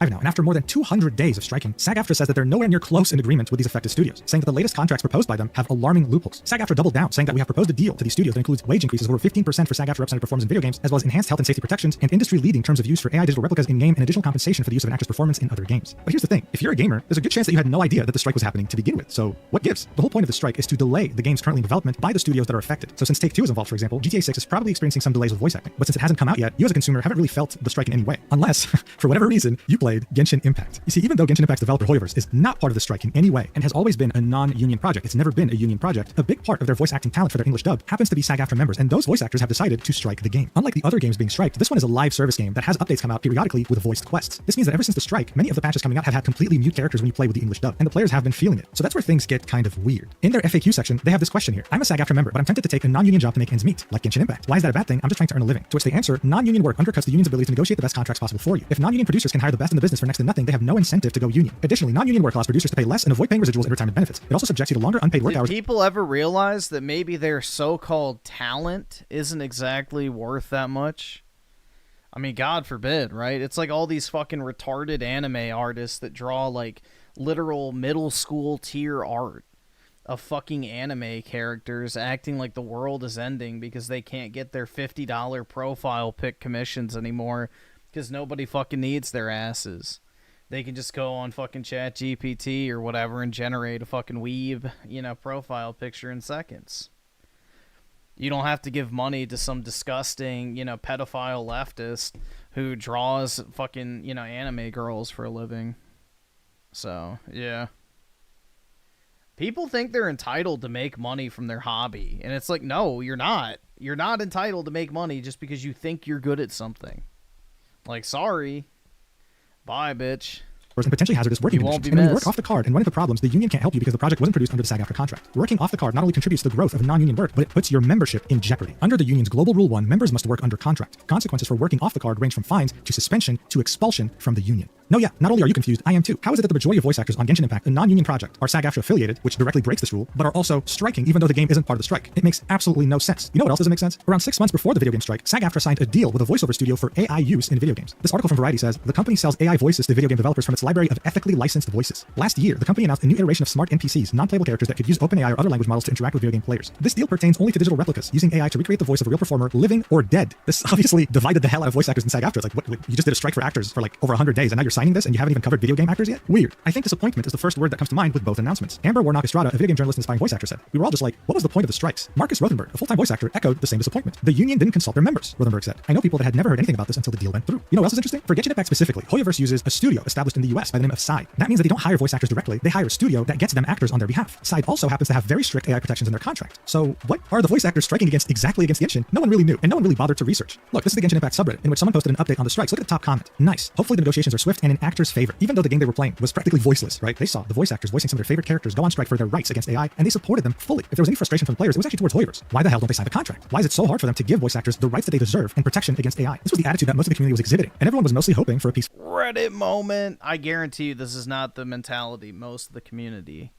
was voicing. It's just a bunch of fucking Redditor retards talking about voice actors. Full resolution until people started getting fired. Zenless Zone Zero is a game made by the same developer of Genshin Impact. One of the characters in this game is Von Licaon. He's really fun to play and was definitely made to appeal to the very rich furries. Ever since release, his voice actor was Nicholas Thurkettle, and the community loved him. However, in early 2025, his dialogue in new patches would end up being unvoiced. You see, the strikes against Genshin Impact weren't the only ones. Every Hoyoverse game was affected, including Zenless Zone Zero. So people assumed Nicholas was just participating in the strikes like everyone else. But on March 12th, 2025, he tweeted this out, saying, Proxies, which is the name of the player in Zenless Zone Zero. I'm learning about this as you are, and I share your shock. Neither Hoyoverse nor Sound Cadence, which is the studio that Hoyoverse hired specifically for Zenless Zone Zero, has communicated with me since October. I've been fully available and recorded multiple voice jobs in that time. I'm trying to learn more and absorb this news. On March 12th, 2025, Nicholas, as well as the community, found out that he was recasted. Another voice actor had effectively replaced him as Von Licaon, shocking the entire community. A bit over an hour later, another voice actor by the name of Emery Chase had this to say, Hey Proxies, I was replaced as Soldier 11, another character in Zenless Zone Zero, because I am unwilling to perform work not covered by a SAG interim agreement during a strike for AI protections, the outcome of which will determine the future of our industry. Any other theories that pop up are incorrect. And this is why China will win, guys.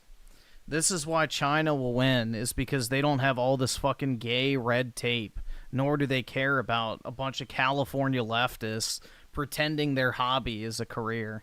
To clarify that there's a difference between being struck and not being on an interim agreement. Union projects that began work prior to the strike and non-union projects are not struck, but they also do not offer the union-enforced AI rights we are fighting for. Many actors are choosing to voluntarily withhold work on these categories of projects because we feel it is the best way to support the union's fight for the protections that are critical for our continued ability to create the art we love. I knew that by withholding work, it was possible I'd be replaced, though of course I hope they would choose to leave her silent until I was able to return. I found out the role was recast today alongside all of you. I loved working on Zenless Zone Zero and would have been thrilled to return to the project post-strike or with an interim agreement, but I stand by my choices regardless of the outcome. All my best wishes to the cast and the production team. Thank you for a great ride, Proxies. So there you have it. Even though Hoyoverse is not part of the official SAG-AFTRA strike, Emery, as well as many other actors who are SAG-AFTRA and working for Hoyoverse, decided to strike. Look at this fucking thing. Non-binary autistic actor, they, she. That's not non-binary, you dumb fucking whore. You picked she.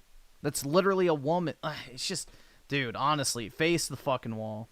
Face the fucking wall right now. These are the people we're supposed to be fighting for. These are the people we're supposed to be, yeah, fuck no. I will fight you, not for you. Independently from their union in solidarity with the actual strike. This was all in an effort to make Hoyoverse sign the agreement, even though they technically weren't part of the actual strike. Nicholas Thurkettle quote-tweeted Emery's tweet and said, This is what I've been quiet about. I'm not SAG, but what game companies want to do with AI is an existential threat. I took a personal stand to ask for protection and had to be willing to give up the best thing that's ever happened in my professional life. I stand by my choice. But this kind of didn't really make sense in regards to his first tweet. Someone replied with, So you were aware that they did reach out to you regarding returning to the role and you turned it down knowing you could potentially be recasted for this choice, and then went off to Twitter to say they never reached out to you since October? Things weren't really making much sense, but at the same time, people were still on the voice actor side. I mean, they were claiming that they were fighting for their own existence, that if they don't do this, AI will replace them fully. So they were excused for the sake of the bigger picture. These tweets made the actual studio, Sound Cadence, have to make some sort of a statement because a lot of theories were running rampant. This is what they had to say. Troon colors.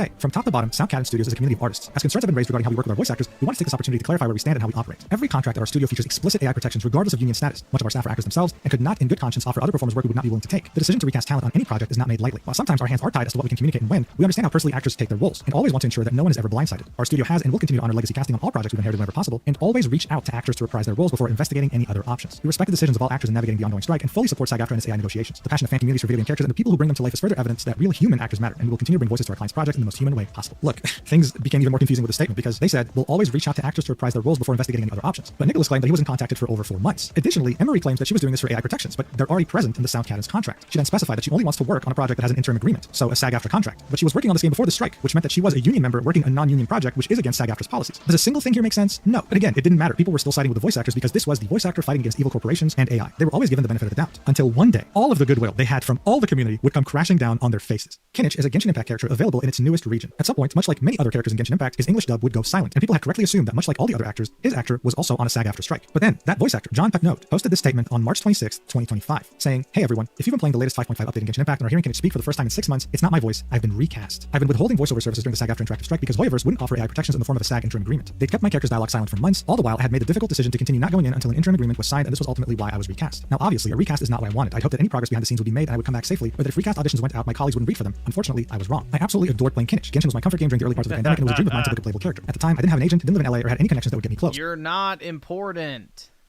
You don't matter. You are a fucking replaceable portion of the game.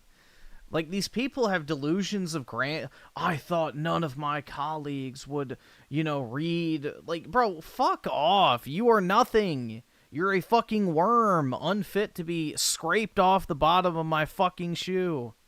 Like, goddamn, man. But 4 years later, I did it, and the messages I've received from you all saying how much my performance as Kinich meant to you made my heart swell. I would and can return if Folio invites me back and signs an interim. I stand by my choices regardless of the outcome. Also, the strike is still ongoing. Please don't believe this information on the internet. My best wishes to the cast and the production team. Thanks for everything, JP. This came as an absolute shock to the entire community, because here there wasn't some weird conflicting story. This was John saying, "Hey guys, I'm striking," and I was directly recast because of that strike. Genshin is also a bigger game than Zone Zero, so of course the stakes were higher. I also want to point out that getting an English dub role in Genshin Impact is actually a huge deal. Due to the massive popularity that this game gained during the pandemic, they were one of the main beneficiaries of its popularity. This allowed them to grow their social media followings substantially, allowing them to land more roles. It was a major stepping stone in the industry. So getting a role here, as well as losing it, is a very big deal. But typically, when someone gets recasted in a controversial way, like with what happened with Emery, the replacement keeps it secret, at least for a while. This time, though, it wasn't silent at all, and it created total chaos. On the same day, the voice actor Jacob Takanashi would post this on Twitter, saying, "Roll announcement. I'm honored to join the English cast of Genshin Impact as the voice of Kinich, taking up the mantle of Malipose is a privilege, and I'm grateful for the opportunity to carry the flame from the previous flamebearer, John, who did an incredible job. Those are big shoes to fill, and I promise to give it my all out of respect for him, for Hoyoverse, and for you, the fans. Thank you to Diana for their amazing direction, for helping me navigate the intricacies of this incredible game, and to Side Tokyo and Hoyoverse for the honor of bringing Kinich to life. I'm deeply grateful for the privilege of entertaining you all." Now, yeah, you're probably expecting the Genshin community to be divided on this, with some people completely shitting on Jacob and others supporting him. What no one was expecting, though, is that the voice actors themselves would join in on this shit show and publicly attack Jacob for taking on this role. There was only one voice actor with something positive to say. That was Nathan Noakes, saying, "Welcome to the team, Jacob." Every other voice smart guy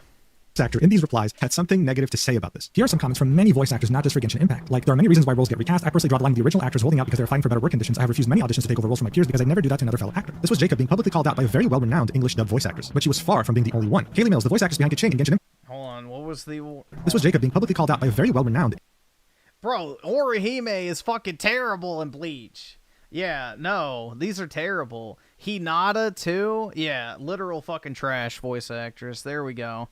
Scum. English dub voice actress, but she was far from being the These are like the two most insufferable fucking voice actors in either fucking franchise. So, yeah. One, Kaylee Mills, the voice actress behind Kaching in Genshin Impact, someone who greatly benefited from the explosion in popularity the game went through during the pandemic, had this to say. This is actually... same, like... kind of diabolical. If you need the money, at least take the role uncredited. This just comes off as an easy grab for clout. It's not a good look. This is another Genshin voice actor replying with 3 thumbs down, and then you had the voice actor behind one of the most recognizable characters in the entirety of Genshin Impact, Paimon, who's literally the mascot of the game, say this wasn't a passing of the torch. And even going as far to say that there is a huge difference when you take the role of an actor who is striking for AI protections. You are no castmate of mine. Now, these voice actors making these aggressive public statements probably thought that they were nobody fucking cares, you dumb whore. On top of the world. Convinced that not only are they on the right side of history, but because they're on the right side of history, everything they say will be hopefully this fucking thing gets fired. Taken positively by the community. And you know what? Maybe in another world, it would have been the case. It just so happens, though, that they're using a platform that has something called community notes. And that's exactly what happened to Corinna, inadvertently triggering one of the biggest reputational catastrophes you could ever imagine. Here's what the community note said. It should be noted that despite bullying another voice actor while using SAG-AFTRA as an excuse, Corinna themselves isn't on strike, even though they're American-based and the voice actor they're harassing isn't. Whoa, that's a lot to take in. People started taking a step back and thinking, wait, that's actually true. The strike has been ongoing for 8 months, and yet every single patch that comes out, Paimon is probably the only character that's still voiced. Corinna Corinna was starting to deal with an ever-growing backlash, but that didn't discourage other voice actors from tweeting passive-aggressive tweets towards Jacob. This would contribute to negatively impacting public perception even further. Here are some examples. This voice actor said, "I normally try to be pretty professional on here, but if you don't like me speaking out against actors scabbing and taking striking actors' roles, kindly fuck off. I'm not going to be silent just because you don't care about us getting ripped off and abused by these companies." A scab is a union term that Jacob was called multiple times by other voice actors. It means someone who doesn't strike and continues to work. The voice actors of Sucrose from Genshin, as well as Venture from Overwatch, had this to say: "It's insane how entitled the gacha fanbase is. Holy But shit." doesn't this show you the mentality of these California libs, bro? Working is a bad thing, guys. Continuing to work and earn money is a bad thing. Nah, you need to sit at home and be a fucking bum like me.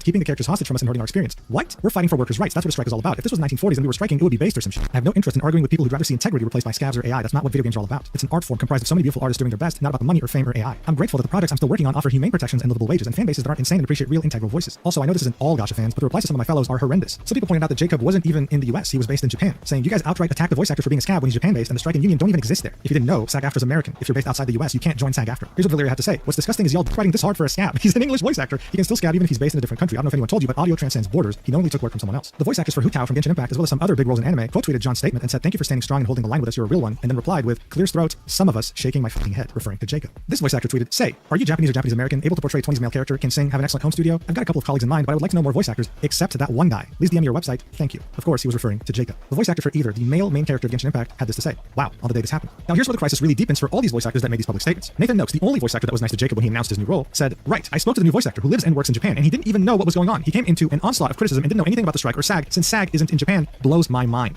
At that point, it was very hard to side with these voice actors that were dogpiling Jacob. The guy had no idea, and instead of reaching out to him, private messaging him, talking to him one-on-one personally, they chose to make a vicious example of him in public. Yeah, because there's no one more right, obnoxious awesome. Thanks, than nigga. All right. California libs. As this was all going on, Corinna was too busy fighting a battle all alone, trying to prove to everyone The so-called party of tolerance is the most intolerant. Shocking. Sabu STI with a 5. I play Genshin, and honestly, I can't stand the English dub. It's so awful. Yeah. The Japanese one is much better. Hoyo should just cut the English VAs. I agree, man. Most English voice actors for anime or, you know, anything in that realm is fucking dog shit. that even though voicing a character like Paimon during a strike is scabbing, is justified, but not for Jacob, only for Corinna. This was Corinna's response to a fan pointing out the hypocrisy. "No, you're right. I'm technically scabbing. I originally have this role, and technically I can still work this role. I'm a disabled person, and this is the job that puts food on my table." Yeah, mentally disabled, you dumb fucking slut. I actually record this. You're a used and abused 40-something-year-old hag. That's your disability. All year round. But I didn't take this role from another person who was striking. I had this role, and I'm stuck in it because I have no other way to pay for my medical bills. But yes, technically. Yeah, that's the fucking that's the disabled nature of her. A 40-something-year-old hag that's been pumped and dumped. I am a scab, and you're right. I don't deserve any praise right now. I don't deserve any of it. I deserve to be told off just like this actor, so please do. No one should look up to me. I'm trapped and a coward because I continue this job, because if not, I end up homeless. I don't say that because I deserve sympathy. I don't. The ones sticking to the picket line deserve all the praise, not me. I love voicing Paimon. Love it. I have been through so much that you guys will never truly understand, but I also know what I am, and I should not be given any applause for this. If I could feasibly stick the line with my fellow actors, I would. This job actually barely keeps me alive. But that doesn't mean that it makes it different. It is not a good thing for my fellow actor that I continue to work on this game. I have struggled with that since the strike started, so call me out for this. Please, I deserve it. If it means we get closer to making things better, then so be it. So Corinna was arguing that the reason why Paimon is still voiced in Genshin during a strike is that so they don't end up homeless? Isn't that why everyone works a job to begin with? I mean, isn't that... I'm sorry, like, how does you being disabled have anything to do with this? Someone pointed out, so what? Many disabled people work... Yeah, drag them through the streets and beat them. That's the only solution. We need some old school strike busting to happen. You know, call in the Pinkertons to just light up the crowd. Remotely in other professions, voice acting is not your only option if it puts you in such an unethical position. But you have to seek attention on Twitter.com like a 16-year-old and present Just yourself like a start saint. shooting. To which Corinna replies with, "I definitely don't present myself as a saint, but you don't know my disability and what I am able to do." This person said, "I'm very convinced that you keep voicing Paimon because while people are unhappy that characters they love are unvoiced, like 90% of the player base would actually fucking cheer if Paimon was fucking silent."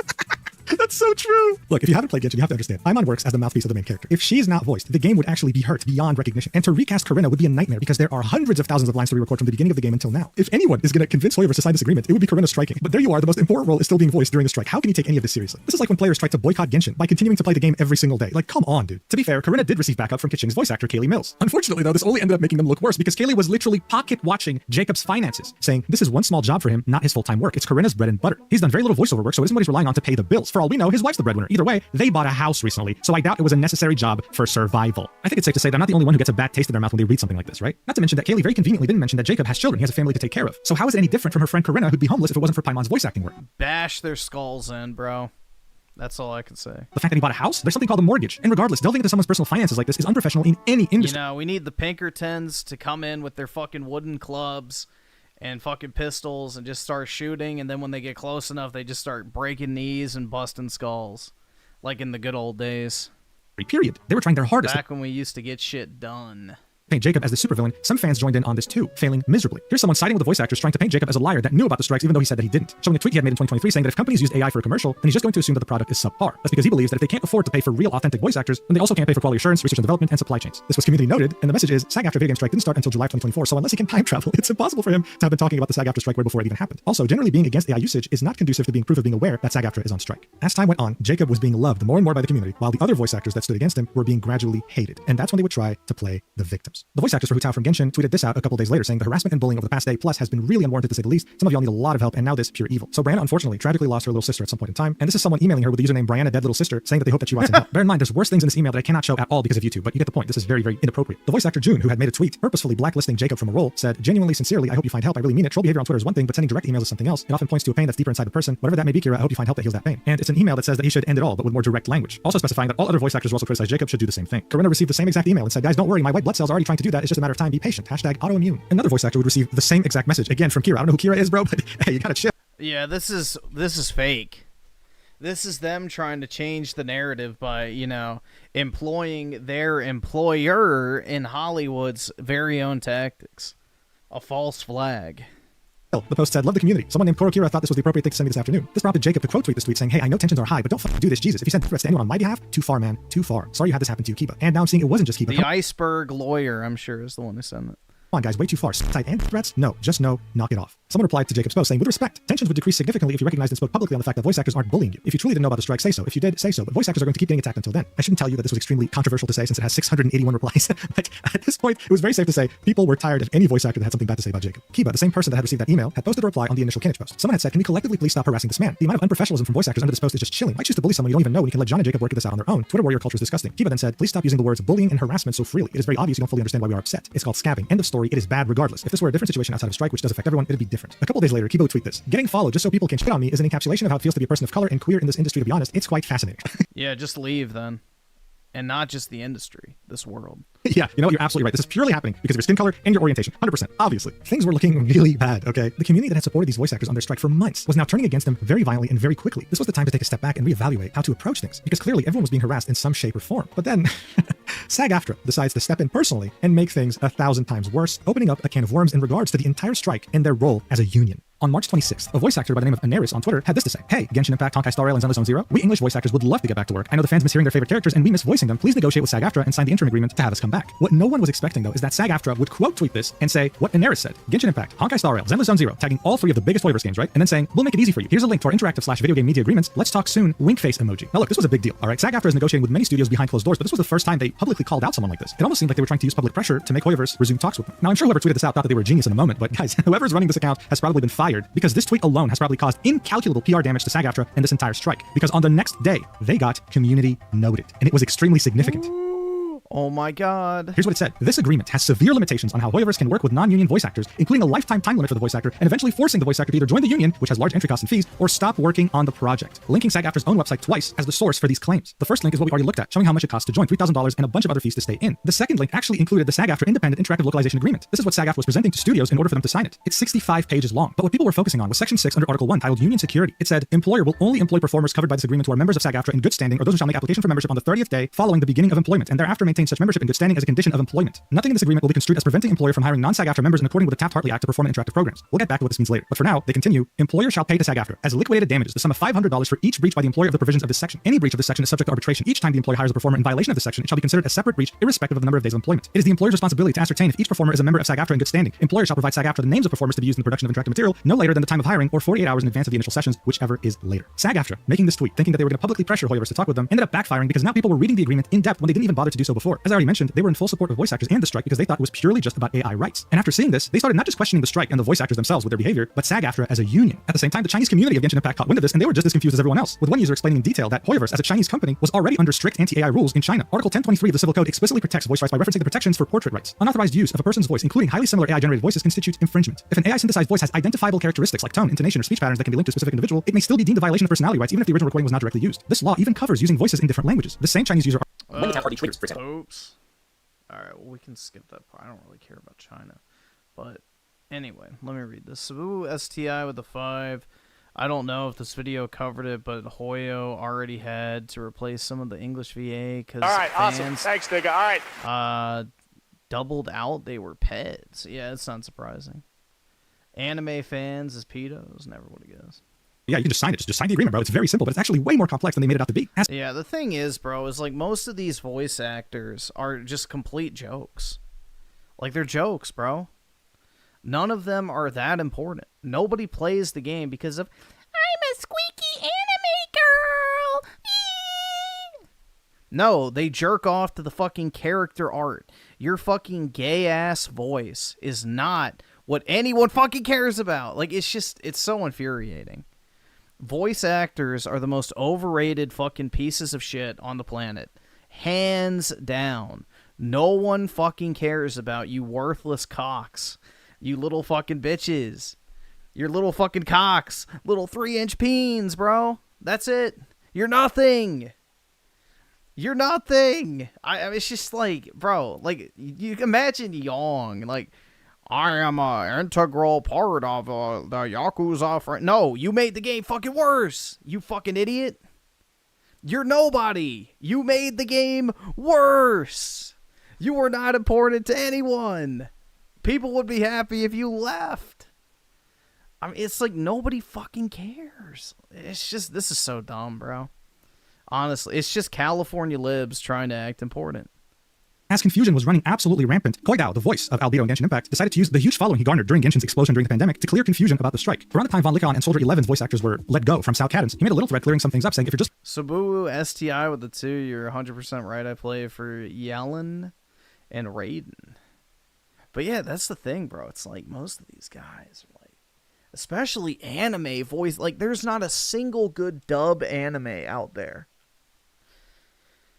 Like, there's maybe, like, 1 or 2. And it's like, bro, dub anime literally has a stereotype for being absolute fucking horseshit. Like, it sounds like some ultra-autistic retard talking into a mic. It's insufferable. Just learning about the video game strike, I want to clarify a key detail I've seen get distorted a lot. Generally, the developer decides whether to sign an interim agreement, not the recording studio. Often, the studio is only a middleman, they do not set this term. A recording studio may offer AI protections in its own contract with the actor, but this ultimately means very little because the developer owns the final recordings, not the recording studio. They cannot dictate how the developer uses that audio. If the developer does violate the AI protection clauses in that contract, then the burden of enforcement would be on the actor. Often, that means one guy having to lawyer up against the multi-million/billion-dollar company. This is what we mean by enforceable AI protections, because while we are deeply grateful for any recording studio's personal support in the strike, the fact remains they do not have the power or resources to protect us or meaningfully enforce any AI clauses in their contracts. Currently, only a SAG interim agreement can effectively do that, as it would be backed by the union's legal resources and can meet any violation by a big company on the appropriate scale. That's why actors are holding the line and why outrage at a recording studio ain't it. So this did clarify a couple of things, why the interim agreement is so important, because it means that the union will back you up legally if problems arise. But on March 12th, when this post was made, people were already on the side of voice actors. When things started shifting, though, he made another post after SAG-AFTRA's disaster of a quote tweet, saying, pass the sign with incomprehensible force. Any video game can bring back their full voice cast immediately during the strike once they agree to enforceable AI protections via a SAG interim agreement, and the game can still keep its non-union actors after doing so. This is not a union actor versus non-union actor conflict. The goal of the strike is to ensure that this craft isn't lost to AI. We've got a common goal, which is why so many non-union actors are holding the line alongside their union castmates, despite having no obligation to do so. Non-union actors are among those getting recast across the industry right now because they were holding out for enforceable AI protections. They understood that without these protections, the job disappears for all voice actors, and I desperately don't want their sacrifices to be in vain. But again, this post's problem is that it doesn't answer the main questions. Why is it that the union security clause sounds so weird in the contract? Why does it seem like this is targeting non-union voice actors, forcing them to join after 30 days? Some people were starting to have doubts that this was very simple. Like this person saying, I'm just a dude on the internet, and it's not that I don't believe you, it's that I've been around on the internet to know nothing is that simple. There's always some bullshit you or whoever can't get into otherwise. Why isn't it being done already? Core replies with, hey, fortunately, with regards to the specific matter, it is that simple. Agree to enforceable AI protections and the voice actors can return. Over 150 games so far have signed onto the interim and were able to bring back their casts. It's happening right in front of our eyes. But we saw it with our own eyes, right? How there's 65 pages to this contract, and there's only 12 mentions of artificial intelligence. 12 on 65 pages. What are the other pages for? And why does it seem like non-union actors get screwed over with this deal? Someone asked, where's your source that they can still keep non-union actors? Every other agreement made suggests otherwise. Core replies with, the Taft-Hartley Act of 1947 by law prohibits all labor unions, including SAG-AFTRA, from unilaterally barring non-union workers from union jobs. If a production wants to keep/hire a non-union actor, all they have to do is fill out a one-page form for that actor. Well,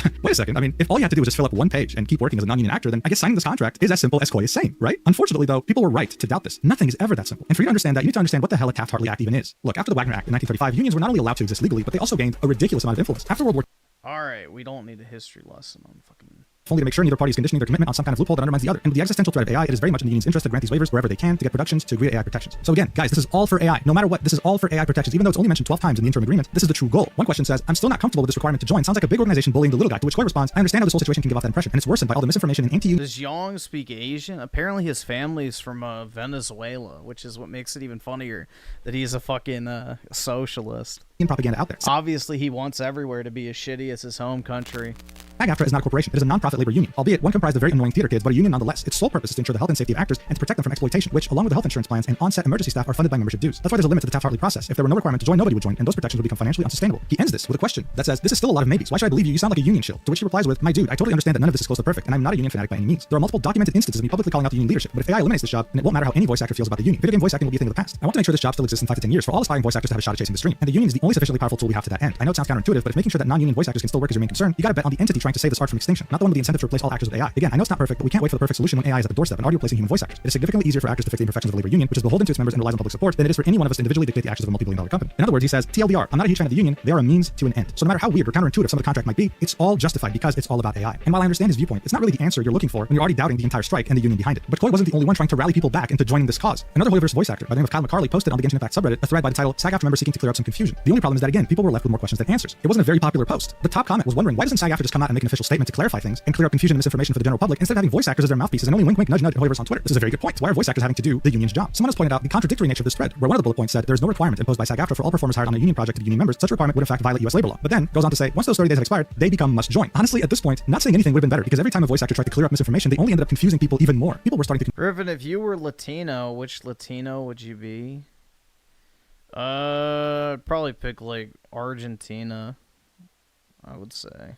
It's my greatest chance of being white still. Conclude that this entire strike was nothing more than a Trojan horse, disguised as an AI protection for voice actors, but in reality only had voice acting monopoly and mafia practices. But we're not even talking about the real issue yet. The real issue is the fact that this strike's weird contradictory nature made people want to look more into SAG-AFTRA as an organization, and what people started finding out wasn't really pretty. Remember the strike in 2023 done by SAG-AFTRA? This was meant to give people working in Hollywood more livable wages and more importantly, AI protections. Well, it turned out that many people were disappointed with these so-called protections. This article from Prism said this. Critics of the deal who spoke with Prism were most concerned about the sections on generative AI, which is used to create synthetic performers or digitally created assets that are not any specific human performer but generated entirely through AI. This is uncharted territory. SAG-AFTRA member, actor, and director Satu Runa in Los Angeles believed the union should have stood against its use, period, rather than trying to work with it. It's very easy to replace us with this technology, she said. We shouldn't normalize it. The protections also include some significant loopholes. For one, for AI involving the participation of human actors, Schedule F performers who make more than $80,000 for a film are exempted, and consent is not required from actors if the photography or soundtrack remains substantially as scripted, performed, and/or recorded. Prior consent given can apply for future features if the producer includes a reasonably specific description of the intended use, language that could be interpreted broadly by producers. So if you make more than $80,000 on a film, those AI protections don't even apply to you, not unless specified, which is finally making money as an actor. And now someone can steal your identity and you only are told about it 3 months later. But it's okay. We'll all have AI protections going forward. It doesn't make every game union. Also, I've worked on several union games with international talent. A game-going union does not bar that talent from working. Technically, no union actor should work non-union at all, but we do all the time. It's always been that way in voice acting. It's not necessarily fine, but it still is very different from taking an existing role from someone who vacated that role withholding work for AI protections. That's why I don't see anyone calling out any of the actors announcing their new non-union roles. It's because while as much solidarity as possible helps the cause, no one really expects everyone to be perfect allies. Well, I mean, this begs the question, right? Okay, fine. We've already talked about AI protections. We've already seen how the strike is meant to make healthcare more affordable and raise rates or whatever, but like, is Hoyverse really that bad of an employer? Are they underpaying these? Why would you even need healthcare for gig work? Like, you're not a full-time employee. Because if you're a full-time employee, then anything you do immediately becomes the property of the company. So you're paid on a gig basis. So why should you get fucking health? That'd be like if I demanded that YouTube give me health care because I'm a fucking content creator. It'd be stupid as shit. These voice actors, are they subjecting them to slave labor? Is this evil Chinese company exploiting our beloved voice actors and underpaying them? Is this why we really need a contract to be signed right now? No. According to Kaylee, even though the game is non-union, many of us are making the union rate. So what are we doing? Apparently not enough, because shortly afterwards, Kaylee deleted her Twitter account. Probably for the best, because God knows what else she would have said that would have hurt the strike even more. But it's okay, because this is like a tag team wrestling match. Kaylee's out, but guess who's in now? Corinna. The voice actor behind Paimon decided to post an unhinged rant on TikTok, and I could try my god, look at that thing. Explain it. Probably won't succeed, so just watch, okay? Okay, here's the thing. If voice actors, both non-union and union, in a video game want a game to go union, the game should go union. Nobody else's opinion matters. Look at this thing, bro. That's it. Just beat it. Beat it to death. And YouTubers don't know anything. YouTubers don't know anything. They're not voice actors. They've never been in my industry. They don't know what my industry is about. They don't know anything about SAG. YouTubers do more voice acting than you do, you dumb cunt. Like, bro, you really think that talking into a microphone for 4 hours a day makes you more qualified to talk about talking into a microphone than people who do it for 8? Fuck you. I don't know anything about being a non-union actor either. Stop telling me to go to liars. Liars. They are paid to lie to you. Also, I'm sorry. They have more incentive to lie. They have more of an incentive to lie because idiots like you fall for their shit and they get paid for that. Hello? God forbid. I want my industry to actually, function and that everybody gets paid and everybody gets, healthcare. Did you know that, once things become union, people get paid a lot more? So people are like, oh, but, then some... I want you to be paid less. I want you homeless. I want you destitute. I want you dead. No. Union actors will have to join the union. Yeah, they'll be able to easily because they'll get paid. There we go. More. Also, there are options. It's just like, bro, do I really give a shit about you? Nope. That the union has. Yeah, it's just a bunch of entitled middle-aged hags. These are the people leading the charge, guys. To help pay for those things, there are options to help people pay for the union dues within SAG, but you don't know that. oh my god, it's almost like you're not an actor. It's almost like you're not a voice actor. And neither are those YouTubers. But bottom line is that both non-union actors and union actors in a video game want it to go union and have wanted it to go union for a long time. So nobody else's opinion, that is super fucking wrong anyway, matters. Hope this helps. Damn, I guess I'm I guess I'm lying to you guys. Just don't listen to me because I'm a YouTuber apparently. You should listen to Corinna instead, the voice and face of reason. But seriously, what was the goal here? Not only does it come off as unhinged, but it's also all over the place and says things that don't make any sense. Genshin was never a part of the strike. People are striking because they want Genshin to have a union contract. Why? Because it pays more. But they're already being paid the union rate. Then comes the topic of healthcare and benefits. But you know what's funny? As far as I know, and I could be wrong here, but I'm pretty sure Corinna is FICOR, not even a full-fledged member of SAG-AFTRA. You become FICOR purely because you want to work non-union jobs without getting into trouble. For that privilege, you're exchanging every benefit that comes with being a SAG-AFTRA member, including healthcare benefits. So I'm so confused, dude. Like, I just genuinely don't understand what the point of this rant was. And yet, Corinna was kind of becoming the unofficial spokesperson of voice actors regarding the SAG-AFTRA strike, which I'm sure you can understand is a disaster. The most ironic thing in all this is that Corinna makes this out to be a life or death situation, while continuing to work on Genshin Impact as the most important character for voice. Spoo STI with a 5. What's so great about unions anyway? I was always told they were bad, and I've always been avoiding them. You should. All they are is basically collective bargaining, basically. That's it. So it takes away your ability to negotiate your pay, your benefits, your time off. You also have to pay, you know, sizable union dues that are basically just indirect donations to the Democrat Party. All right, it's awesome. just a Thanks, massive nigga. All right. leftist, you know, circle jerk type thing. Voice acting. You just can't make this up. And this just makes this whole rant even funnier. I mean, honestly, this even reached Chinese players, and they didn't really have a lot of nice things to say. Saying things like, please change Paimon's English voice actor. Everyone will be happy. I'll even do another 6 months of battle passes if you want. I'll top up too if they do it. If I were an English dub enjoyer and have to listen to this rat scream any longer, I would actually quit the game. What Yeah, exactly. Based.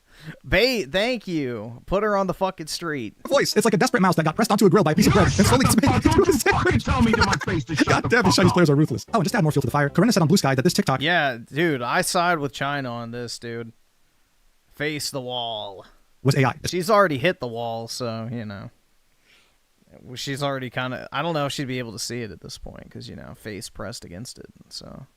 Not the original. Sure. Damn, AI sure got very advanced since the last time I checked. Interesting. Corinna then posted a video that featured a toilet. Corinna just sat there in front of the toilet, saying that all this harassment was overwhelming, that vomit can come out at any second, and then complained for 8 minutes about the strike. Yeah, this is actually real. This video is not AI. I think it's safe to say that if Hoyoverse find a new voice actor for Paimon, then it would kind of be justified just over this insane erratic behavior. Because when have Yes, they should. you ever seen a voice actor crash this hard? The amount of damage that this strike had sustained in just the span of a few days was incalculable. Joe Sieja, the voice actor behind the Genshin character of Risley, decided to step up. He had already made a video when the video game strike had begun, explaining why voice actors were striking, and now thought that he needed to make a new video explaining what's been going on with Hoyoverse while clearing any misinformation about the strike itself, saying, I do my best to inject clarity into what has become a really sad cyclone of misinformation and toxicity, RE, the SAG-AFTRA strike, Genshin Impact, the recasts, and AI. Similar to my first video on the strike, it's an attempt to educate, not aggravate. But it ended up not really helping the situation as much as he was hoping, with this post quote tweeting it and saying, so they bullied the new Kenichi voice actor for a strike that does not exist? Yeah, let's look at the video real quick. So one of the first things he does is reiterate that the whole point of the strike is that SAG-AFTRA actors are not allowed to work with the struck video game companies. But as we saw earlier, Hoyoverse is not one of the struck video game companies. He then goes on to explain what's been happening with Genshin Impact and Hoyoverse games, and yeah, you'll find out soon enough why that tweet that we just saw was made. I'll put it on 1.5 speed. Watch. That started production before the strike are also not struck. It's a very confusing atmosphere, I know, but I can relieve that confusion for Genshin fans specifically by saying this. You know what company isn't in that select group of production companies being struck? Oh, I cannot emphasize enough that Hoyo properties are not and never have been union games. Therefore, Genshin has never been struck property. There are 0 union rules governing Genshin or any Hoyo game, period. End of story. As of this day, this is not it. This means, and I want you to listen very carefully here, if the SAG-AFTRA strike ended tomorrow, this would mean absolutely nothing for Hoyo games and actors. If suddenly WB for most of you for all the rest, threw a 50 parade and said, we free all the actors fans, yay! Nothing would change for Genshin, or Star Rail, or Triple Z, or any other non-union game. So point number 1, please stop talking about Genshin. It has anything to do with SAG-AFTRA strike. Genshin is not a union game. The actors working on it are not working under a union contract. Sure, but then okay, because we're gonna come back to the idea of union and non-union actors in a minute. Now that we sort of covered union and non-union games. Okay, so why the hell are actors going in and record lines for Genshin if it's not struck? When the strike happened, many Genshin actors got together in various disparate channels and decided that now would be a good time to try to engage with Hoyo and encourage them to take some action. Actors to use the momentum, the social momentum of the SAG-AFTRA strike to include Hoyo properties in the conversation. Again, it's not a strike. It has nothing to do with the union. Since this is not a strike, I'm not going to call it a strike. From here on, I'm going to call it a collective work refusal because it's not governed by anyone body like SAG-AFTRA. There is no one result desired like a collective bargaining agreement, and there is no penalty for not participating, unlike the SAG-AFTRA strike. If you're a union member and you cross a line and record games you're not supposed to, you can be penalized. In a non-union environment, that doesn't exist. So, what did Genshin actors want? This is where some of the confusion kind of begins. The goal wasn't really totally clear. Some actors wanted to sign a union agreement and flip unit, become a union game. You might have heard this called an interim agreement, which just has to do with an agreement that's going on during a strike, or a full union contract. There's some nuance difference here because Genshin's an ongoing game. They're essentially the same thing. Others wanted them to just add AI protections to their non-union contract, something like the Nova right, okay, which is something that any actor can attach to any contract to legally protect themselves against AI exploitation. 2023 perfect arc with the 10. I'm playing a game called Snowbreak. It's similar to Nikkei, but you actually play the game. From what it sounds like, China is already starting to cut English voices 2 years in. It's AI, English, Japanese, and China voice acting now. Yeah, I mean, dude, who wants to work with these fucking freaks? Honestly. Who wants to work with these fucking freaks of nature? Like, most of these California lib shits that make up the majority of voice actors, I can only imagine how insufferable they are to actually be around.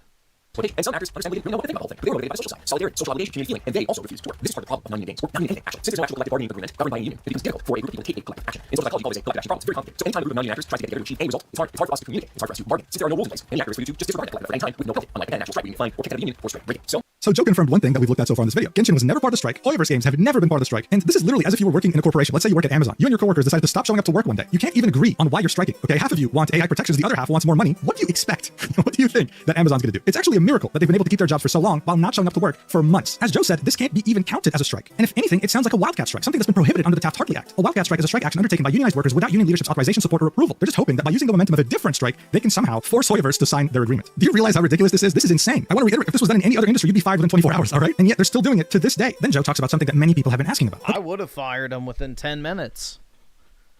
Honestly, I'd look at that fucking orange-haired freak in the face and be like, whoa, you're having trouble paying your bills? You have medical issues? I'd be like that fucking cable company guy on South Park twiddling his tipples. Like, oh yeah, you have medical issues, huh? You're disabled? You can't work a normal job?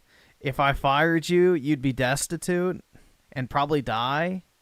Well, I'm here to make that dream a reality, you fucking entitled bitch. Get the fuck out and never come back.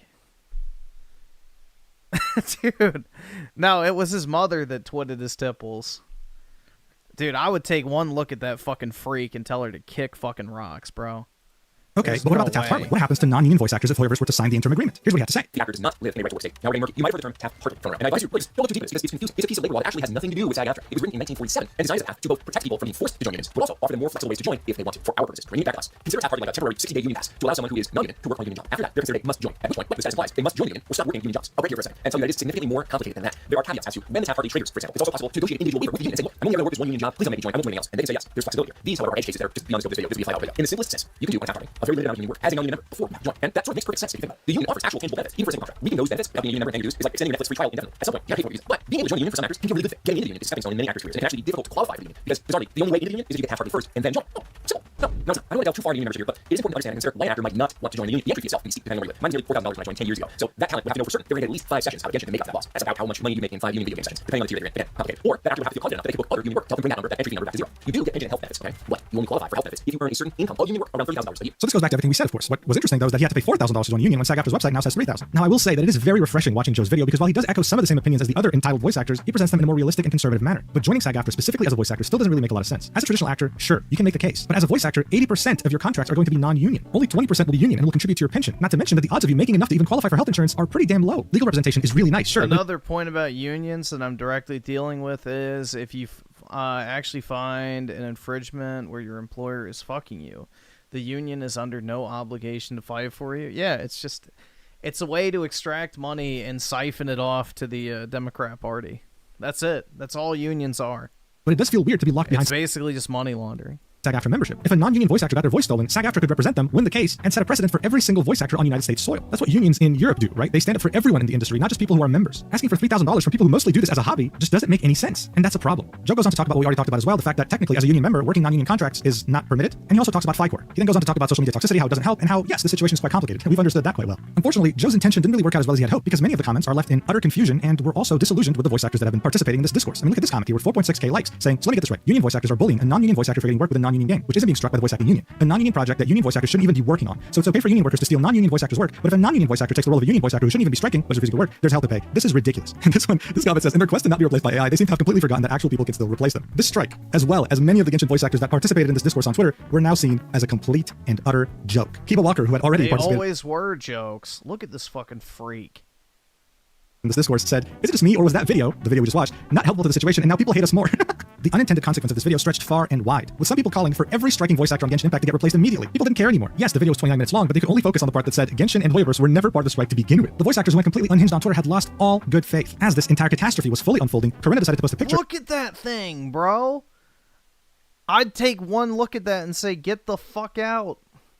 Be gone. With some very well-known Hoyoverse voice actors, one of them being the voice actor of the main male character in Genshin Impact. This was after the unhinged rant and the sitting in front of a toilet complaining about vomiting rant. Look, this might have just been an innocent picture, but you have to understand, many of these voice actors had not really expressed anything on Twitter during this crisis, but they were still caught in the crossfire because being in a picture with Corinna after the insane unhinged rants meant that you approved of this behavior and meant that you thought the same way. Corinna is now essentially a walking plague. Any other voice actor that is seen in the same picture is probably going to get hated too. It's just not a good thing to associate with someone like that right now. Look, overall, you made it to the end. Congratulations. Overall, this whole strike, as well as the fundamental need for SAG-AFTRA as a union, is now being questioned. It's pretty insane to witness a strike that's been going on for 8 months get hurt so much from a public relations standpoint in just the span of a week because because of some entitled voice actors. SAG-AFTRA is a joke of a union, especially for voice actors, and they deserve better. And while you may be disillusioned with all English dub voice actors right now, I do want to point out that, look, most of them are actually very good people. I had the pleasure of speaking with one in particular, and he was one of the nicest people I had ever met. It just goes to show what a few bad apples can do to the reputation of an entire profession. It's something that will take a long time to recover. It's such a shame. In the end, though, many people are asking themselves, is Hoyoverse actually going to sign this agreement? After this, probably never. People are fully on their side now. Before, if they had recasted some voice actors, they would have probably faced backlash. Now, people are calling for the complete deletion of English dub in general. If they replace Corinna as well as any other entitled voice actor on Twitter, hell. Destroy them all, dude. Put them all in the homeless shelter. Even the one striking and that said nothing about this, then the backlash would be minimal. And that's just the impact of this entire controversy. I do hope that voice actors and performers of all kinds actually do get AI protections because it's actually a problem, but this is not the way to do it, especially when you're striking on something that isn't part of the struck companies to begin with. Thanks so much for watching until the end. I really appreciate it. This video took a long time to make, so I'd appreciate it if you like, comment, subscribe, all that. It's too bad I'm not a female voice actor, dude. I would have single-handedly offered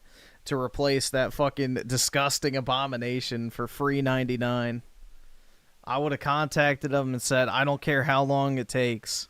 I will go into the studio, re-record every single fucking sentence of dialogue for absolutely free. And then you can just pay me 50 cents on the dollar, what you used to pay her, in order to replace her.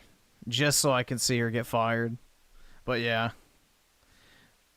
Unfortunately, I am not a woman, so I can't do it. But if I was, I absolutely would do that. Just out of pure spite, bro. I would do it just to be a vindictive asshole. But it would be so fucking worth it. Stuff, and I'll see you in the next video, whenever that is. Love you so much. Mwah. It would be so worth it. Dude, I cannot fucking stand voice actors. They're always like this. Bro, what the fuck? Yeah. Wowie zowie, dude. Everyone's favorite puppet account. Apparently, this is him begging for money for someone he didn't even fucking know and pretended that he does know him and what, I don't fucking know. We'll see what it is. George F with the 2. How's it going, man? Let's see. I'm not a fan. Oh god, this guy again. All right. A few days ago, my good friend Anthony was in a car accident and apparently he didn't even know this guy, and it's his good friend. Lost his life. I guess, and, I don't fucking know, man. I'm still kind of finding it hard to believe, you know. Anthony was part of my friend group when I was a young adult. We spent a lot of time together. You know, we were all fairly fresh out of high school. A lot of us are going to college, and so we're all just hanging out just all the time, just playing Magic. Like, just, you know, he was over at our house almost every day for long stretches, and we just... No wonder why he doesn't like Trump. He likes Magic. Played a bunch of Magic. I can't even calculate how many hours I racked up playing MTG with Anthony and the rest of my friends. Anthony was really and truly one of the most... Magic is the most woke card game on... Well, Wizards of the Coast in general is like the most woke, probably company in the gaming sphere if you count card games and shit. Genuine people I've ever met, just like, and like the least cynical. He just had this like real warmth to him. And like, I don't know, like if there was anyone who wanted everyone to be happy. I don't know, this was sent, wanted to always do the right thing. Don't ask me. It was him.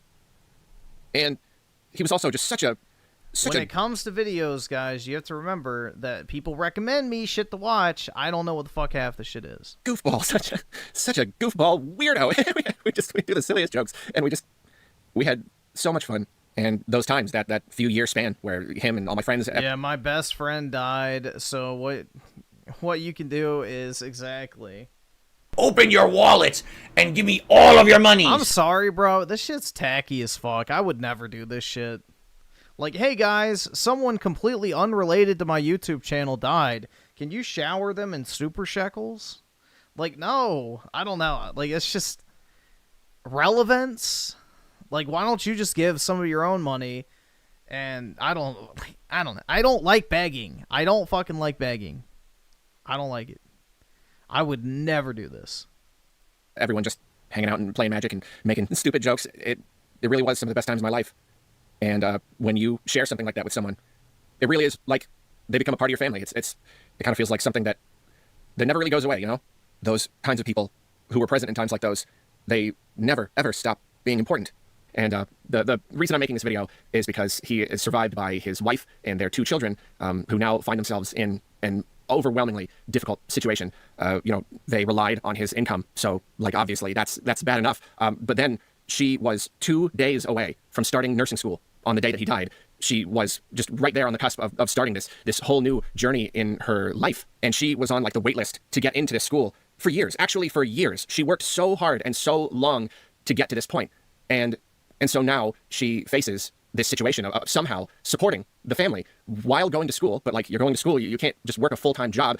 You've got kids to care for, finding care for the kids. One of them has special needs. There's paying for the school itself, and just on top of everything else, there are end-of-life expenses, memorial, and all that stuff. It's just, That's why you buy life insurance. I can't fathom the difficulty that they now face, the situation, and all of that on top of just the horrible, horrible, horrible pain of losing him. It's so much. It's just so unimaginably horrible.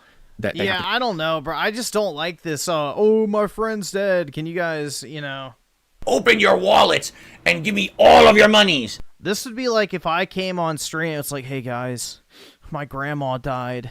Can you give me $100,000 to, pay for the funeral and blah, blah, like? No, it's just tacky, bro. How many fucking fans of his do you think have had people die in their life and they've had to figure shit out? But because he has a YouTube audience, he gets to come on and like beg. Like, I don't know. I don't like that. Personally, I think it crosses the line of, the audience YouTuber interaction. To go through all of this. And so in the description of this video and the pinned comment, I'm going to put a link to a GoFundMe for them. And if you can find it in your heart to help out even just a dollar or two, will make a difference. I would really, really, really appreciate it. Really. I really care a lot about these people. And no, life insurance is like so basically the average life insurance policy is like $300K. And what you do is you pay into it every month. It's a very small amount. And it's in the event that you die. Like unexpectedly, because young people don't die, basically is the mentality. So, if 99% of people who pay into life insurance don't die, then the 1% who do die, they can get a massive payout in the event that, someone dies in their family. So, yeah, if they had life insurance and he died, they probably would have gotten like $200,000, $300,000, $400,000, $500,000 from the insurance policy if he had died in an unexpected way. In complete honesty, Anthony and I, we weren't really that close, but that's actually kind of part of the reason why this is so hard. Maybe some of you can relate to this, but Anthony was one of those friends where, like, we both really, really wanted to connect, and somehow throughout all these years and even all of those times that we used to hang out all the time, I don't think he and I ever hung out. Like, I have a life insurance policy, so, like, if, let's say, I don't know, a fucking 18-wheeler comes, hurling down the road, doesn't stop at a red light, and fucking crunches my Hyundai, my parents, I think, will get like $600K or something like that. That's my policy. So that's like the whole point. Is like if you die at a young age unexpectedly, then the insurance company pays out the amount of your policy to like your next of kin or like a designated recipient, essentially. On our own. Just me and him, like, on purpose, for the sake of hanging out, not with anybody else around. You know what I mean? I don't honestly know why it happened. I mean, I know I have some problems connecting with people and following through and making the effort to forge those connections, and sometimes if they don't just... Hold on, let's go back. Did I miss something? We both really, really wanted to connect, and somehow throughout all these years and even all of those times that we used to hang out all the time, I don't think he and I ever hung out on our own. Just... Were you trying to swoop in on his woman? Just me and him, like, on purpose, for the sake of hanging out, not with anybody else around. You know what I mean? I don't honestly know why it happened. I mean, I know I have some problems connecting with people and following through and making the effort to forge those connections. And sometimes if they don't just, like, happen naturally, I have a hard time kind of pursuing them. And me and him, it's like every time we talked, we're always like, yeah, we gotta hang out sometime. We've got to chat. I really wanted to connect with Anthony, and I don't know what went wrong. I don't exactly know why. It's just these things happen, Life gets in the way. You're just kind of busy, and sometimes it just doesn't happen, even though I really knew deep down, I kind of had this sense that me and him could probably be really good friends. You know what I mean? Like, I just got this sense that we probably could have been so much closer. It really felt like we were really on the same page about a lot of things. And I could be wrong, but I got the sense that he might have felt that way too. Yeah, this is phoning it in. Because, you'll see people, you'll see... This video, yeah, we should put Whiterun on in the background. This video did not need to be made. This is tacky as shit, man. I hate e-begging. Like, if it was one of your content creator friends that you had audience crossover with, or if you were being sued or something like that, I think maybe that's appropriate. But, yeah, just a random person in your life, I think that's tacky, personally. But, hey, to each their own, right?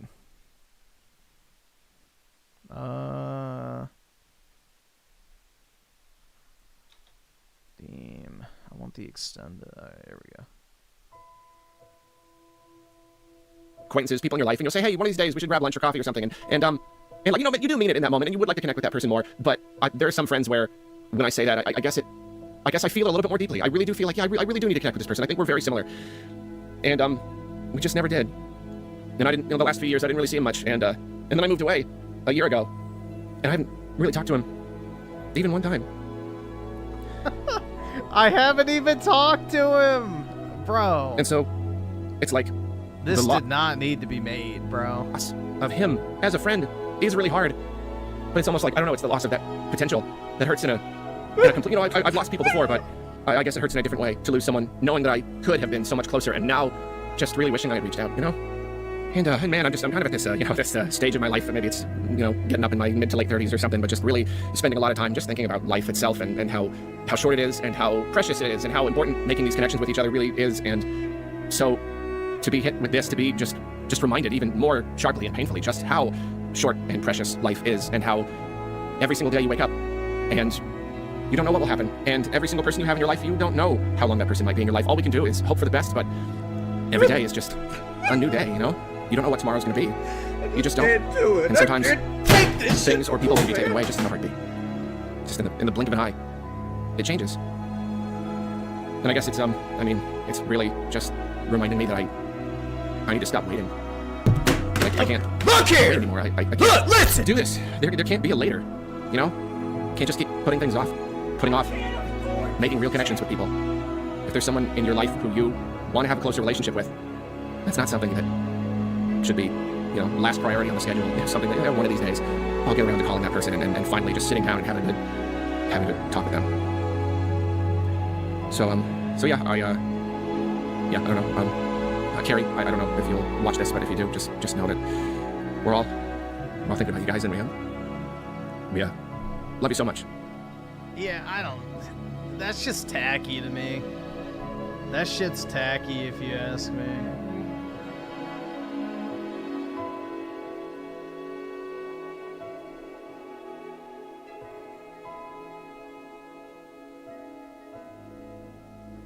I mean, it's like, I don't know, it's just really weird. It's just very, very weird to me. I can't afford this shit!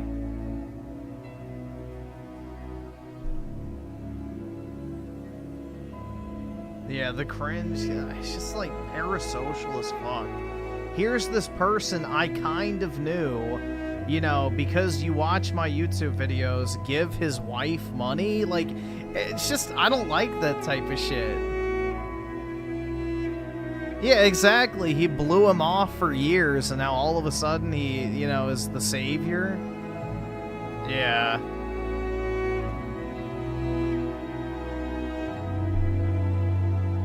Why not just say you'll offer to help pay for her nursing school or whatever?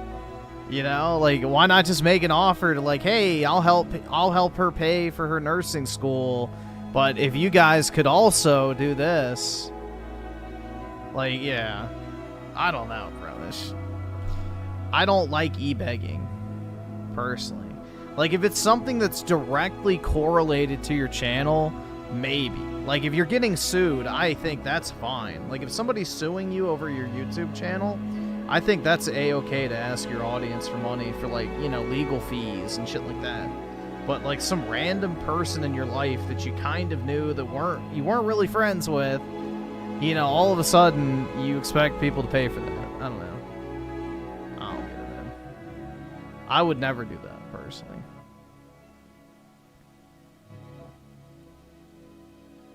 But then again, I would probably never make a GoFundMe over the death of somebody.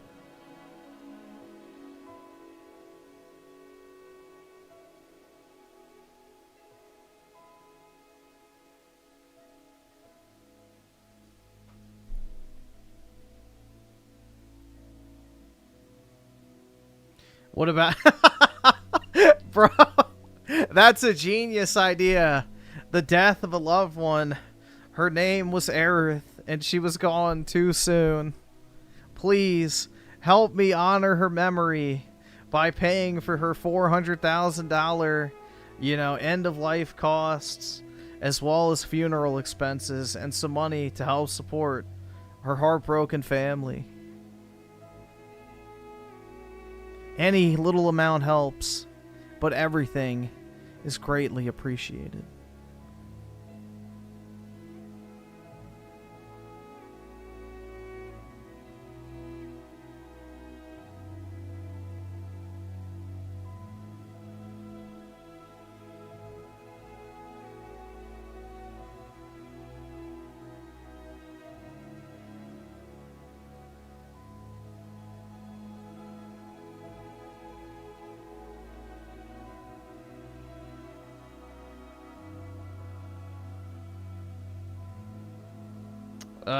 Let's see. So George F of the 2, what is Arlo asking for help? Basically, his not-so-friend died, and he wants to give money to, I guess, his spouse. I don't know. Something unrelated to his content entirely. Fancy Leo with the 15. A, what the fuck is this video? I think I just answered that. And B, I just sold a few of my cards at a 50% markup from market price. Easy 450. Nice, bro. Yeah, it's a good time to sell, especially if you got vintage stuff. I'm gonna probably sell a few more things.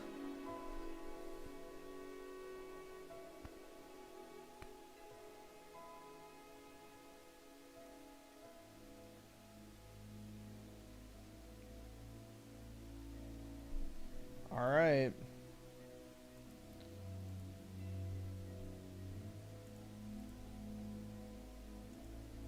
Fan of anyone trying to redefine or warp reality. This user, under a Twitter thread, asks Nib95, what do you mean by exclusives? Nib95 replies and says, only available on one ecosystem, or on that ecosystem and PC. Now, this is a fomented definition that he has put out here, and by every particular or critical, sensible, whatever you want to call it, measurement, that is a flat-out lie. It's a... How is it a lie when you asked what his definition is? That's not a lie. Fomented, purposefully misleading definition of what third party actually looks like and what an exclusive is. Exclusivity. Dude, this guy just stop making YouTube videos and go make Reddit threads, bro. An item, product, or whatever, you can put together an entity to be only available to us. Fancy Leo with the 15. Did you see the Japanese rocket set? Yeah, that set sucks. Like, I'd pay $250 for a Japanese, but yeah, dude, it's not even a good set. Like, honestly, the fucking Japanese cards I like better than English. And it's not a special set, so you'll be able to get English booster boxes. But yeah, I think it sucks, honestly. Like, the Mewtwo illustration rare is pretty bad. The Moltres is okay at best. I think the set genuinely sucks, personally. It's very, very weak in my opinion. I think the Heat Wave Arena one is better with like the Ho-Ohs. I think that's a better set. Yeah, I don't like Team Rocket either because, I think the show's gay as fuck, but yeah, no. That's another topic entirely. A specific spot or specific place. And PlayStation had already defined its exclusivity as only on PlayStation in the past few years. Now, PlayStation no longer uses only on PlayStation because they have a PC pipeline, one that they've established an entirely different entity, actually having changed the name. They used to call it PlayStation PC LLC, but have now called it PlayStation Publishing LLC to manage the business of putting their games on the PC platform. This is a very interesting change within their business. And what's really, funny about this is these so-called PlayStation talking heads continue to somehow, sneakishly try to make it seem like an exclusive game now includes PC. That's not true. The moment the game crosses its platform, it is no longer exclusive, even if it's published on a calculator. It's a console exclusive. What's wrong with saying it's a console exclusive? This is like such Redditor logic. Like, I pulled out my dictionary and you're wrong. So this person is, this Matt Papayas, I know what this person is doing. This person is asking questions. This is how you actually find out what's going on. They said, what about timed exclusives? Thank you for replying. Nib says, yes, I included them too, at least the top 100 highest rated games section. And then he replied and said, you said, and on PC. Are you happy with that as a PlayStation fan? Do you think Sony will port more games on the Switch too? And then Nib says, as long as they are designed with the PlayStation 5 as the sole hardware, as a sole hardware consideration to begin with, and only later ported to PC. It doesn't bother me so much since from a design and hardware focused perspective, it is uncompromised. I'm going to obliterate this statement very soon. Just hold on, guys. It's not even the studio doing the porting, but usually Nix's. Okay. Shall we go ahead and obliterate that and throw that out the window? Ladies and gentlemen, let me introduce you to one of my favorite games, MLB The Show. This is a very interesting game because all of these qualifiers that has been put here, MLB The Show actually appends. Because the only studio that actually makes and develops this game for whatever platform it's going to is a PlayStation studio called San Diego Studios. Yeah, it's not on PC, dumbass. Yes, he says, usually Nixes, if that is a criteria, or usually Jetpack Interactive or Iron Galaxy. It's not on PC, you fucking illiterate retard. Oh my god. He said Nixus handles the PC ports. This game is not on PC. Or whatever it is, you also kind of fail to meet that mark simply because when you look at these Spider-Man... Oh my god, bro. I said these Spider-Man games. When you look at these other games that are PlayStation games, they're also developed for PC in collaboration with those major studios that actually did develop the game. For instance, the Ghost of Tsushima that you see on PC also has Sucker Punch Productions listed on there. Because they made the game, you fucking half-wit. They made the game. Nixus ported it. You are fucking stupid. Oh my god. Wow. You are a real intelligent man, aren't you? Jesus Christ. You move on to say a game like what the fuck is this shit? Last of Us Part 2, you're also going to see Naughty Dog LLC because they develop these games as well for PC. Nixus provides them the support that they need, or they provide Nixus the support that Nixus needs to go ahead and put the game out there. So even these developers... God. Dude, holy shit. Like, oh, bro, I have never encountered a more idiotic group of people on the internet than these Xbox PC hybrid fanboys, bro. Holy shit. Thanks to Leo with the 30. Appreciate it, man.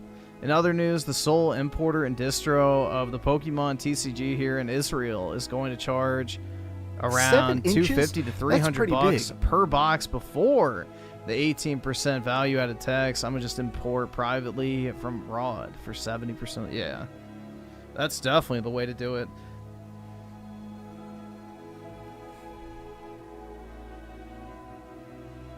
That is definitely the way to do it. Yeah, that's the issue with all Pokemon products right now is the distributors are taxing hard, bro. Like, even in the US, like, if you buy English distribution products, they're already, like, 230 plus per box, which is, like, insane. Bend, I think themselves are listed here. Oh, yeah, Bend did this one themselves. They didn't even need Nixus. They just... Yeah, I need a Roadhouse King, man, for real. And maybe some beer, too. Really did their PC port. Unreal Engine game, really streamlined at the end of the day. Then in the case of Spider-Man 2, you're going to see Insomniac, as well. In the case of God of War Ragnarok, you're also going to see, let me see. I think, do you see Santa Monica in Ragnarok? Let me see if we can find it. Ragnarok, I think you see Santa Monica. There we go. So that criteria... Yes, because they made the fucking game, you half-wit. Doesn't even make any sense. All I see is so-called PlayStation talking heads dancing around a reality and finding ways to, in a sense, jump around, making it seem like, oh, PlayStation is not a third-party publisher when they actually are a third-party publisher. In fact, here's another thing that he put out here, and we're going to go ahead and analyze a lot of this because I think it's very interesting. And this person says, obviously, as a young Xbox fan, I don't care where games go, so you would agree with me and say PlayStation is a third-party/multi-platform, is third-party/multi-platform, I meant to say, and then Nib says, no, they're not. This is a lie. This is a flat-out lie. This is a big flat-out lie. And then he says, so long as their primary focus is still on exclusives, it's not. It's absolutely not. Their primary focus is continuing to upcharge every single one of you PlayStation users that stay in their ecosystem. And console exclusives to drive their console platform. What? Now you've shifted it to console exclusives. Because you know that this so-called focus on exclusives is basically measly. We can count on one hand. He didn't shift it. Again, you illiterate fuck. He literally said at the beginning of the thread that games that launch first on console and then on PC. Holy fuck. That is the definition of a console exclusive. A game that launches exclusively on your console, and then also on PC as well. And from the PS5 generation now, how many games have not yet made it to the PC platform? Bro. They're only like maybe 3. I know of GT. Like, it's just, this is genuine illiteracy. How can you not read? The top of my head, and Astrobot. There might be another one that's hiding somewhere that Majora Jeff with the 2 is all Xbox fans like this. Not all, but most. You're broke! You're fucking poor! Thanks to Leo with the 6, go to Canada for a Tim Hortons coffee and amiibo. Yeah, I don't know, bro. I've never been to Tim Hortons, but I've heard that is like the Canadian popular spot. Don't Tim Hortons coffee is bad. Yeah, I don't know. Like, I've always heard Canadians talk about that. That and, what's the other one? Shit. What's the other, like, big Canadian, like, chain? I guess that's, like, a gas station or something. I don't fucking know. There's another one, too, other than Tim Hortons. I can't remember what it's called. That I haven't remembered. And then he says, PC releases and the odd multi-platform release do not make them a full third-party publisher, just ask Phil Spencer. How about the Nintendo Switch and the Xbox One that they actually do with the entirety of MLB The Show in full form? They have an entire studio that's actually cooking up a game without the help of Nixus or anybody else to go ahead and drop this game on other platforms. They're a full... Not on PC, which is what he said, dumbass. Third-party publisher. No, they're not publishing all their games on every platform, but they've stepped out of their entire comfort zone. They were forced to put this on other platforms. Sony did not go, oh yeah, let's release it on everything. No, the MLB said you're going to release it on everything or we're going to pull your license. That is not a willing, decision. They're not like, oh yeah, let's put it on Xbox so we can make more money. No, they were forced to, or they would lose the MLB license.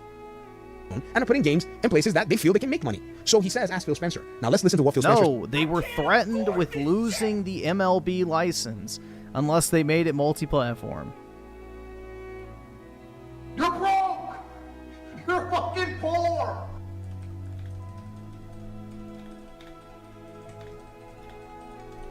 See what I can find.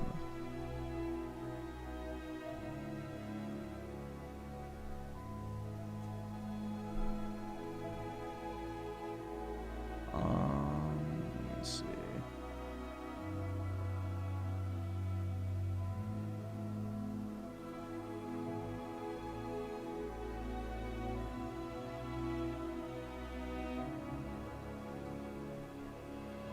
Yeah, here you go.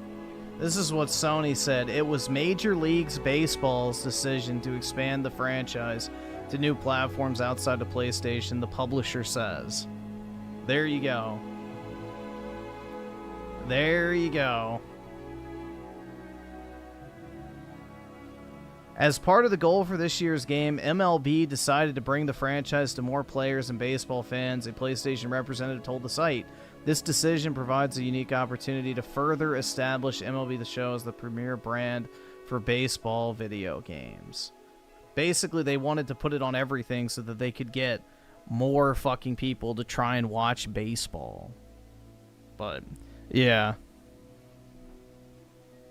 That's why. It was not Sony like, oh, we can make so much more money porting it. Like, no. They literally were forced to, or they would have pulled the license. So, once again, illiterate fuck. Not the same thing. George F with the 2, VG has been pissing you off a lot. Yeah, this guy's dumb, bro. Pseudo-intellect. Thanks, Leo with the 6. I don't know. I don't know shit. Since the big ones here is Aroma. Yeah, I have no clue, man. Never heard of that one. Or Aroma. However you say that.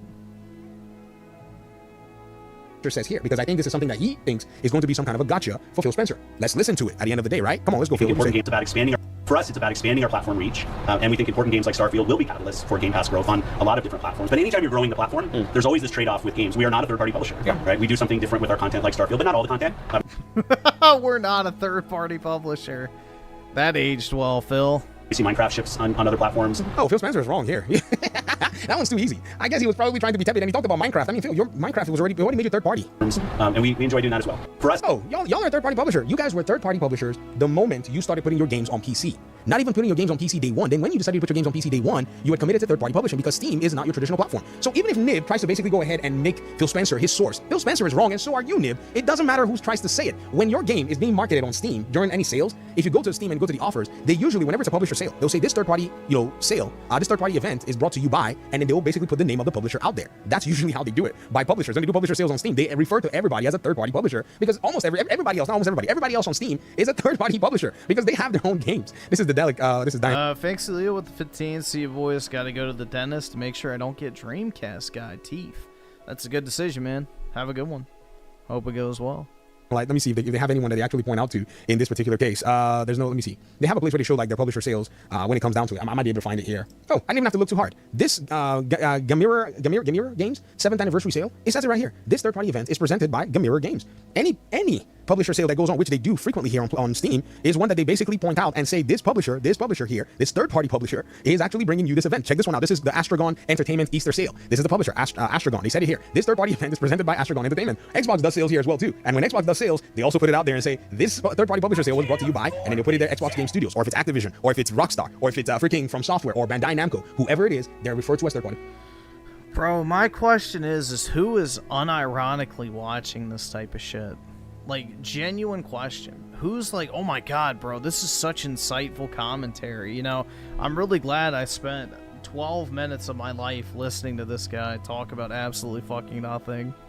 Body publisher. So don't care what Phil says when the reality is right in front of us. And this is the thing when people don't necessarily have critical thought or want to basically go ahead and foment something that's not there. And somehow, some way, because Nib would never agree with Phil Spencer on anything ordinarily, right? Like the idea of going on, and taking Game Pass out there and all these other things. But now he wants to use this particular statement as something to back him up. And this person said, I didn't say full third party, I said third party multi-platform. And then he says, like Phil said in that clip. Now, it's a very interesting, this person said, I'd ask Phil, define third party. He mentioned Starfield, which is a time exclusive. A time exclusive is not full exclusive. When did Microsoft first have a game on PC? Microsoft history is PC. And this person replied and said he will not reply. He knows PlayStation is third party, but he needs to keep the facade. All of this for a facade and to not acknowledge the truth, while so-called exclusives is a dying theme. Please hang your hat on this thing and continue to double down. What's going to happen is, at the end of the day, a lot of these folks' credibility, which has already taken a severe hit, is eventually going to be, pretty much trampled to the ground because most of them refuse to address the reality and the truth. And when people start asking questions, which shout out to this so-called young, person that said they're an Xbox fan, Matt Papayas. Let's see. 1,200. It's just a bunch of bots coping, bro. They need anything they can latch onto. I think you really did a good job in just asking questions, because in asking questions, you've already gone ahead to do something very interesting. Shout out to you, Rajin Art, also supporter of the channel. You were probably reading on this, and I think this is something that we've been paying attention to. I told you, in light of what executives are saying, in light of what the industry is doing, a lot of people are going to get more and more, they're going to get more and more attention. And the attention that they get, people are going to be interested in seeing what it is that they think when it comes down to it. Thanks for watching the video. Appreciate you guys' time and audience. Talk to me in the comment section, and hopefully we'll...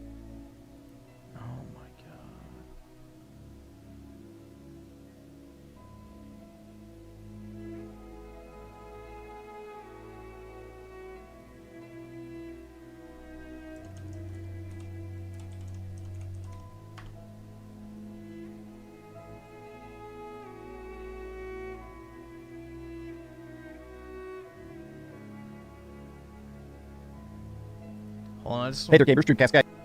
I just want to see what his comments look like on this. Actually, let me put it back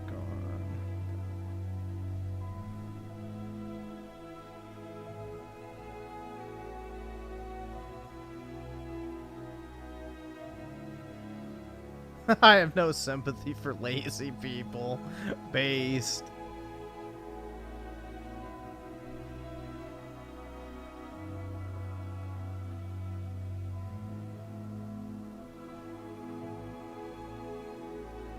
Yep. Everybody's still shitting on him, which is good.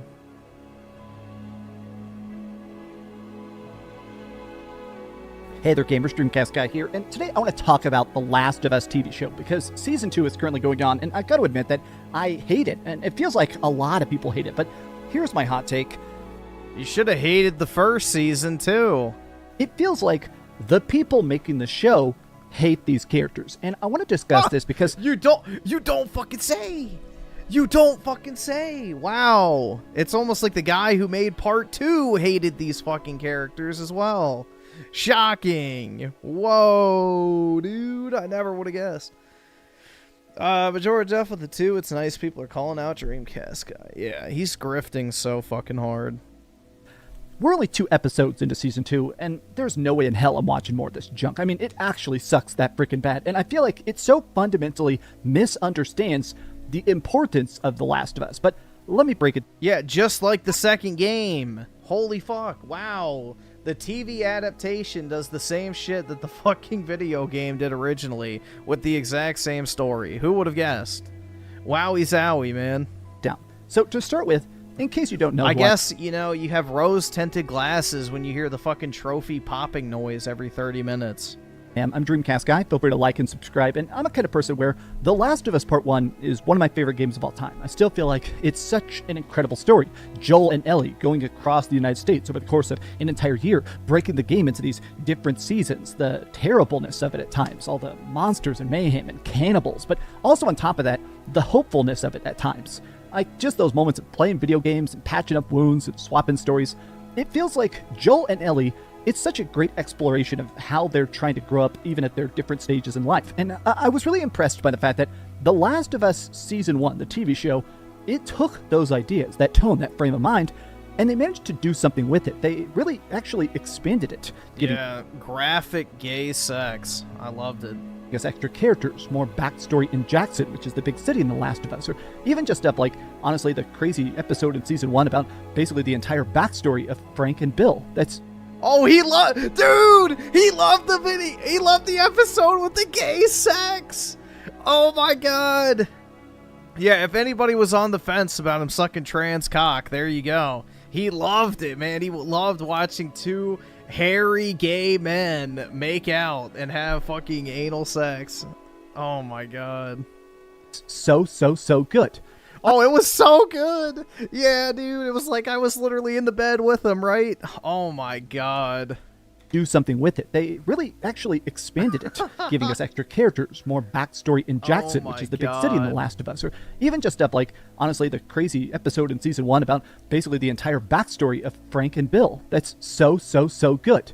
I loved season 1 of the show because it did feel like I loved it. It was just amazing. Addition and adaptation. A lot of times when TV shows change stuff or twist stuff or whatever, you kind of got to think about it in the bigger picture. What's the grand purpose? Why are we adding this or changing this? And it always makes sense. A good product, it makes sense why they change it. Whereas season 2 is radically different from the game, and in a lot of ways, it feels like they're afraid of the audience. But let me break it down. So obviously, last night, the episode came out, season 2, episode 2, which is the death of Joel.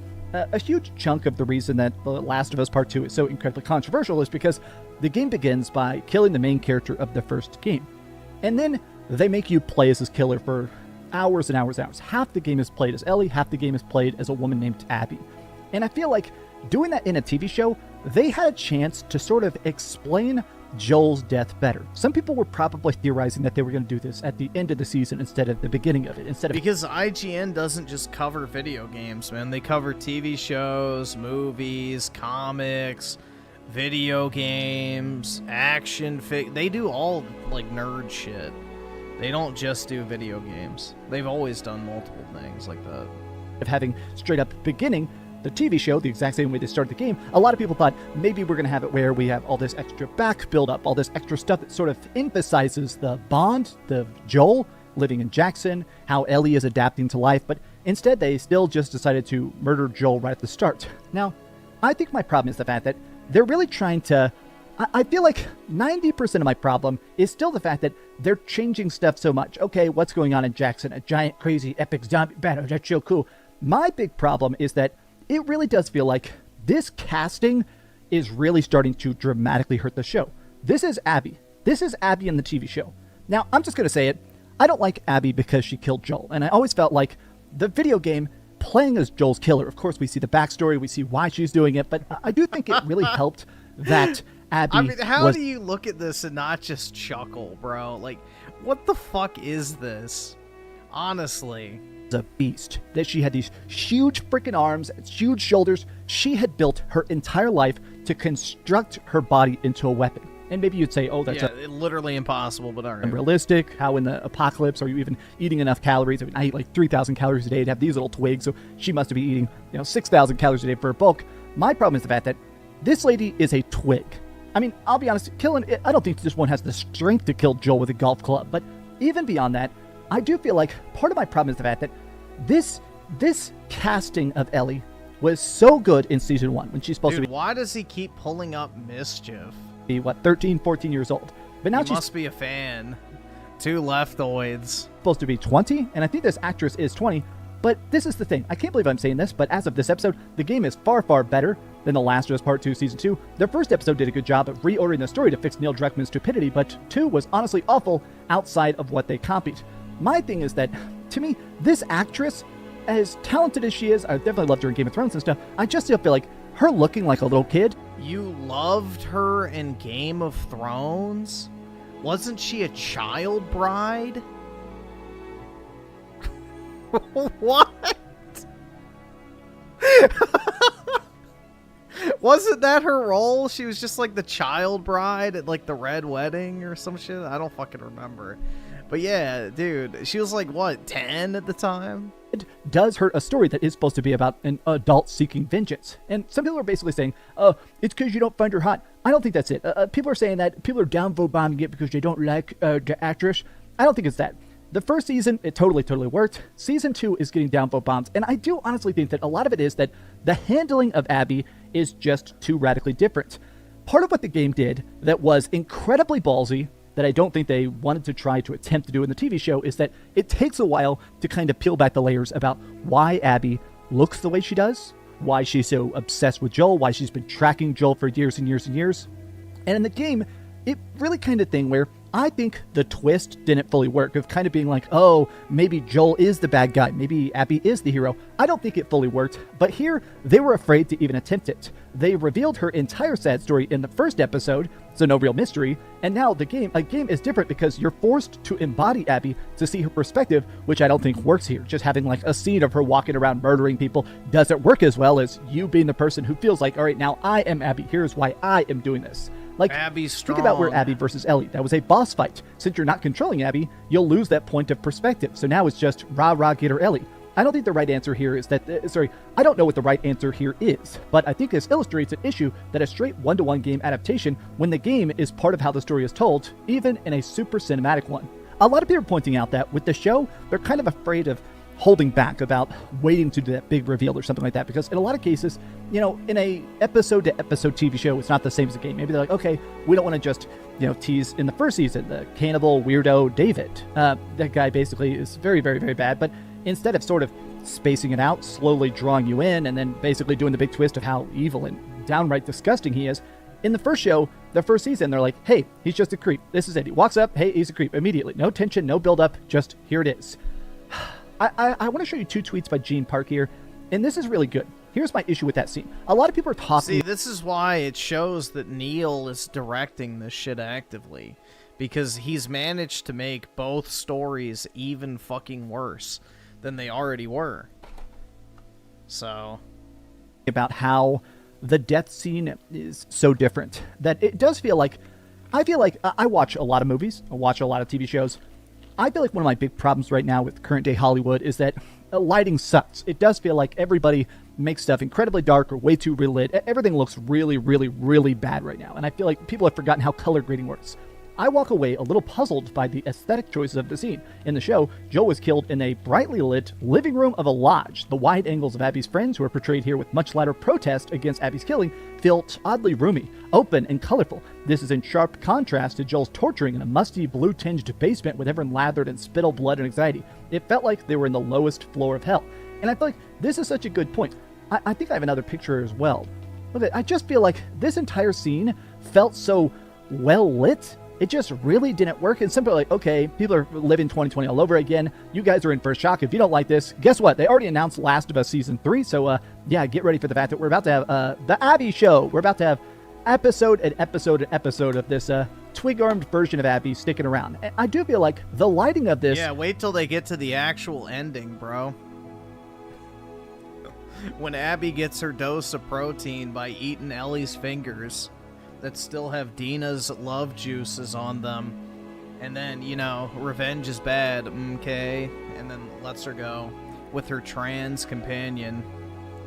Does definitely hurt it. Like going from a incredibly terrifying, trapped, paranoid situation of Joel slowly being butchered, going from that to, people hanging out in a snowy lodge, chilling and slowly killing him. And I agree in the fact that it's such a big room, it doesn't have that same claustrophobic nature. But this is my thing as well. I do feel like they really should have cast somebody bulkier, bigger, scarier, actually physically intimidating. This to me is hilarious. This lady is so teeny tiny. Another thing I'll always remember is how many twerps there were in 2020, including Neil Druckmann himself, who said that Abby's whole build makes total sense in the post-apocalypse, and then they cast a lady that is 1/3 her muscle mass. I just feel like it is an important part of the character. Like, you can say maybe they should have done more, maybe they could have given her some fake muscles because she is wearing that long sleeve shirt. You can put some padding in there or something. I do just feel like her being such a waif-thin person, it is harder for me to imagine her as this person that's dedicated her entire life, her entire team, her entire squad is purely focused on finding this one guy to kill him. It just doesn't have that same gravitas of obsession, of toxic, burning hatred that made Abby work as a character. Like, I don't like... You would give that Abby your nano machines? Oh, yeah. Her actions, I don't think I like her motivations and stuff, but that is so fundamental to the character. I will never play The Last of Us Part 2 again. That shit absolutely sucked, man. That having this lady play it, to me, just doesn't make sense. Here's another thing I wanted to actually take a look at. Last of Us Part 2 is about ignorant hatred, and the game was structured and designed to boil that anger despite the lack of information. The show definitely creating a far different relationship with the audience that only games could foster. That's what I wrote. It's to the credit of Neil Druckmann and Gross's original vision that the second game felt so bold, even as it infuriated its own audience. It forced the audience to stew in angry confusion and hatred based on ignorance, an irony considering how many people continue to dismiss the second game's story despite never playing it. It's those original directorial choices that still feel daring today in a gaming environment that's all too keen to bend to audience demands. My real issue is that they've already laid out Abby's proverbial cards on the table. You know, the viewer and the player was meant to see Ellie's revenge quest fully on a team go kill Abby. Her exposition dumping on Joel just before she killed him robs her story of potency. I'm in a spot where I do truly believe that her story never had potency.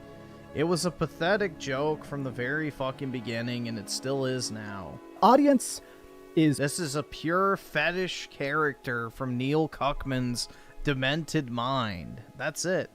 Abby is a poorly written, terrible character, and will always be that, no matter what happens.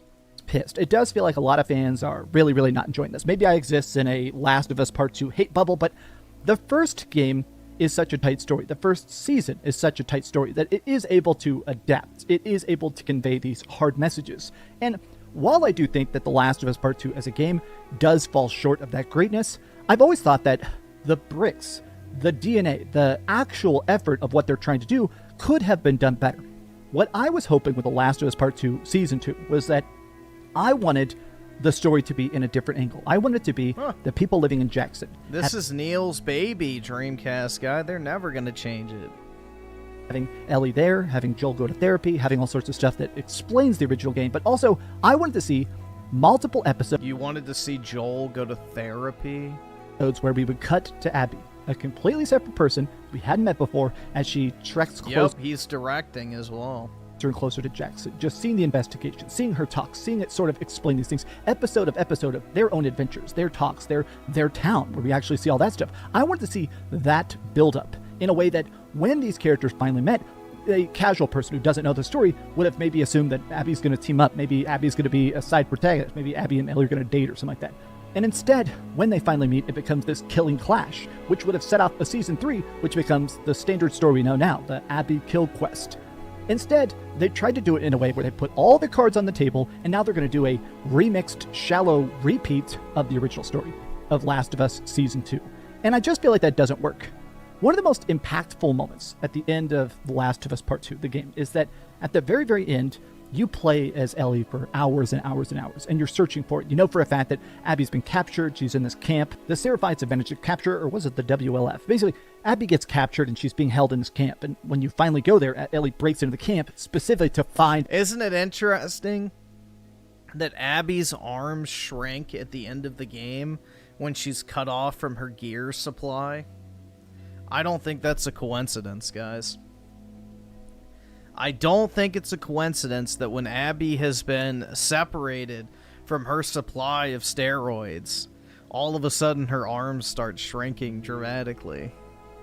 And kill Abby. She's not just going to let them kill her, she's going to basically steal it, right?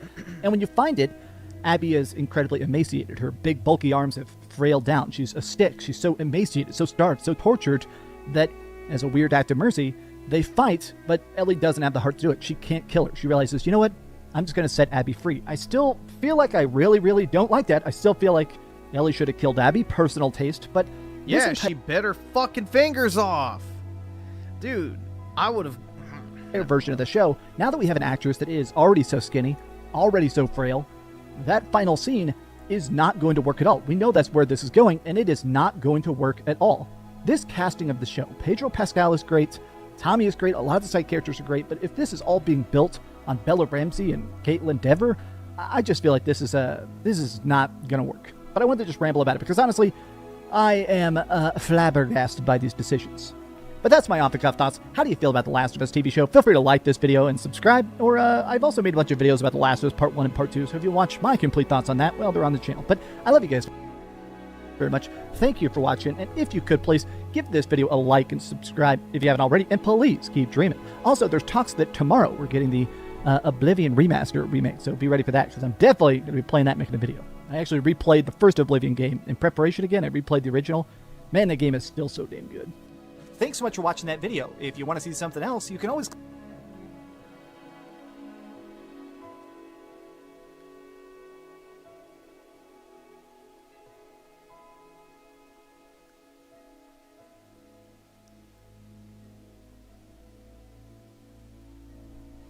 I hope The Last of Us fades into obscure... Dude, you already know the 3rd season of this show is going to have abysmal viewership. You already know the 3rd season's going to have dog shit viewership, because now they're in the worst part, which is the middle, which is so fucking boring. The Last of Us 2 is a genuinely boring game.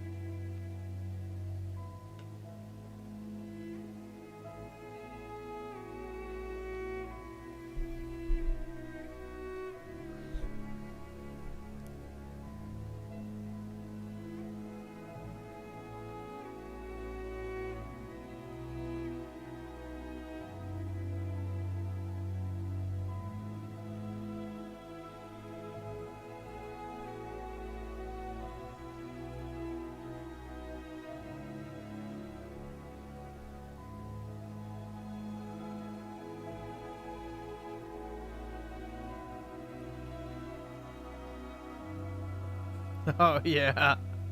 I wanted to show you all this. Just for everyone out there that has, the yellow fever, I guess. Alright, we're gonna cure you right now. We're gonna cure your yellow fever in record time.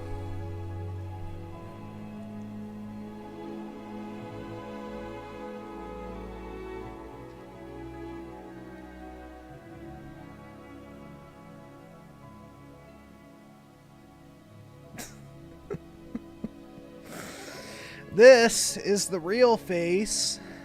This is after surgery.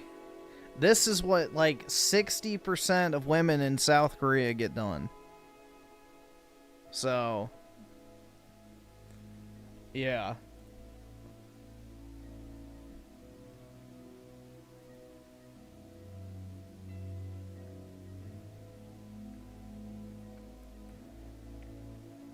She's still hot on the left, though. Oh, yeah, dude, definitely. Wowie zowie. I love the fact that her chin sticks out further than her nose.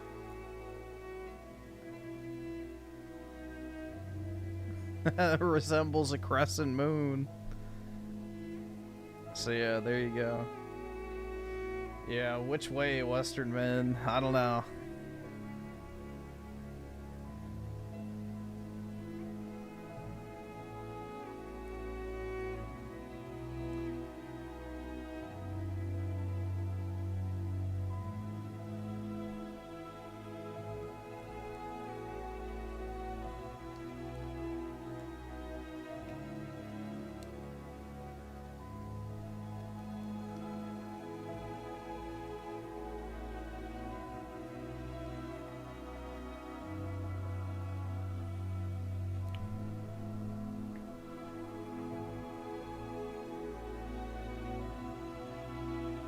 Griff, what is wrong with wanting to be more good looking? Would you rather say... Yes! Dude, do you... Alright, let me ask you this question, okay? You marry a chick who has a disgusting natural face, but you think her post-plastic surgery face is like her real face. You have children with this woman, and your kids come out looking like absolute fucking mongoloids. How will that make you feel? Just ask yourself that question.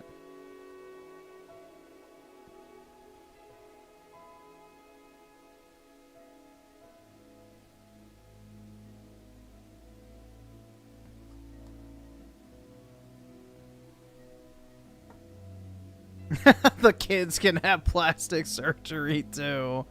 Yeah, exactly.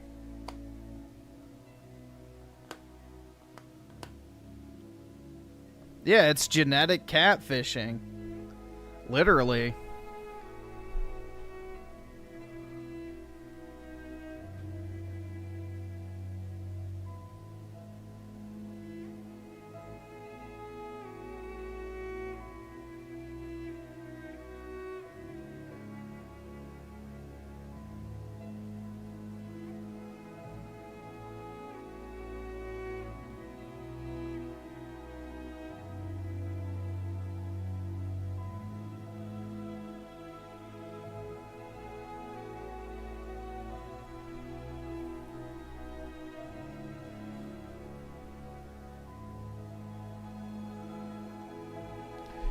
Majora Jeff with the 2.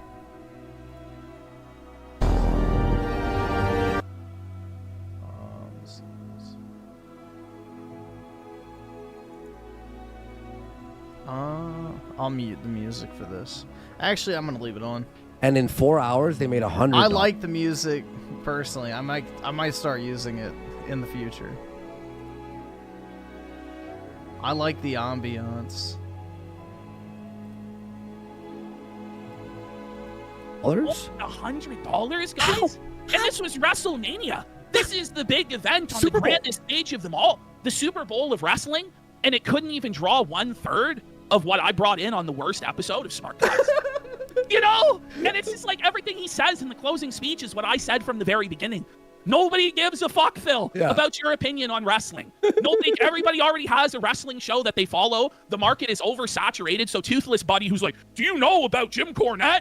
And see the viewers, yeah, those are Jim Cornette's viewers. They're not going to be suddenly go, oh, wow, I'm going to watch Phil instead. It's like it's like a Shark Tank where they go, listen, there's 7 billion people in this world. If we sold to 1% of everyone in the world on Earth, then we would be a successful business. It doesn't really work this way, guys.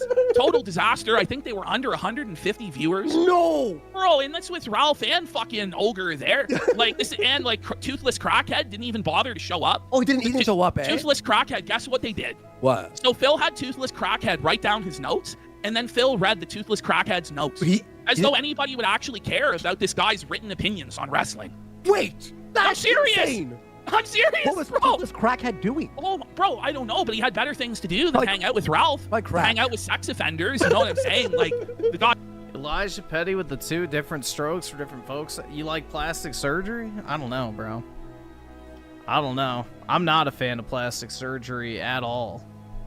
I was like, well, is that what you're talking about? You know, I'm probably just gonna smoke crack tonight. I'm not gonna lie. So I don't know. The show is a total fucking joke. It's like, really, Phil? And the Phil's basically admit that it's over. It's not gonna continue. We have that clip later. Because he had to put in too much effort. He said that it was way too much effort having to change the OBS layout, and that he had to work hard to change. I'm not even kidding. This is what he said. I'm not even kidding. This is what I'm serious. He said, like, bro, I have to work so hard. I have to change the OBS layout. I have to change the background.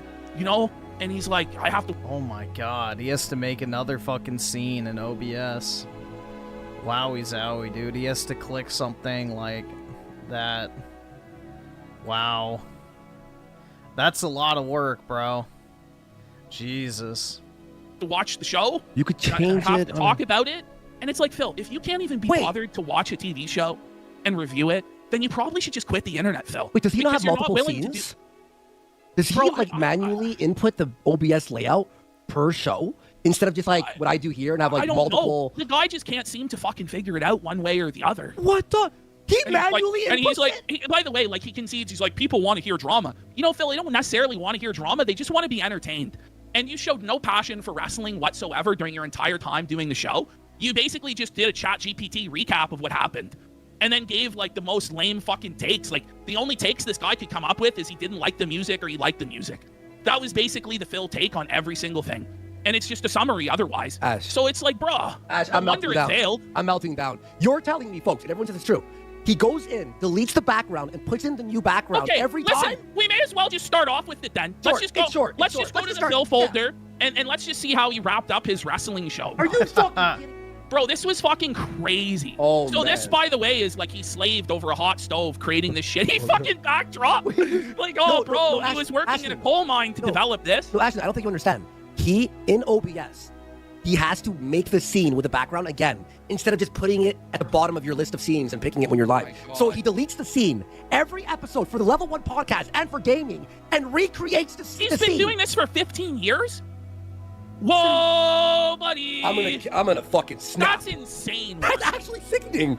That's what it is. Oh, buddy, you know what? He might wear this fucker out. Oh my god, and that's the golden one The too. new and improved golden fucking card belt. Really, Phil? That's what it is. Yeah, let me. I'm gonna lower you and raise his volume because he obviously has it very he's low. Incredibly late. Well, it's not even like he's late. He's just stupid as shit. Like he could easily like do this one time, save himself all the effort going forward, and not even have to think about it. But he's too like fucking retarded to actually do it. Oh, firmly into 100% wrestling, and I think the show works as that. But sadly, people on the internet. Whoa! He says it works. It works like that, but it's not financially successful, so it doesn't work, Phil. If people aren't willing to pay for it, and also it has the lowest live viewership of any show, then it's not working, Phil. Yeah. It fucking sucks, Phil. He says it works, but no one wants to watch it. Whoa! Sir, I gotta hear that again. Let's start over. We transitioned firmly into 100% wrestling, and I think the show works as that. But sadly, people on the internet want drama. No, they want entertainment, Phil. They don't want 3 fucking disgusting, sex-offending weirdos, okay? Monotonely recapping Monday Night Raw. Nobody wants this. Nobody asked for this. And it was, in fact, the troll that I set this up as the show. Because as you tried to continue it to spite me, it was impossible to succeed. It's like a quicksand sinking sand, buddy. You're not winning. Oh, and by the way, like my single vlog review did more views than your fucking... I think I got 6,000 views in a day, as opposed to these guys can't even get 3,000 views in a fucking week on their last episode. And I think the one today only did 2,000. And if you count the 2 parts I did, I'm over 10,000 views. Wait, and you weren't live? By the way, yeah, I wasn't live. Oh, and by the way, it only took me 20 minutes per show, Whoa. whereas it took you guys 4 hours of boredom. Which, by the way, when you're streaming to people, it adds the views, so it's easier to hit 6,000 views. Yours is more impressive because people have to go out of their way to click it. By the way, Ghost of DSP's Rabbit for 25 subs! Beating his entire dono. Yeah, let's go. And we got Mr. Fury, a resub in there. Phantom Felt at 47 for a sub. And Steak Toast for 5 subs. Ashton's background, by the way, look at You know it's it glorious. pisses Phil off every time they point out that you've already surpassed his goal. But just that one donation from Ghost of DSP's Rabbit is more than Phil made all today. Yeah, for 4 hours. And it's like, by the way, is he going to split it with the co-host? Is it going to be split? Well, I heard Ralph was streaming it from his end. Yeah, Ralph was streaming it from his end and making a few bucks. He didn't make a lot. But Phil was seething. That Ralph was making money. So I don't think that team up is long for this world. You know what I mean? Elijah Petty with the 5. I could never get into Oblivion. Looking forward to the remake, though. Hopefully they won't pull a Starfield on us and overhype the thing for nothing. Well, I don't think they've hyped it up at all, which I think is deliberate because they don't want people, you know, comparing it to the original, I think. Personally, I think that's the strategy. It's so funny, dude. Man. They want me screaming at people, people screaming at me. They want arguments. They want insults. And as you can see, take a look at today's show. We just did a 4-hour, incredibly solid wrestling show. Okay, yeah, incredible. It was super solid, guys. It was so good. It was a solid hunk of crap. Is I showed up, so, you know, meet the tip skull. what it was. Show me the cash, man. Like, what the? Only covering wrestling and WrestleMania. And we didn't even hit my support goal. No! It was a super show. 3 guest hosts, 4 hours. Couldn't even hit the support goal. Like the fucking low end, like goal. As if it were. What was it, 150? Was it 150? Yeah, it was 150. Yeah, you got to $100. Great. If I had played a game, I would have hit it. If I just sat here and hung out with you guys, I would have hit it. If I built Legos, I would have hit it. So he's admitting anything else would have hit it. If he was just playing with Legos, sticking his thumb up his ass alone. If he was playing video games, anything else, he might have hit the goal. Oh, wait. But fucking wrestling with these 2 boring fucking jabronis. I wouldn't have hit the goal. Only nobodies? No, couldn't hit the goal. Yeah, he would hit the goal like on Friday where he got no donos and then a mysterious $100 anonymous dono. Yes. He got an 100 anonymous dono to pass the goal on Friday. No one's anonymous donating $100. Totally organic there. Yeah, I'm sure. This is the problem with kind of straight up commentary when it comes to a topic. Is that what are you talking about? Like he pretends there's nobody else who delivers commentary on any other topics that's successful. There are no video game podcasts, no movie podcasts, no wrestling he didn't say that, did he? Yeah, he goes, this is the problem with doing a show about a topic. By the way, DJ Ray for 10 subs! Let's go! let's go. I built Legos, I would have hit it. So I think this is the problem with kind of straight up commentary when it comes to a topic. Is that Wait, that makes no sense. No, it doesn't make any sense. People love to listen to commentary, Phil. They just don't like to listen to your What commentary. about like a true crime podcasts? They're like huge. Like what about like what the fuck is he talking about? Hard, especially. Thanks, DJ Ray, man. By the way, That's what's crazy everyone. with Phil is he just expects things to be successful immediately. Yeah. Like he expects things like without putting in any work, having any consistency day to day, week to week. You know, he just expects that these things are going to be an automatic success and always stay a success. And that's just not the way things work, Phil. I'm gonna be By real. the way, Tiger got wood for 5 subs. Thank you. I think though, if he put in his maximum effort and worked really hard for years, it still would be shit. No, it still wouldn't work. It wouldn't do shit. It still wouldn't work. You know what I mean? Like, come on. Thank you so much, guys, for the support, man. Mad love today. Holy shit. The internet wrestling community in the last decade, from what I'm to understand, okay, in the last decade, the internet wrestling community became a lot bigger, and a lot of people are now known for being the people who do wrestling, right? It's kind of like, Oh my god, bro. It's just so sad, dude. for example, when I play a Nintendo game, I have a great time with it. No, a lot but of people say, but this is such a cope. Phil is saying that because other people do Nintendo games, nobody will watch him stream a Nintendo. Yeah, that's the more popular something is on YouTube, the higher the likelihood is you'll be able to break into that market. Nintendo games. That's not true. So delusional. But again, what he's admitting here is what I tried to tell them from. Yeah, the more people who are streaming and playing and talking about Nintendo games, the more likely it is you're going to get extra attention from that exact topic. Just like when there's a hot news story with gaming shit, if you also make a video on the same topic, you're more likely to get way more views than if you're the only person talking about something. The beginning is that the wrestling podcast market is super oversaturated. Every former wrestler has a podcast now, whether they were a big deal or not. Like Stevie Richards and Maven have wrestling fucking shows, and they were mid-card at best. Not to mention Undertaker has a show, Eric Bischoff has a show, Jim Cornette has a show, etc. So not to mention all of the fucking huge Smart Mark channels that have been built over the years. But you know, none of these guys would listen to that and try to tell me I was wrong. It's like, Phil, this was always a Trojan horse, and you're an idiot for continuing to try and ride it like it was real. He's so stupid, dude. People don't come by DSP Gaming to watch Nintendo. There's already established creators who do that. And I'm like, Whoa, okay. But you play Call of Duty. Aren't there already established creators who do that? This makes By no the way, sense. Deus Punk for 5 subs. Let's go.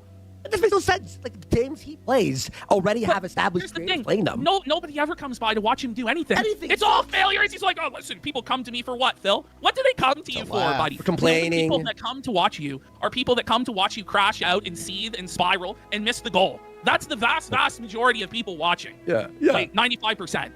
Thanks, Deus. Or more.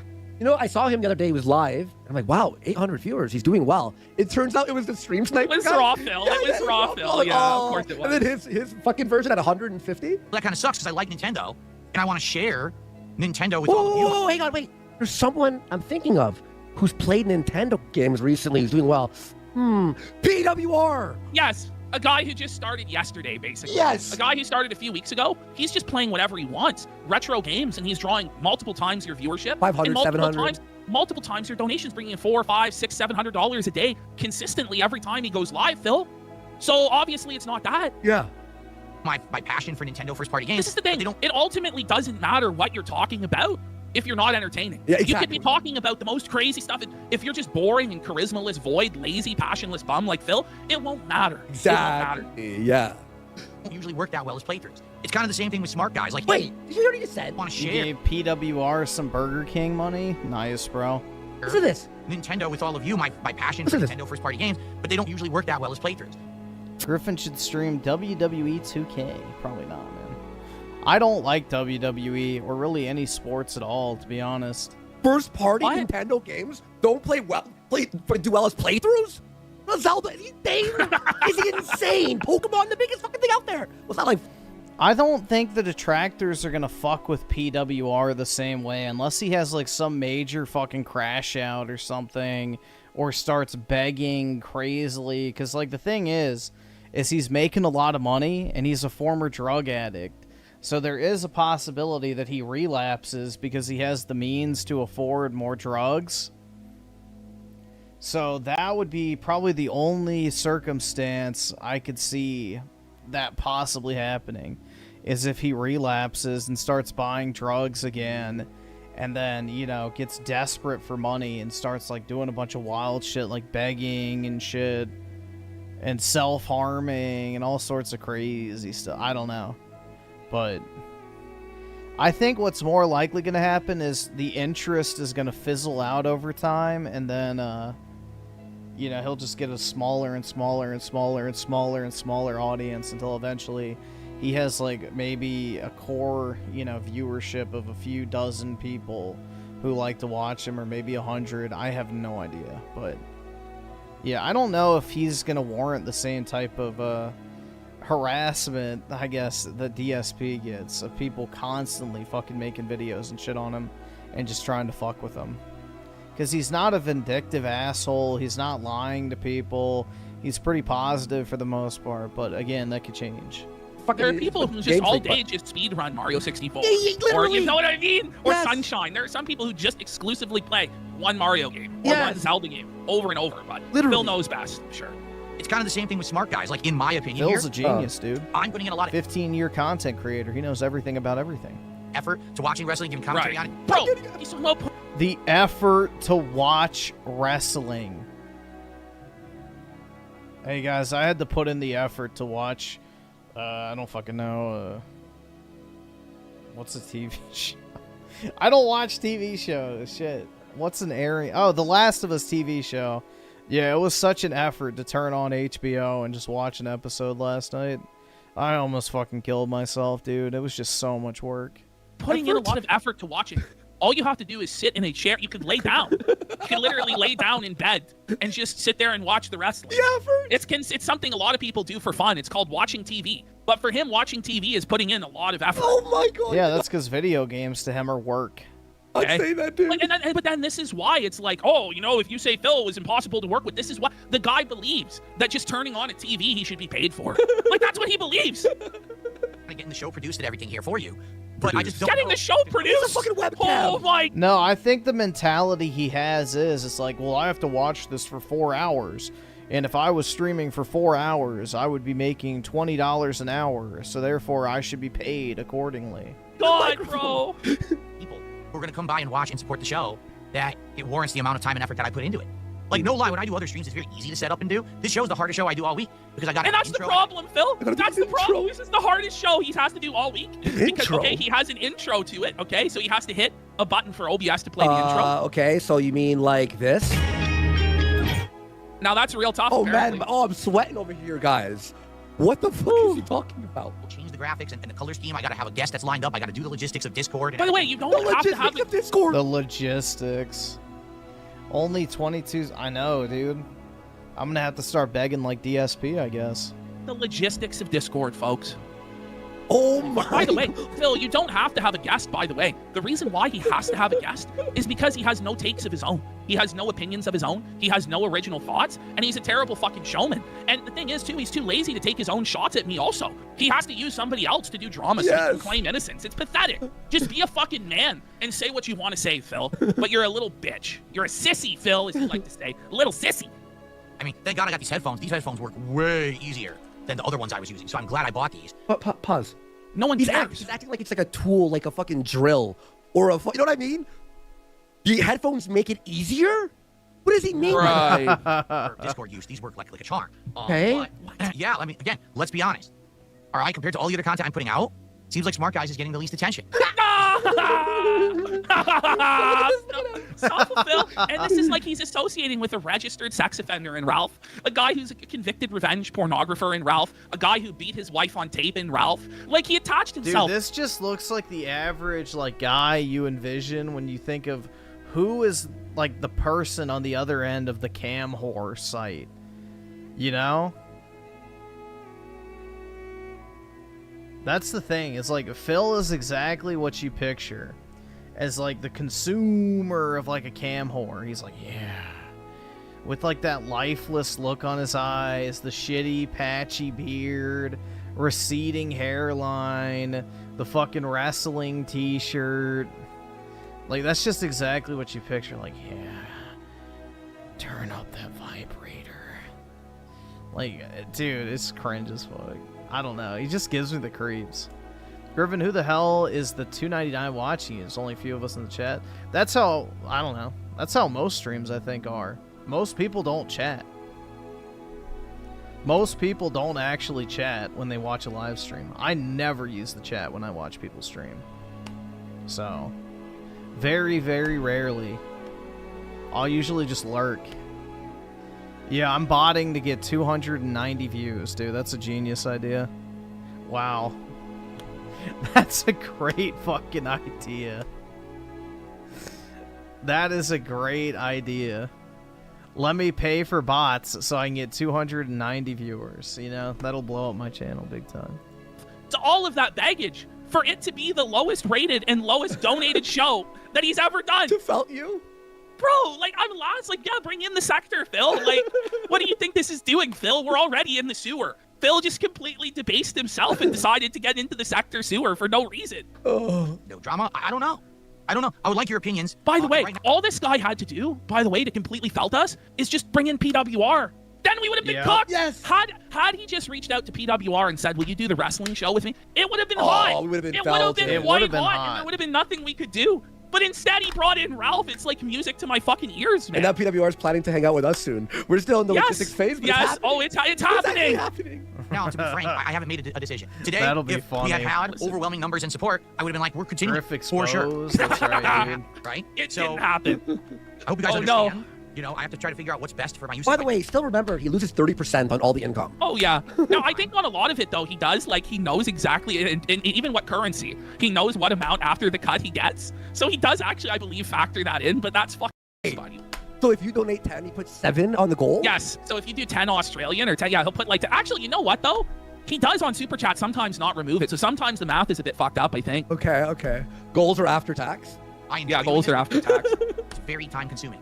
So I have to figure out, do I want to take a break from it and come back in a few weeks and maybe watch? That'll not happen. NXT 1 week. Because the thing is, Phil's not going to do the show alone. He needs to have somebody carry him through it. He knows that he's just a totally boring waste of space otherwise. He's not coming back for this show. AW 1 week. Yeah, WWE another week. PWR said he's 6 months sober from snorting coke. Do I want to have different guest hosts in the rotation? Do I want There's nobody who offered. There's nobody. They're all terrible, Phil. Each one was worse than the last, Philip. Come on, man. I'm in such demand, I swear. Yeah. Guest host the next week. Yeah, I don't even know. I would love feedback, and maybe what I'll do is I'll talk with my audience on my other streams over the next couple of weeks and try to figure it out. But overall, I want to. By the way, I actually get different audiences per show. It's all the same guys. It's all the same 1-2 whales that pay for everything. Like, I don't know, man. It's a different 200 people every time. No, it's not. No, it's not, Phil. No, it's not. His audience. Say thank you. The journey's been great. The return to pro wrestling has been fun. And to those who have supported the pro wrestling... Buddy, so this is what my whole thing is. If this is so fun and so passionate and so meaningful, then why doesn't he do what I just did and just post a video review for free of his thoughts? Yeah. Because all it took was like 20 minutes of my time, and then it he can't be bothered to do that. Was done, and people got to hear my thoughts. But, you know, of course, it's all about money for him. It's not about meaningful, positive content or things he's passionate about. He is just 100% about money and greed. And if he could actually do drama successfully, he would. But every attempt at it is boring garbage that falls flat and then opens him up to more attacks. And it makes us have more content. Yeah, and so he just falls apart and fails. Like, it's sad.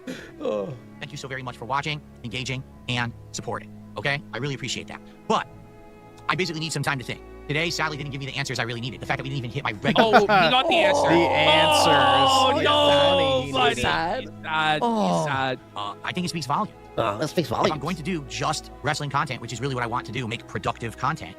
Productive? I love how jerking off about pro wrestling is considered productive. Yeah, exactly. You know what I'm saying? Like, it's not productive to play video games or talk about pro wrestling, Phil. These are None of hobbies this shit is. that you expect to be compensated 6 figures a year for, even though there's no organic demand for it. By the way, Anonymous for 5 subs. Big support. Thank you, man. Appreciate you. Yeah, I don't think low tier God wants anything to fucking do with this guy. Is it going to resonate and are people going to want to support it? And I guess the answer right now is no. No! Because I remember it used to piss him off. People used to call him the Black DSP. He's No. felt it. Nobody wants to support it. Phil, we'll circle back around at the end and do a bit more about Phil. Yeah, we heard about that. He was streaming instead of spending his anniversary with his, wife he cried about on stream.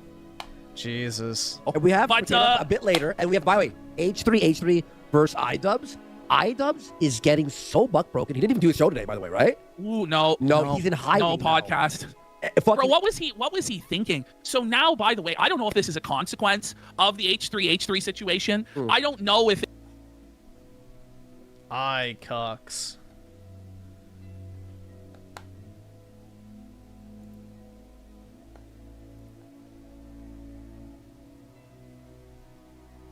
You're one of the bots? That's right, bro. Yeah, it'd be idiotic as fuck to actually bot your chat. Like, there's no benefit to it. Genuinely. You're just losing money. Botting is the dumbest shit ever. It's purely for people who need, like, an ego boost.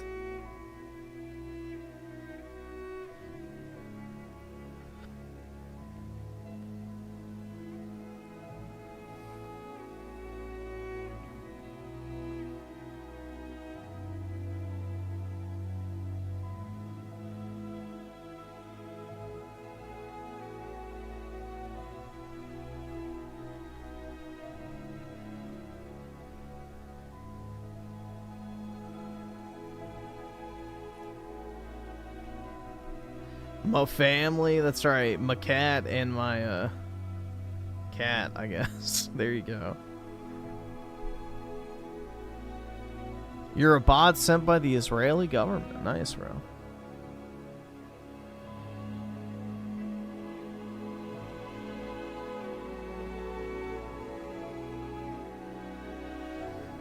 Everyone in this chat knows which video to click on here. Which one? Which one is that?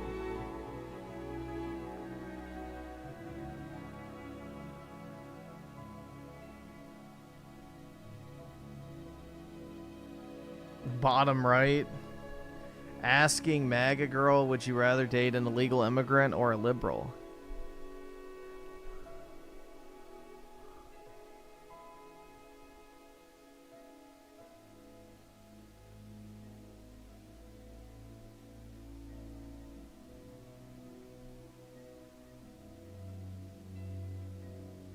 Would you rather date an illegal immigrant or a liberal? Oh my gosh. That is like the worst question ever. I don't know. Like, probably. Oh my gosh. I would say no. The illegal could actually be based, so that's what I would say. I would say an illegal immigrant. Would you rather date an illegal immigrant or a liberal? Oh my gosh. The illegal could still be based. So that's the thing. It's better than some soy cock.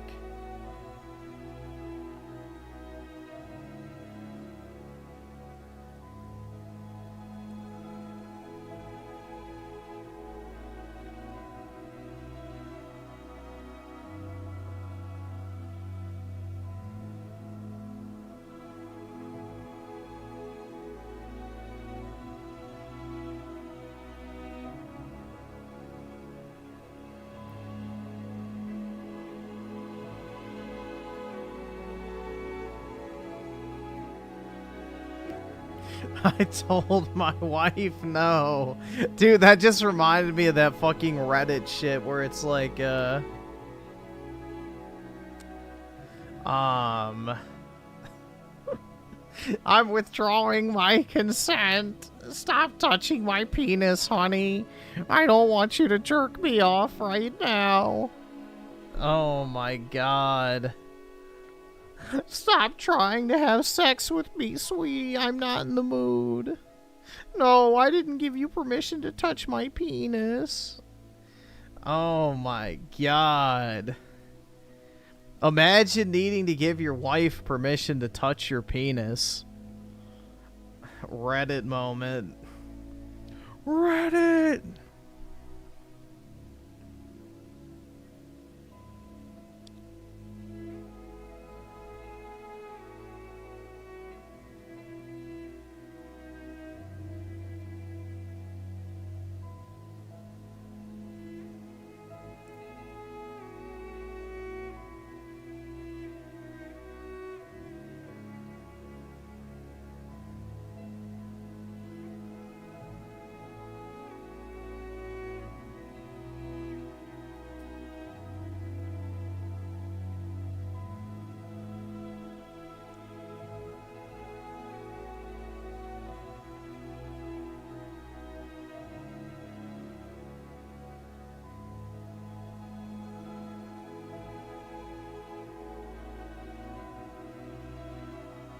Is there anything even worth watching still?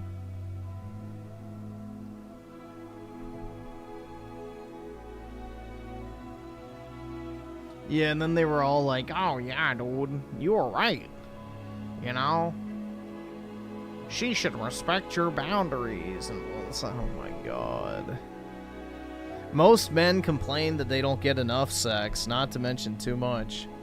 Like, bruh.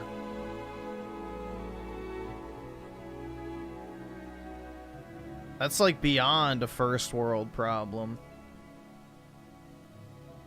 Oh my god, my wife wants to have sex with me. What should I do?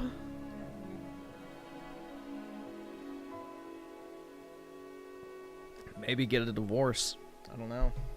You obviously don't like women.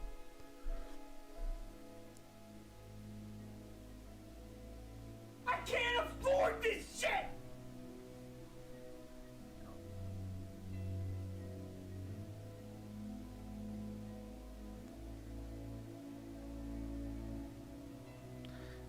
Majora Jeff with the 2. What is Yong up to? We can see. If it's more Nintendo stuff, I think I'm good.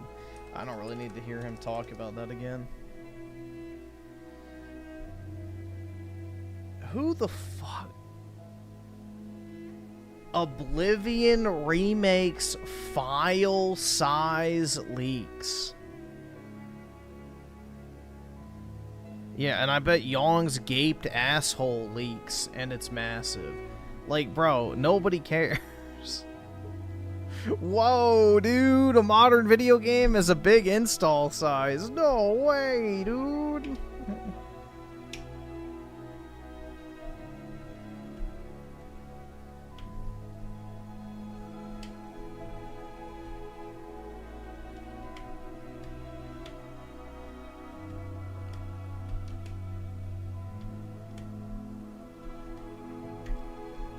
He's not going to discuss it. He's going to read Reddit. Oh, God. He brought back that disgusting shirt.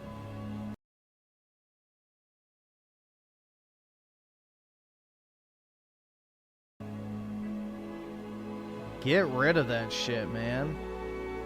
Why is he wearing the same shirt every single day?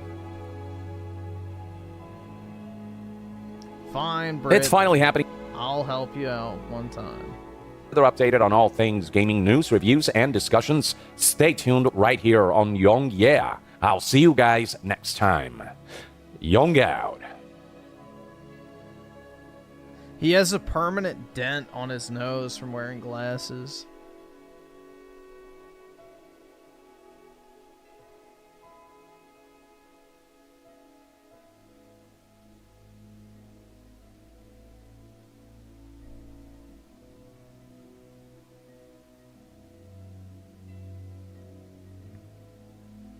Young out.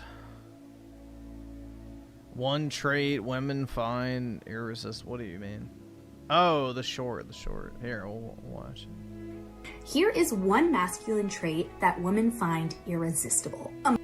Money. Emotional resilience.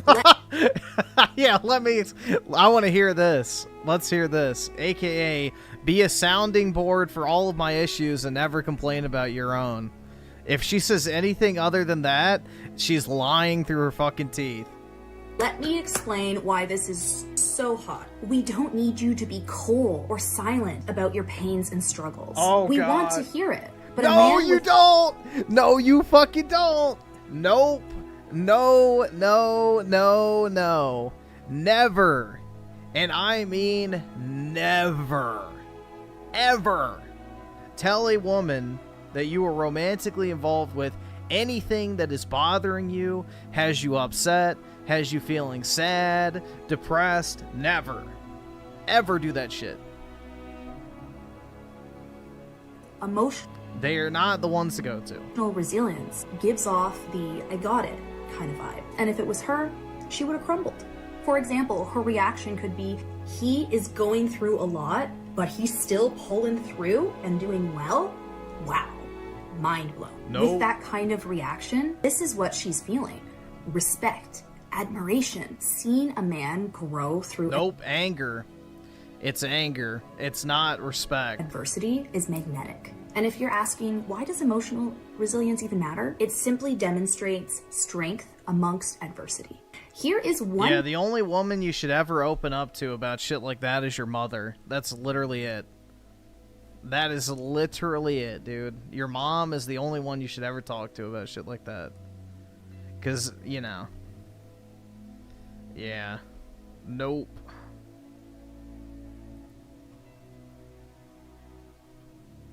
That is pure cap, bro. The entire Palestine movement's a lie? Wowie zowie, who would have guessed?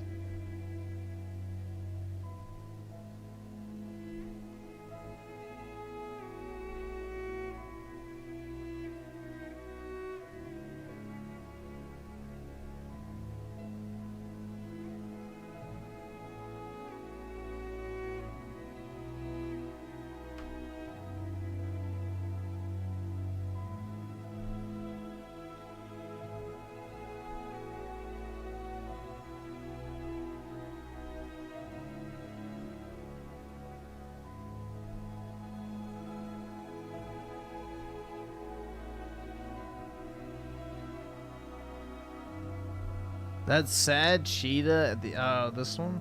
The animal that is being filmed up close by humans is actually a cheetah. As members of the feline subfamily, they look just like big cats. And actually, that's the case. This is because humans are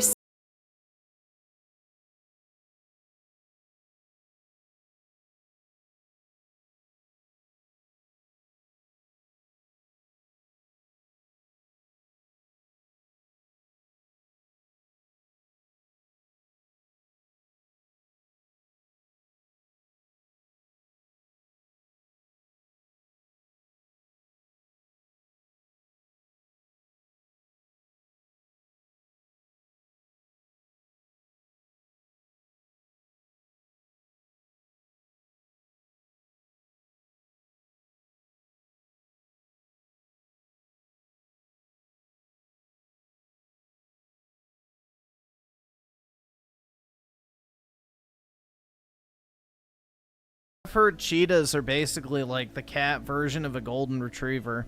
Only they can jump up on your shit, so you have to be careful about leaving stuff out. But yeah, cheetahs are supposed to be really good pets. the animal that is being filmed up close by humans is actually a cheetah. Nope, cheetahs don't attack people. They run away from them instinctually. Cheetahs run away from people in the wild. No one ever gets attacked by cheetahs. Cheetahs are easy to domesticate, so yeah, no, they make very good pets.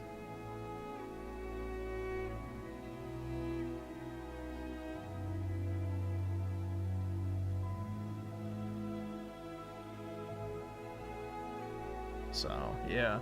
Especially if you already have a dog, they start to adopt, like, the behavior pattern of a dog.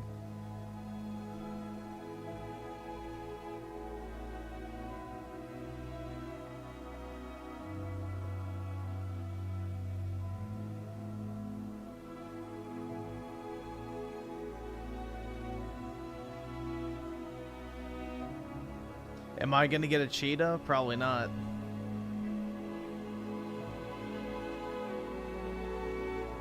Dude, what the fuck are these videos? Gentlemen, if you're single in your 40s, how to make any woman chase you. Steal their purse. I win.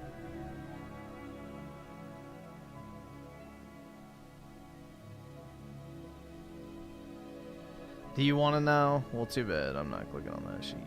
She's old, bro. Hag. I'm not taking advice from a hag. How to get a single mother to chase you.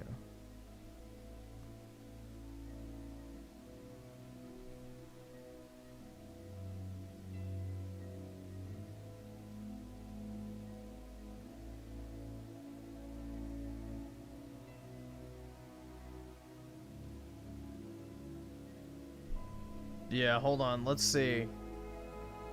I think she's doing this deliberately, hiding her left hand. Gentlemen, if you're in your 40s and you're single, your dating have just been through so much Not married. Yep. She's single. that now you have this overreactive BS radar. And lastly, if you're 40, She's single, giving people advice. Bro, yeah.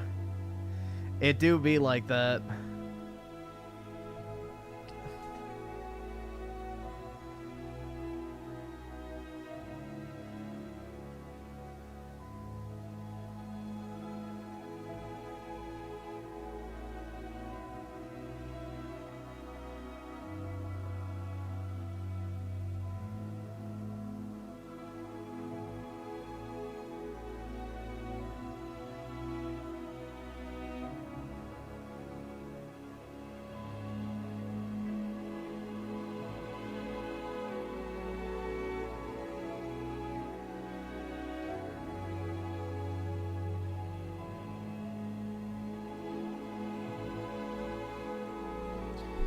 They call me Max Hagler because I'm a hag Max. Oh my god. Have you no shame?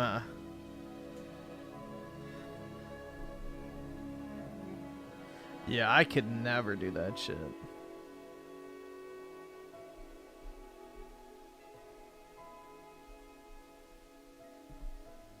Griffin is single too? You're right.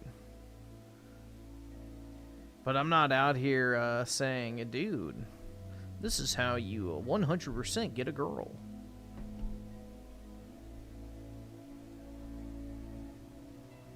Griffin is an Aerith maxer. That's right, man.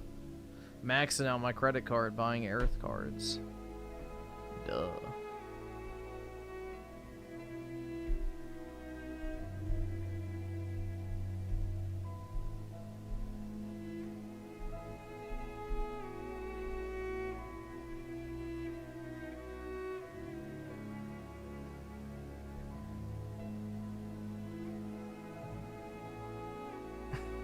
I only have eyes for Pokemon. That's right, dude. Hell yeah.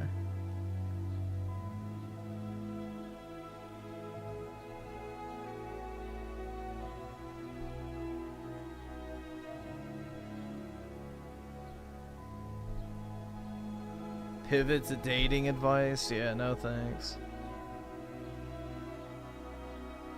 It's beautiful. Oh, I'm sure.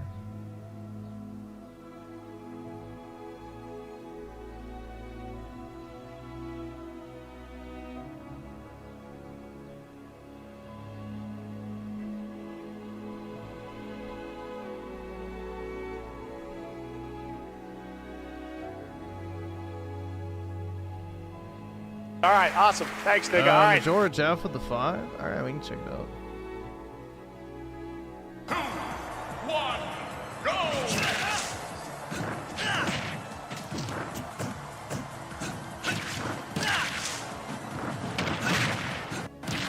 Bruh, 60%, 76%. Why did they design this game like this? You could just pick anybody and carry by him. This is the game where you pick an A tier, you pick an S tier. Just pick somebody that can do bullshit. That's all you gotta do. Pick a character that can pull off easy bullshit and maim them. Free ass wins. This game is not hard at all, bro. It does sound like I'm key.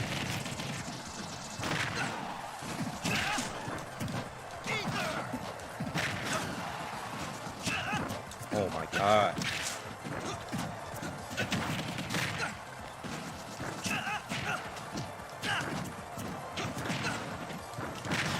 The game, it doesn't work like every other, like any other fighting game. This shit, it's fucked up. Like, it's not, this game is not based on fundamentals. It's based on whoever. He has that same black guy with glasses. All right, voice. awesome. Thanks, nigga. All right. No, it's the same fucking thing as, I'm Key, where he has, like, the black voice, but also, the sound of glasses on his face. Chaka Shaka Gaming with the 5. For Tanga's attacking Nintendo again, bro. You're like 30. Who cares if people want to pay $80 for Mario Kart? Well, it's his entire existence, man. It's his entire existence. From what I've heard, this is his actual job, which, wowie zowie, that's sad. Like, I wouldn't make YouTube my full-time job if I had 500k subs, much less sub 100,000. So, yeah, he has to milk anything and everything he can for any little bit of shekels he can, you know, get out of it. DanoTube.com with the 5. Add to the queue. The fall of Bill Burr. Let's see how long it is. I gotta get off soon. Let me see. I don't really care about Bill Burr, but we'll see. If it's short, we'll watch it. Alright, yeah, it's... Okay, yeah, 10 minutes, that's fine. Whoever can pull off the most bullshit with a top tier. That's what this game is.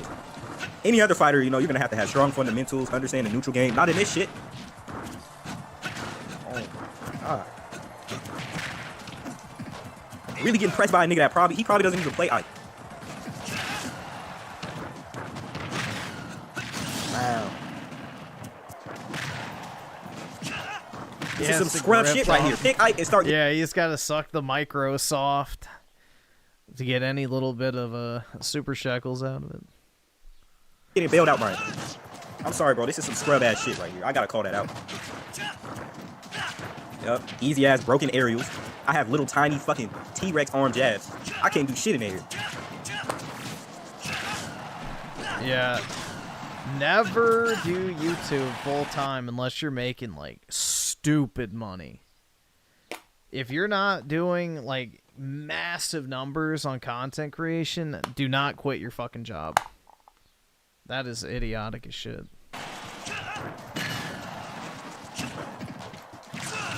Especially if you're in like a career field. Like if you're working at fucking Wendy's, then that's one thing. But if you're like actually, you know, in a career path, then yeah, that's dumb, bro. Like giving up benefits, 401k match, you know, potential raises, security, like yeah, nah. Absolutely fucking not. Of course my KO punch is going, like, just the way that they design this shit. Pick a character that can do bullshit and you get free wins off it, bro. That's literally all you have to do. You don't have to do anything more. Yeah, it's like that one guy, Biblical Reaper, I think was his name. Old Call of Duty commentary channel that like got to like 80k subs. He was making decent money and then he like went broke or some shit. I forgot. But yeah, he quit his like $80,000 a year job and in order to pursue full-time content creation, and he made an infamous video like crying on camera about how he couldn't afford to pay his bills and, you know, begging people for money. And meanwhile, he had like thousands and thousands of dollars of electronics behind him. So yeah, in the video, he says he quit his $80,000 a year job in order to do content creation full time. And yeah, literally no one had any sympathy for him. It's like, you shouldn't have sympathy for someone like that. Why would you quit an $80,000 a year job to do fucking YouTube and then you end up broke? How does that even happen? Like, what? I don't know, man. I don't know. Fucking insane.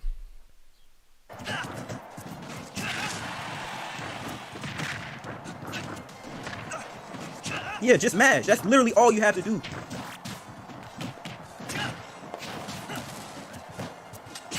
Like, what the fuck is that? Oh. I was literally, first of all, I was fucking shielding, so it shouldn't have hit me, right? That's first of all. Second, I was matching roll. I should have rolled out of the way of that attack in the middle of me shielding. Third of all, why does fucking Ike have up smashes? Like, why does this shit? Is it a fucking up smash? But George F with a 5, maybe that's why these YouTubers are outraged over prices. Because they don't have a real job. Yeah, it's possible, but more so it's concern trolling than anything else. They're just LARPing as consumer advocate types. Sure, down smash, bro. Like, this shit, it covers the entire radius, bro. Poor game design. Yeah, he be spamming that fucking input, that kick, and you can't react to it because of the input delay.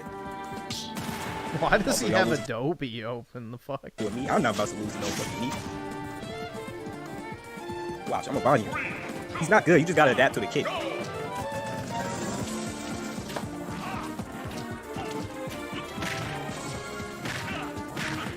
Look at that, look at him. It gets punished, he just keeps doing the kick over and over. Somebody time Cyber'd out. Shut the fuck up, nigga.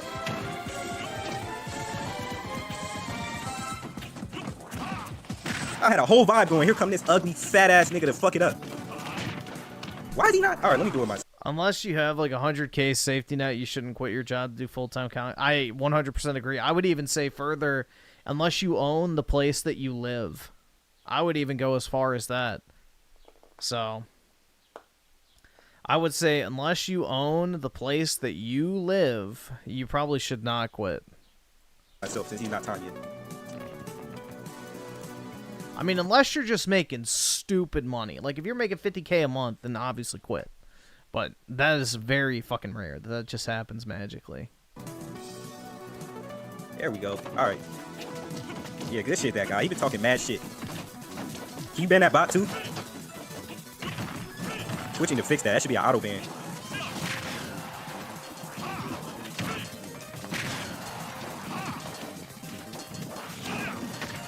Bro, the lag.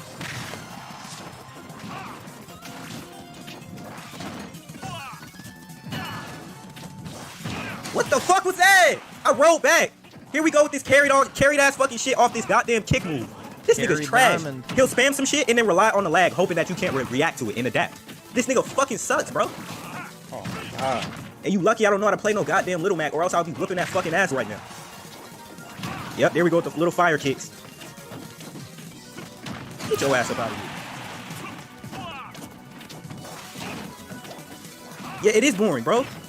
He relies on that shit. It's part of his game plan. Oh my god. A KO which I didn't even fucking do. This nigga trash. Literally relies on a fucking bitch ass fire kick. Garbage ass nigga. You're a fucking scrub, bro. You? Any good player can see that you are a fucking scrub. Oh, we hurry up and do this fire kick. Hopefully he ain't gonna be able to react to it. Cause I got. Yeah, it's the exact same thing as DSP. Like, oh my god, he's just spamming this shit. Okay, well, if he's just spamming, then counter it. It should be easy, right? You know exactly what the fuck he's gonna do. So avoid it and take advantage of that. Now. Damn lag. I'm playing on McDonald's. I'm playing on Zimbabwe. A fucking Zimbabwe connection. Like, come on, bro. Playing this nigga sucks. You got him spamming fire kick, and on top of that, you got lag.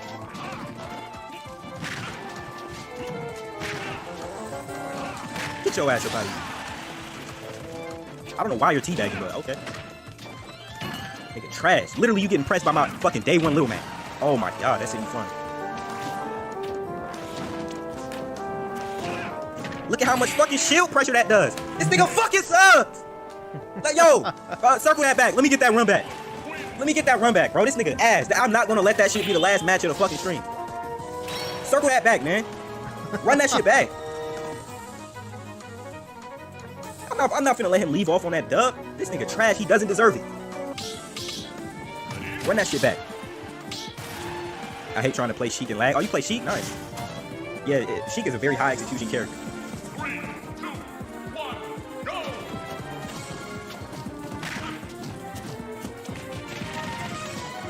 She don't work and lag at all. Yeah, she barely works in a fucking clear connection because the character's so garbage. Oh, fucking fire kicks. R.I.P. Rhodesia. I know. Get the fuck out of here. Back when we used to have a civilized What the fuck? world. I swear I'm mashing out counter, but it's not coming out in time because of the lag.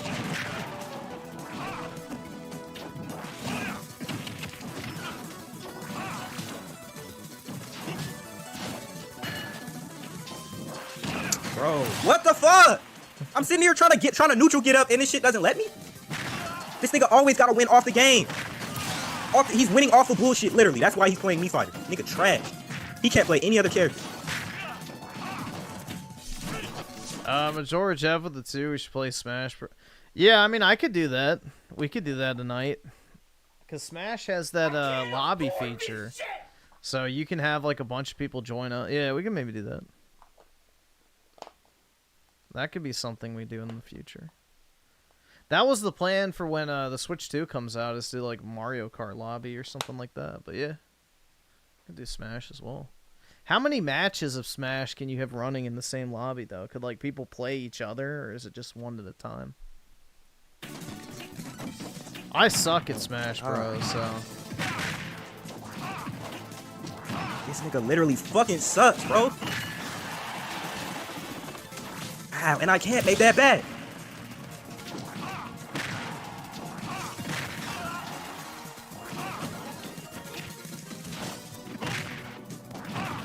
Nigga, did I not just fucking roll? Why is that still hitting me?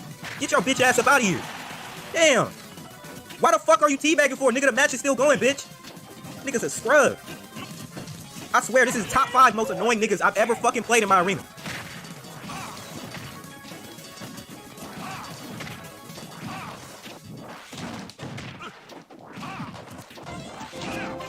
Just looking for the kick move. Just looking for it. Just a fucking scrub, man. Just fucking looking for it. You are a fucking garbage player. Nigga relied off lag and spamming the same. Yeah, dude, I suck at smashing bros. Sorry, I don't have much experience.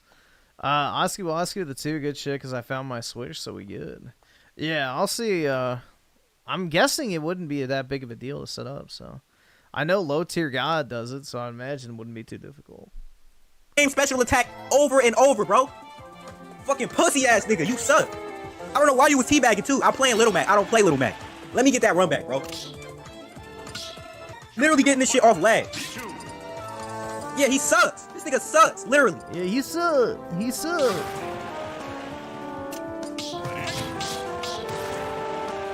Here's the thing, I'm trying to counter, but this broke ass nigga sitting at home with dial-up internet, so I can't. Every time I try to counter, there's input delay, so I can't react to it. He's able to land this shit. It is wild. Shit's sad. Like, come on, bro. You really relying on fucking lag? Garbage ass player, bro. I see right through you. You are a nigga that's carried by your me. You are a nigga that's carried by lag. That's what. See, look. As soon as the match start clearing up, he can't recover. He starts playing bad neutral. Like, he's not a good player, bro. That's what I'm saying. This nigga ass.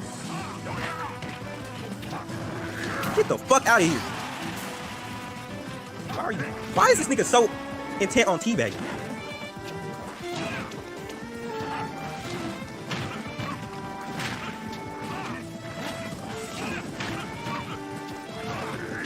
I like playing Ganondorf. This nigga, look. He's just fucking fishing for it. All right, a fucking ass nigga getting his wins to bullshit and shenanigans in Smash Ultimate.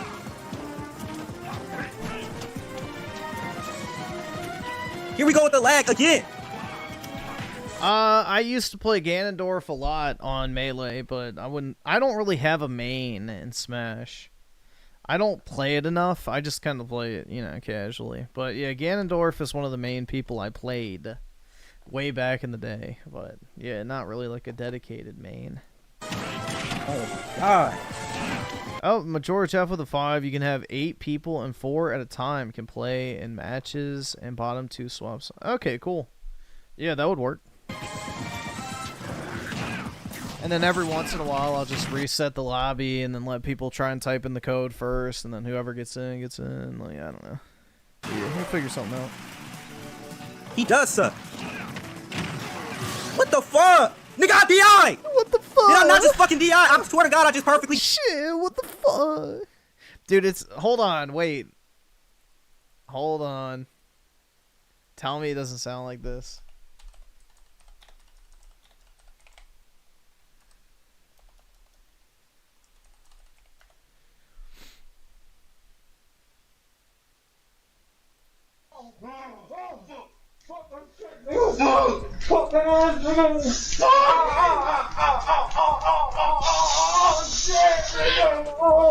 All the champagne with spikes.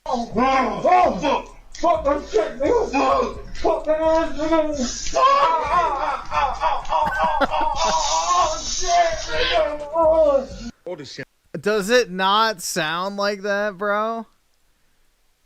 Oh my God, like it's the same thing. Again. Oh God.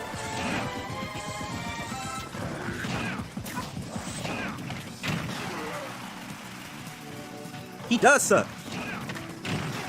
What the fuck? Nigga, I DI! Did I not just fucking DI? I swear to God, I just perfectly DI'd. I still died. And look at that lag. Bro, do not come in my fucking arena with fucking lag. I say this shit all the time. Niggas do it anyway. Look at this shit. Nigga lagging everywhere. Oh my God. He's just looking for it. A fucking true scrub. I did not do that, bro. But, yup, it's lagging up for this nigga to get a perfect win.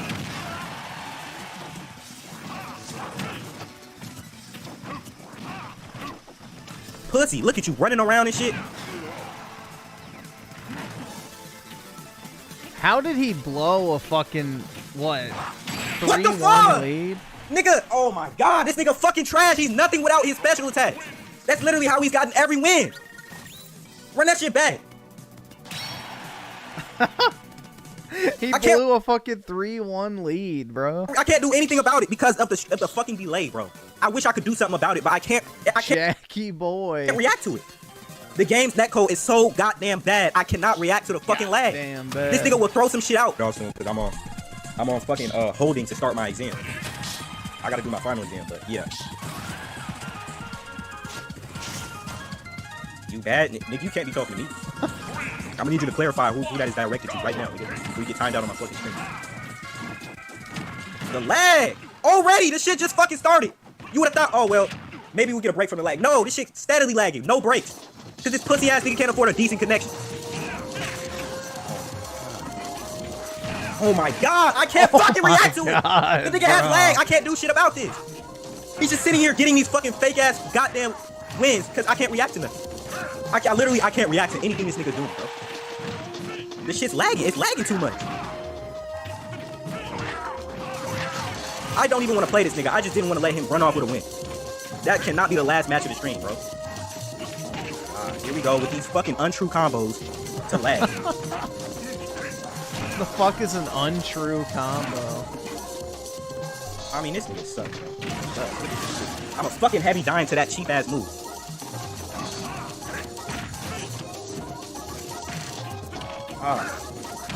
Right, look at the way he fucking plays. This nigga's a scrub, bro.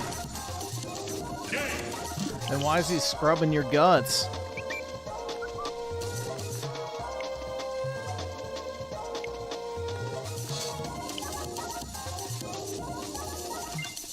I cannot believe I just lost to this fucking bum ass garbage nigga.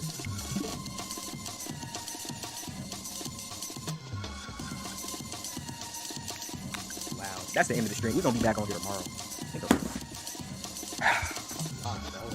Yeah, I'm definitely up over here, bro. Trash. And I know he's still watching this shit too. Fucking garbage ass nigga, bro. We're gonna be back on here tomorrow, man. This was a horrible fucking stream. From niggas coming in here to talk shit, to everybody in my fucking arena coming here with lag or just not being good. This is a horrible stream, bro. This is a horrible stream. Anytime that's the last match of the stream, this shit was horrible. Appreciate the follows, everybody pulling up. But yeah, we're gonna be back up tomorrow, man. I gotta get off for today. I work tomorrow, but I'll catch you another time, bro. Okay, yeah. Yeah, because I'm getting back to streaming consistently. So I'll be on here way more. Peace, though. Yeah, peace out, bro. Fucking ridiculous. I definitely gotta get off here.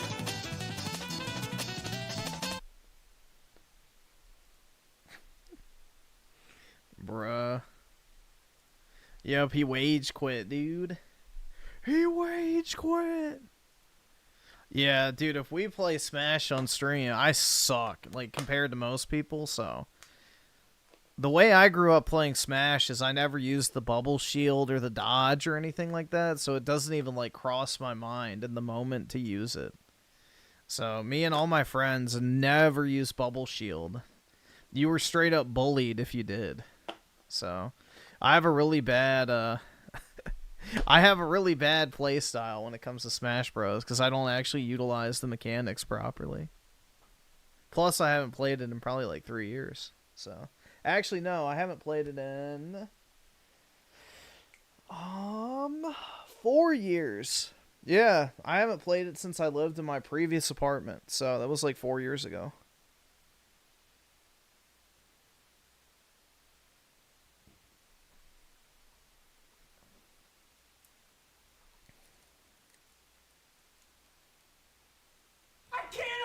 Oscu the 2? I play Steve and just mine, so I feel you. Hell yeah, dude. That's right! That's right! Never use grenades? Yeah, well, when I play Deathmatch, I never use grenades, but I don't even know if they're in there or not.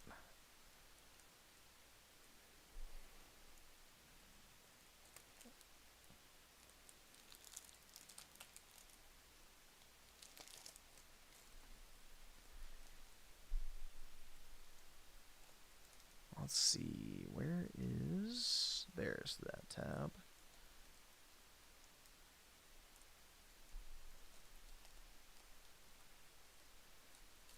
Griffin's gonna get done. Like, yeah, exactly. It's gonna be me. Oh, fuck! Fuck that shit, nigga! Fuck that ass, nigga! Oh, shit, All the champagne with spikes, son. Like, bruh. You're gonna smash me so bad. Oh, yeah, dude. I'm so ready. I'm ready to get smashed. Alright, we'll watch this real quick, and then I'm probably gonna have to hop off.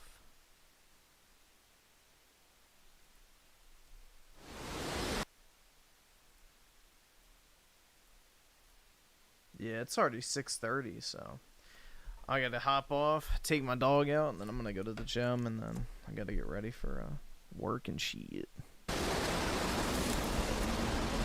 I want to talk about Bill Burr because you knew him way back when, and I've been watching his journey.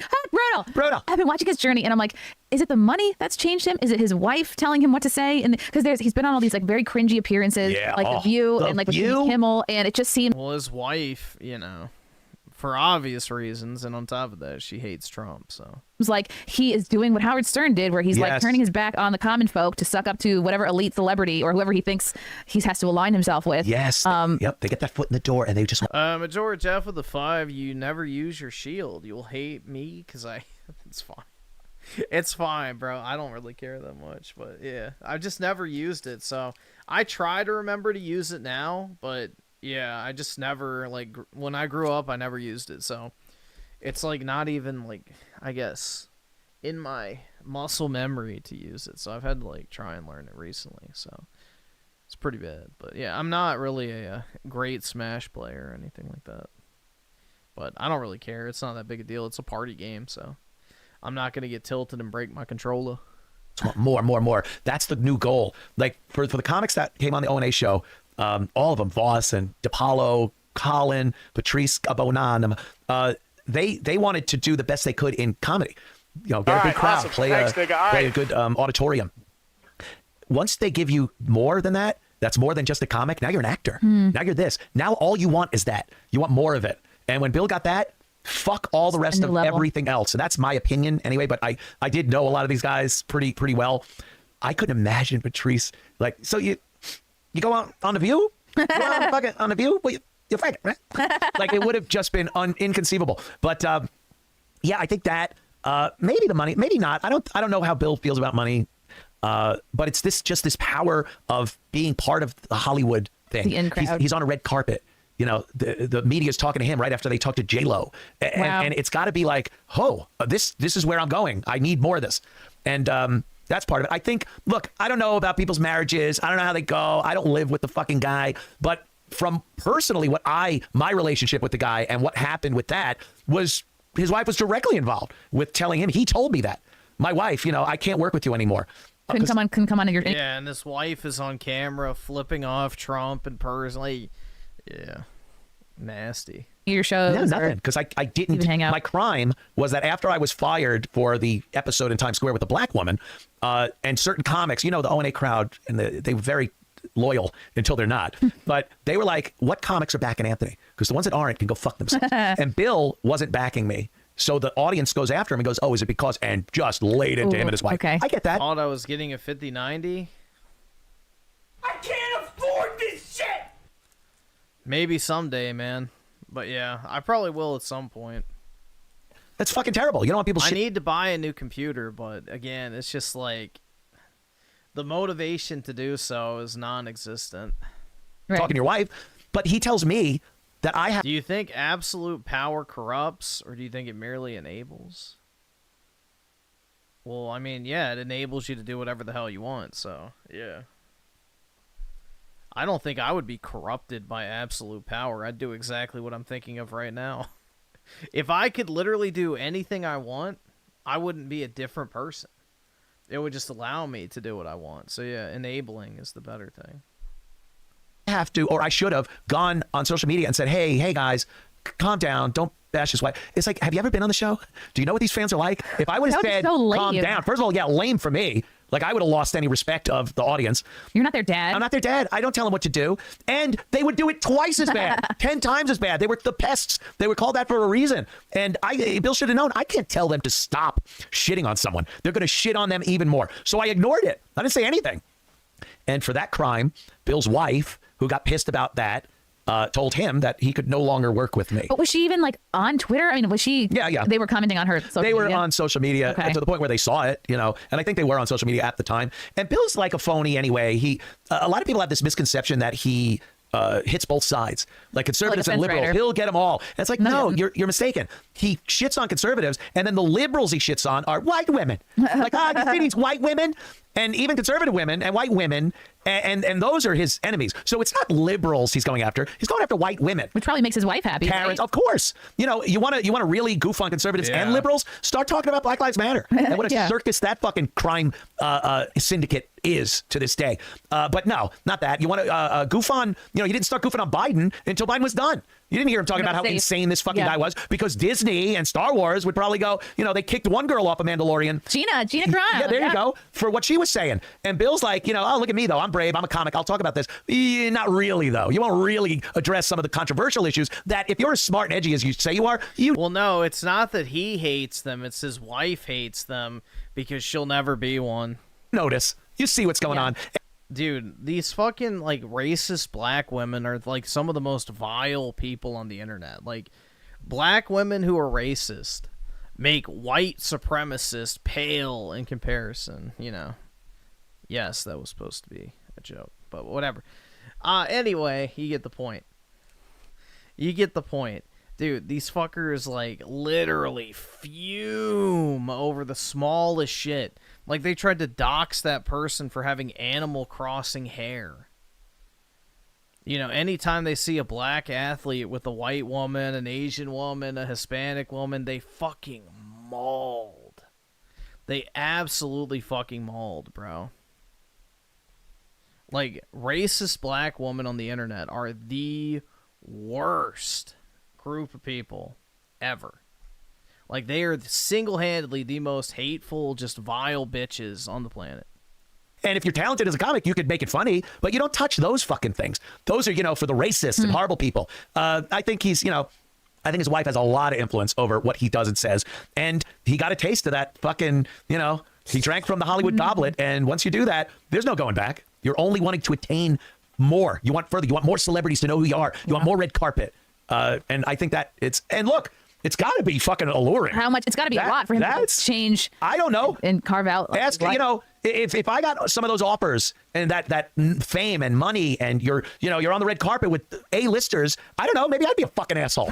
But it has to be alluring and like a drug to people because so many people are sucked into it. So, you know, while I'm not in a position where I could say he should or shouldn't have done it, I understand how the magnetism of it doesn't make him any less an asshole. Was he ever edgy? Was he ever, like, do you ever remember him? Yeah. Being fun When abso-fucking-lutely. When he was on O&A, and, you know, he was in that studio at K-Rock, when we were on K-Rock, the Baby Bird episode with Pat from Munaki throwing up eggnog into an intern's face over a garbage pail.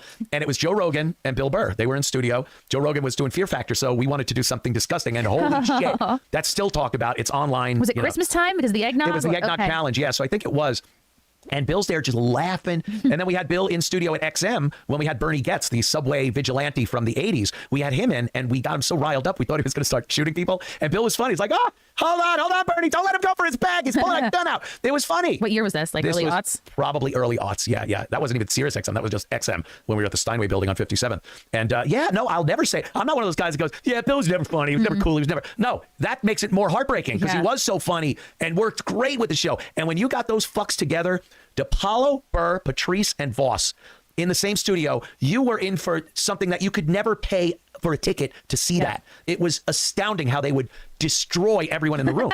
And I loved it. Everyone did. It was, you know, I think that really put the O&A show on the map was having comics in that weren't just doing their act. You know, I'm playing Caroline's tonight, and here's what I'm going to say. It was bring these people in. Don't dare do your act. We want you to fucking do what you guys do when you're hanging out. Yeah. And it worked great. It was funny as fuck. And, you know, some of them are still fun and funny, and some, you know, maybe tasted the nectar of Hollywood. The sweet nectar. Yes. Like, you do like these local radio shows like before a gig, and maybe you have a couple things prepared, and sometimes it is bits from your act. Okay, we don't need to hear a history about the comic show. All right.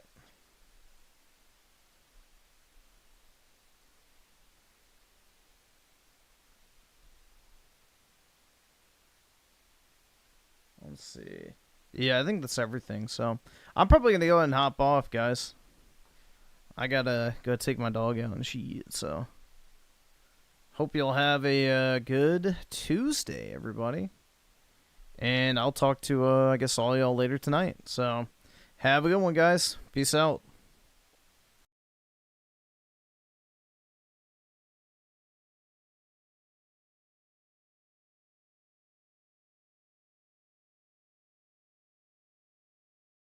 What's up, guys? Hope y'all are having a great day today. Just full of so much positivity and happiness, dude, because I have a feeling there's not going to be too much of that to be found in this video. I mean, I guess depending on how you're looking at it, because we are going to be talking about the downfall and just complete and total destruction of one of the greatest video game publishers of the industry, and what used to be one of my personal favorite video game publishers back in the Xbox 360 generation, and that, of course, is none other than Ubisoft.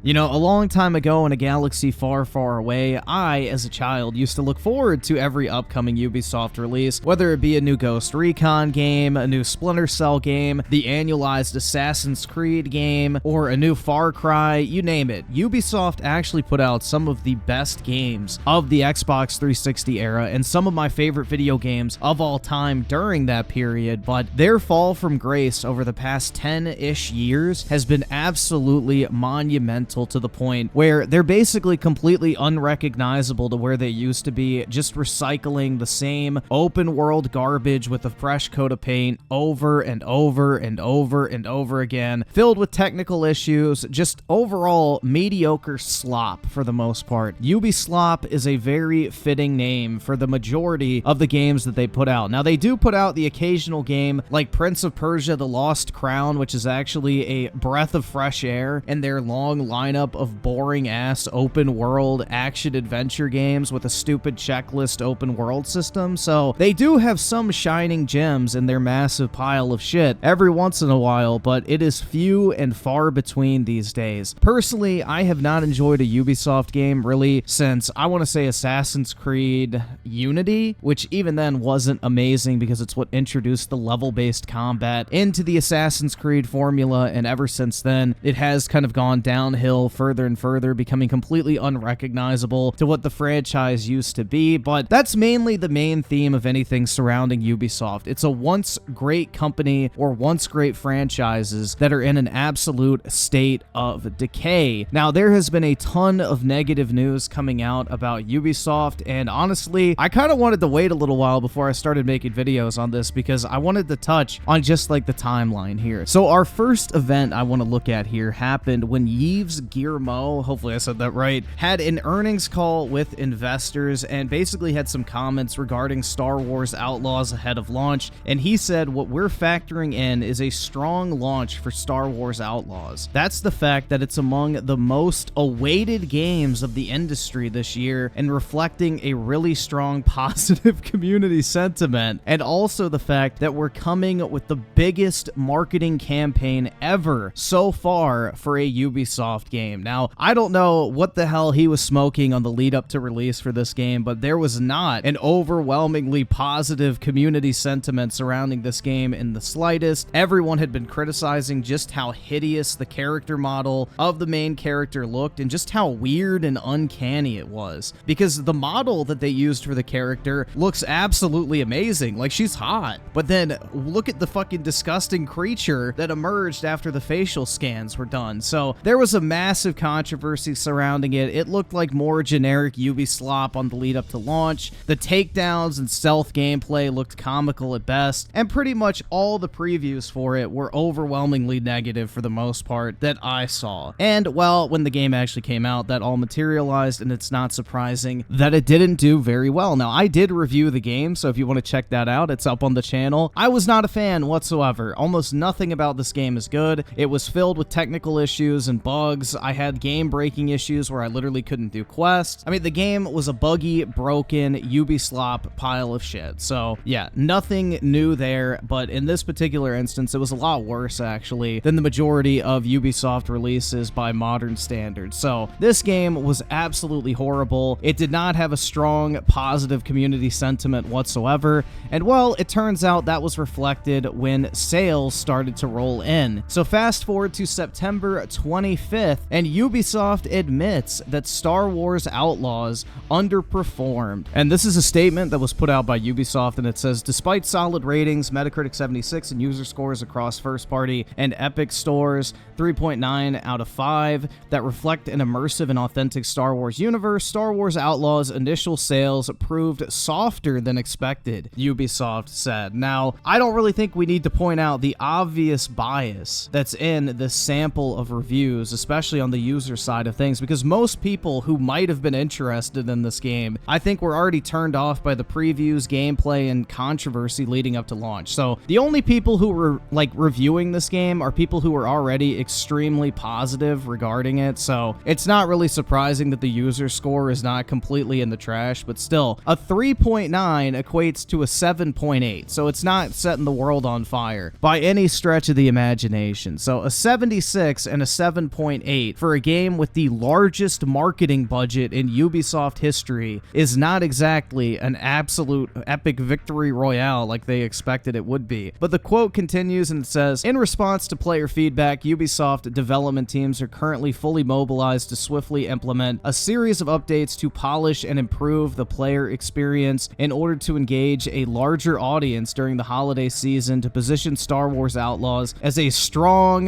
long-term performer. Now, this comes in addition to the news that they would actually be porting the game over to Steam in November as a last-ditch effort to try and drum up some interest in this absolute failure of a title, but I don't really think it's going to have the reaction they want to, especially when Steam users find out. You're still going to have to download the Ubisoft launcher if you want to play this game, which is always a point of contention when it comes to the Steam community, so I don't really think this is going to move the needle too much for them. I don't think Star Wars Outlaws is going to have any sort of long-term interest until it hits the bargain bin at $10 to $20 per copy. But in addition to this news, on the exact same day, it was announced that Assassin's Creed Shadows was delayed until 2025 in February, and they also decided to ditch the traditional season pass model, as well as launching the game day and date on Steam, which is the first time they've done that for a game in I don't know how many years. So obviously pre-orders were not looking very good. Obviously Star Wars Outlaws was a massive loss for the company, and they needed some dramatic change in order to try and fix this shit, in order to salvage the financial returns from these two titles, because obviously things were not looking very good on their end. Now, they did put out a statement that said, while Assassin's Creed Shadows was feature complete, the learnings from the release of Star Wars Outlaws led us to provide additional time to further polish the title. Star Wars Outlaws had a softer than expected launch, Ubisoft said. This will enable the biggest entry in the franchise to fully deliver on its ambition, notably by fulfilling the promise of our dual protagonist adventure with Naue and Yasuk, bringing two very different gameplay styles, Ubisoft said. So yeah, this is basically our pre-orders were extremely low. We're going to try and save that by porting the game to Steam and launching it day and date there. We're going to use the next 3 months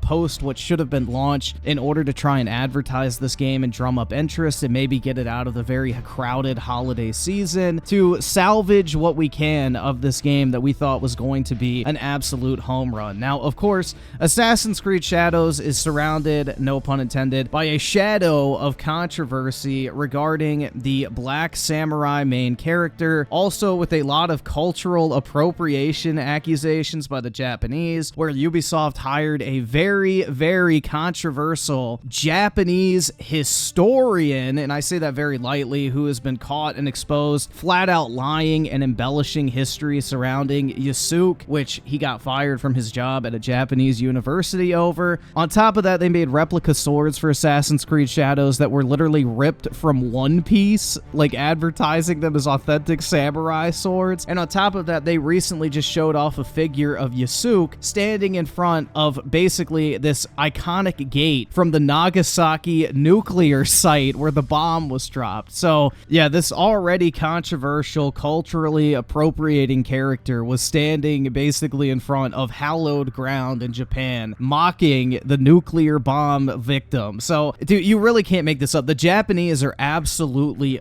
butchering this game, and it's been an absolute PR shitstorm, which is just so fitting because these woke retards that constantly try to, you know, virtue signal and all this type of shit always are the ones who expose themselves as the real racist or insensitive ones. And, you know, it honestly couldn't happen to a better company, especially when you consider Ubisoft is literally the company that birthed Sweet Baby Inc. So, again, it couldn't happen to a better company at this point. But, yeah, Assassin's Creed Shadows was delayed to February 2025. And in that same announcement, the CEO, Yves Guillemot, I think I said that right, came out with another absolute gem and said, finally, let me address some of the polarized comments around Ubisoft lately. I want to reaffirm that we are an entertainment-first company, creating games for the broadest audience possible, and our goal is not to push any specific agenda. We remain committed to creating games for fans and players that everyone can enjoy. Now, isn't that interesting, man? I mean, that is absolutely wild to me that Ubisoft has the audacity to come out and say that their games don't push any specific agenda, when literally, if you rewind time to another game I reviewed, Avatar's Frontier of Colonialism, which I forgot what the actual name is, that's just what I've called it for so long, but basically, that game opened up with a Christopher Columbus diss. So, this entire fucking notion that they don't push a political agenda is laughable at fucking best. Ubisoft for over a decade has been loading their games up with woke bullshit more so than most modern AAA video game companies could ever fucking dream to. There is a reason why Sweet Baby Inc. was literally launched by former Ubisoft employees, because those are the type of people that they have working on their games in the first place. So this statement is absolutely hilarious and shows you that Ubisoft has their tail tucked between their legs because they are genuinely worried about the financial status and survivability of their company if things continue on at this rate. Apparently, the boycotts or just ignoring the Ubislop in this instance is actually working and is putting a genuine hurt on them. Because just you wait, guys, there's one more thing that happened on this very notable day for Ubisoft. And basically, the Ubisoft CEO came out and said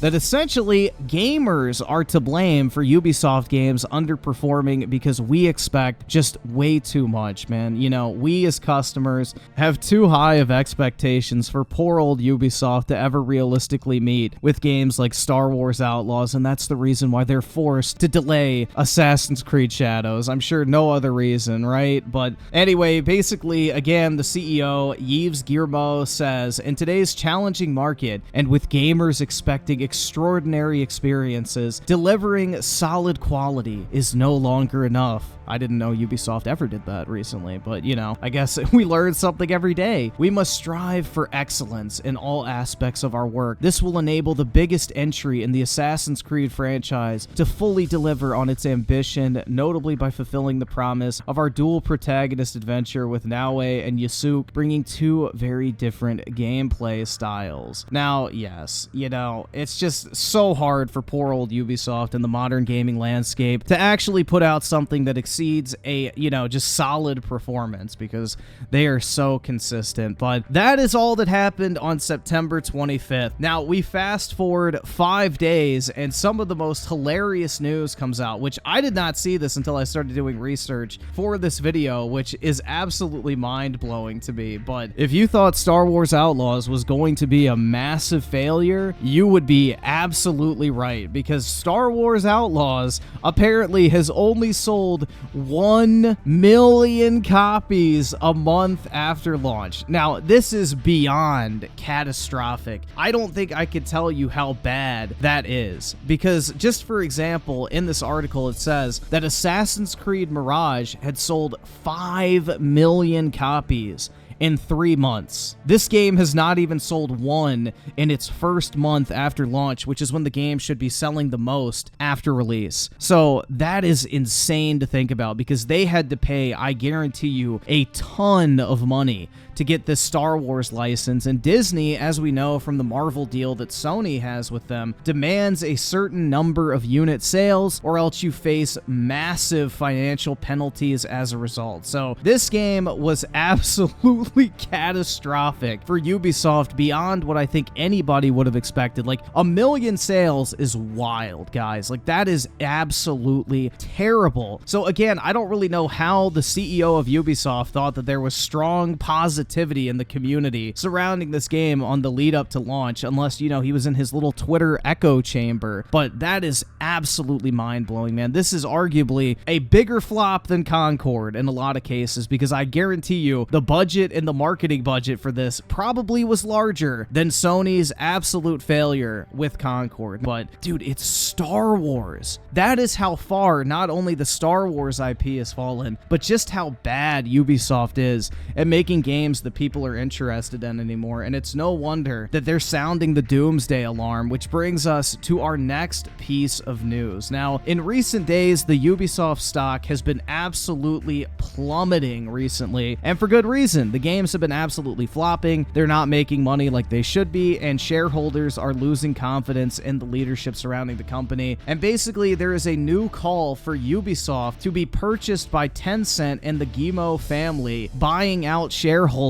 so that they can recover some of their money that they have invested with Ubisoft, so that in case of a mass sell-off, everybody doesn't completely lose their ass as the company's stock slowly goes down to zero. But basically, Tencent Holdings is considering a possible buyout of Ubisoft Entertainment with the Guillemot family, which founded the French video game publisher. Bloomberg reported Friday, sending Ubisoft stock soaring after falling to a decade low. Ubisoft shares increased more than 31% to just over 14 euros, about $15.35 as of around 11 a.m. Friday. Tencent and the Guillemot brothers, a holding company run by members of Ubisoft's founding family, have held discussions about acquiring Ubisoft, though those considerations are at an early stage. People familiar with the matter told Bloomberg. Both companies are considering taking Ubisoft private if a transaction does go through, the people said. Tencent, which purchased nearly 50% of Guillemot brothers in 2022, holds 9.2% of the Ubisoft net voting rights or power in voting by shareholders, while the Guillemot family has about 20.5%, according to Ubisoft's latest annual report. And Ubisoft did not immediately respond to a request for comment from Forbes. So this is pretty big news, man. Ubisoft could be changing hands, because that's just how little faith the, you know, shareholders, which are the actual owners of the company, have and the current trajectory of the company. So if we're seeing these disastrous numbers, I can only imagine what they're seeing behind the scenes that we're not allowed to see, because this has got to be absolutely catastrophic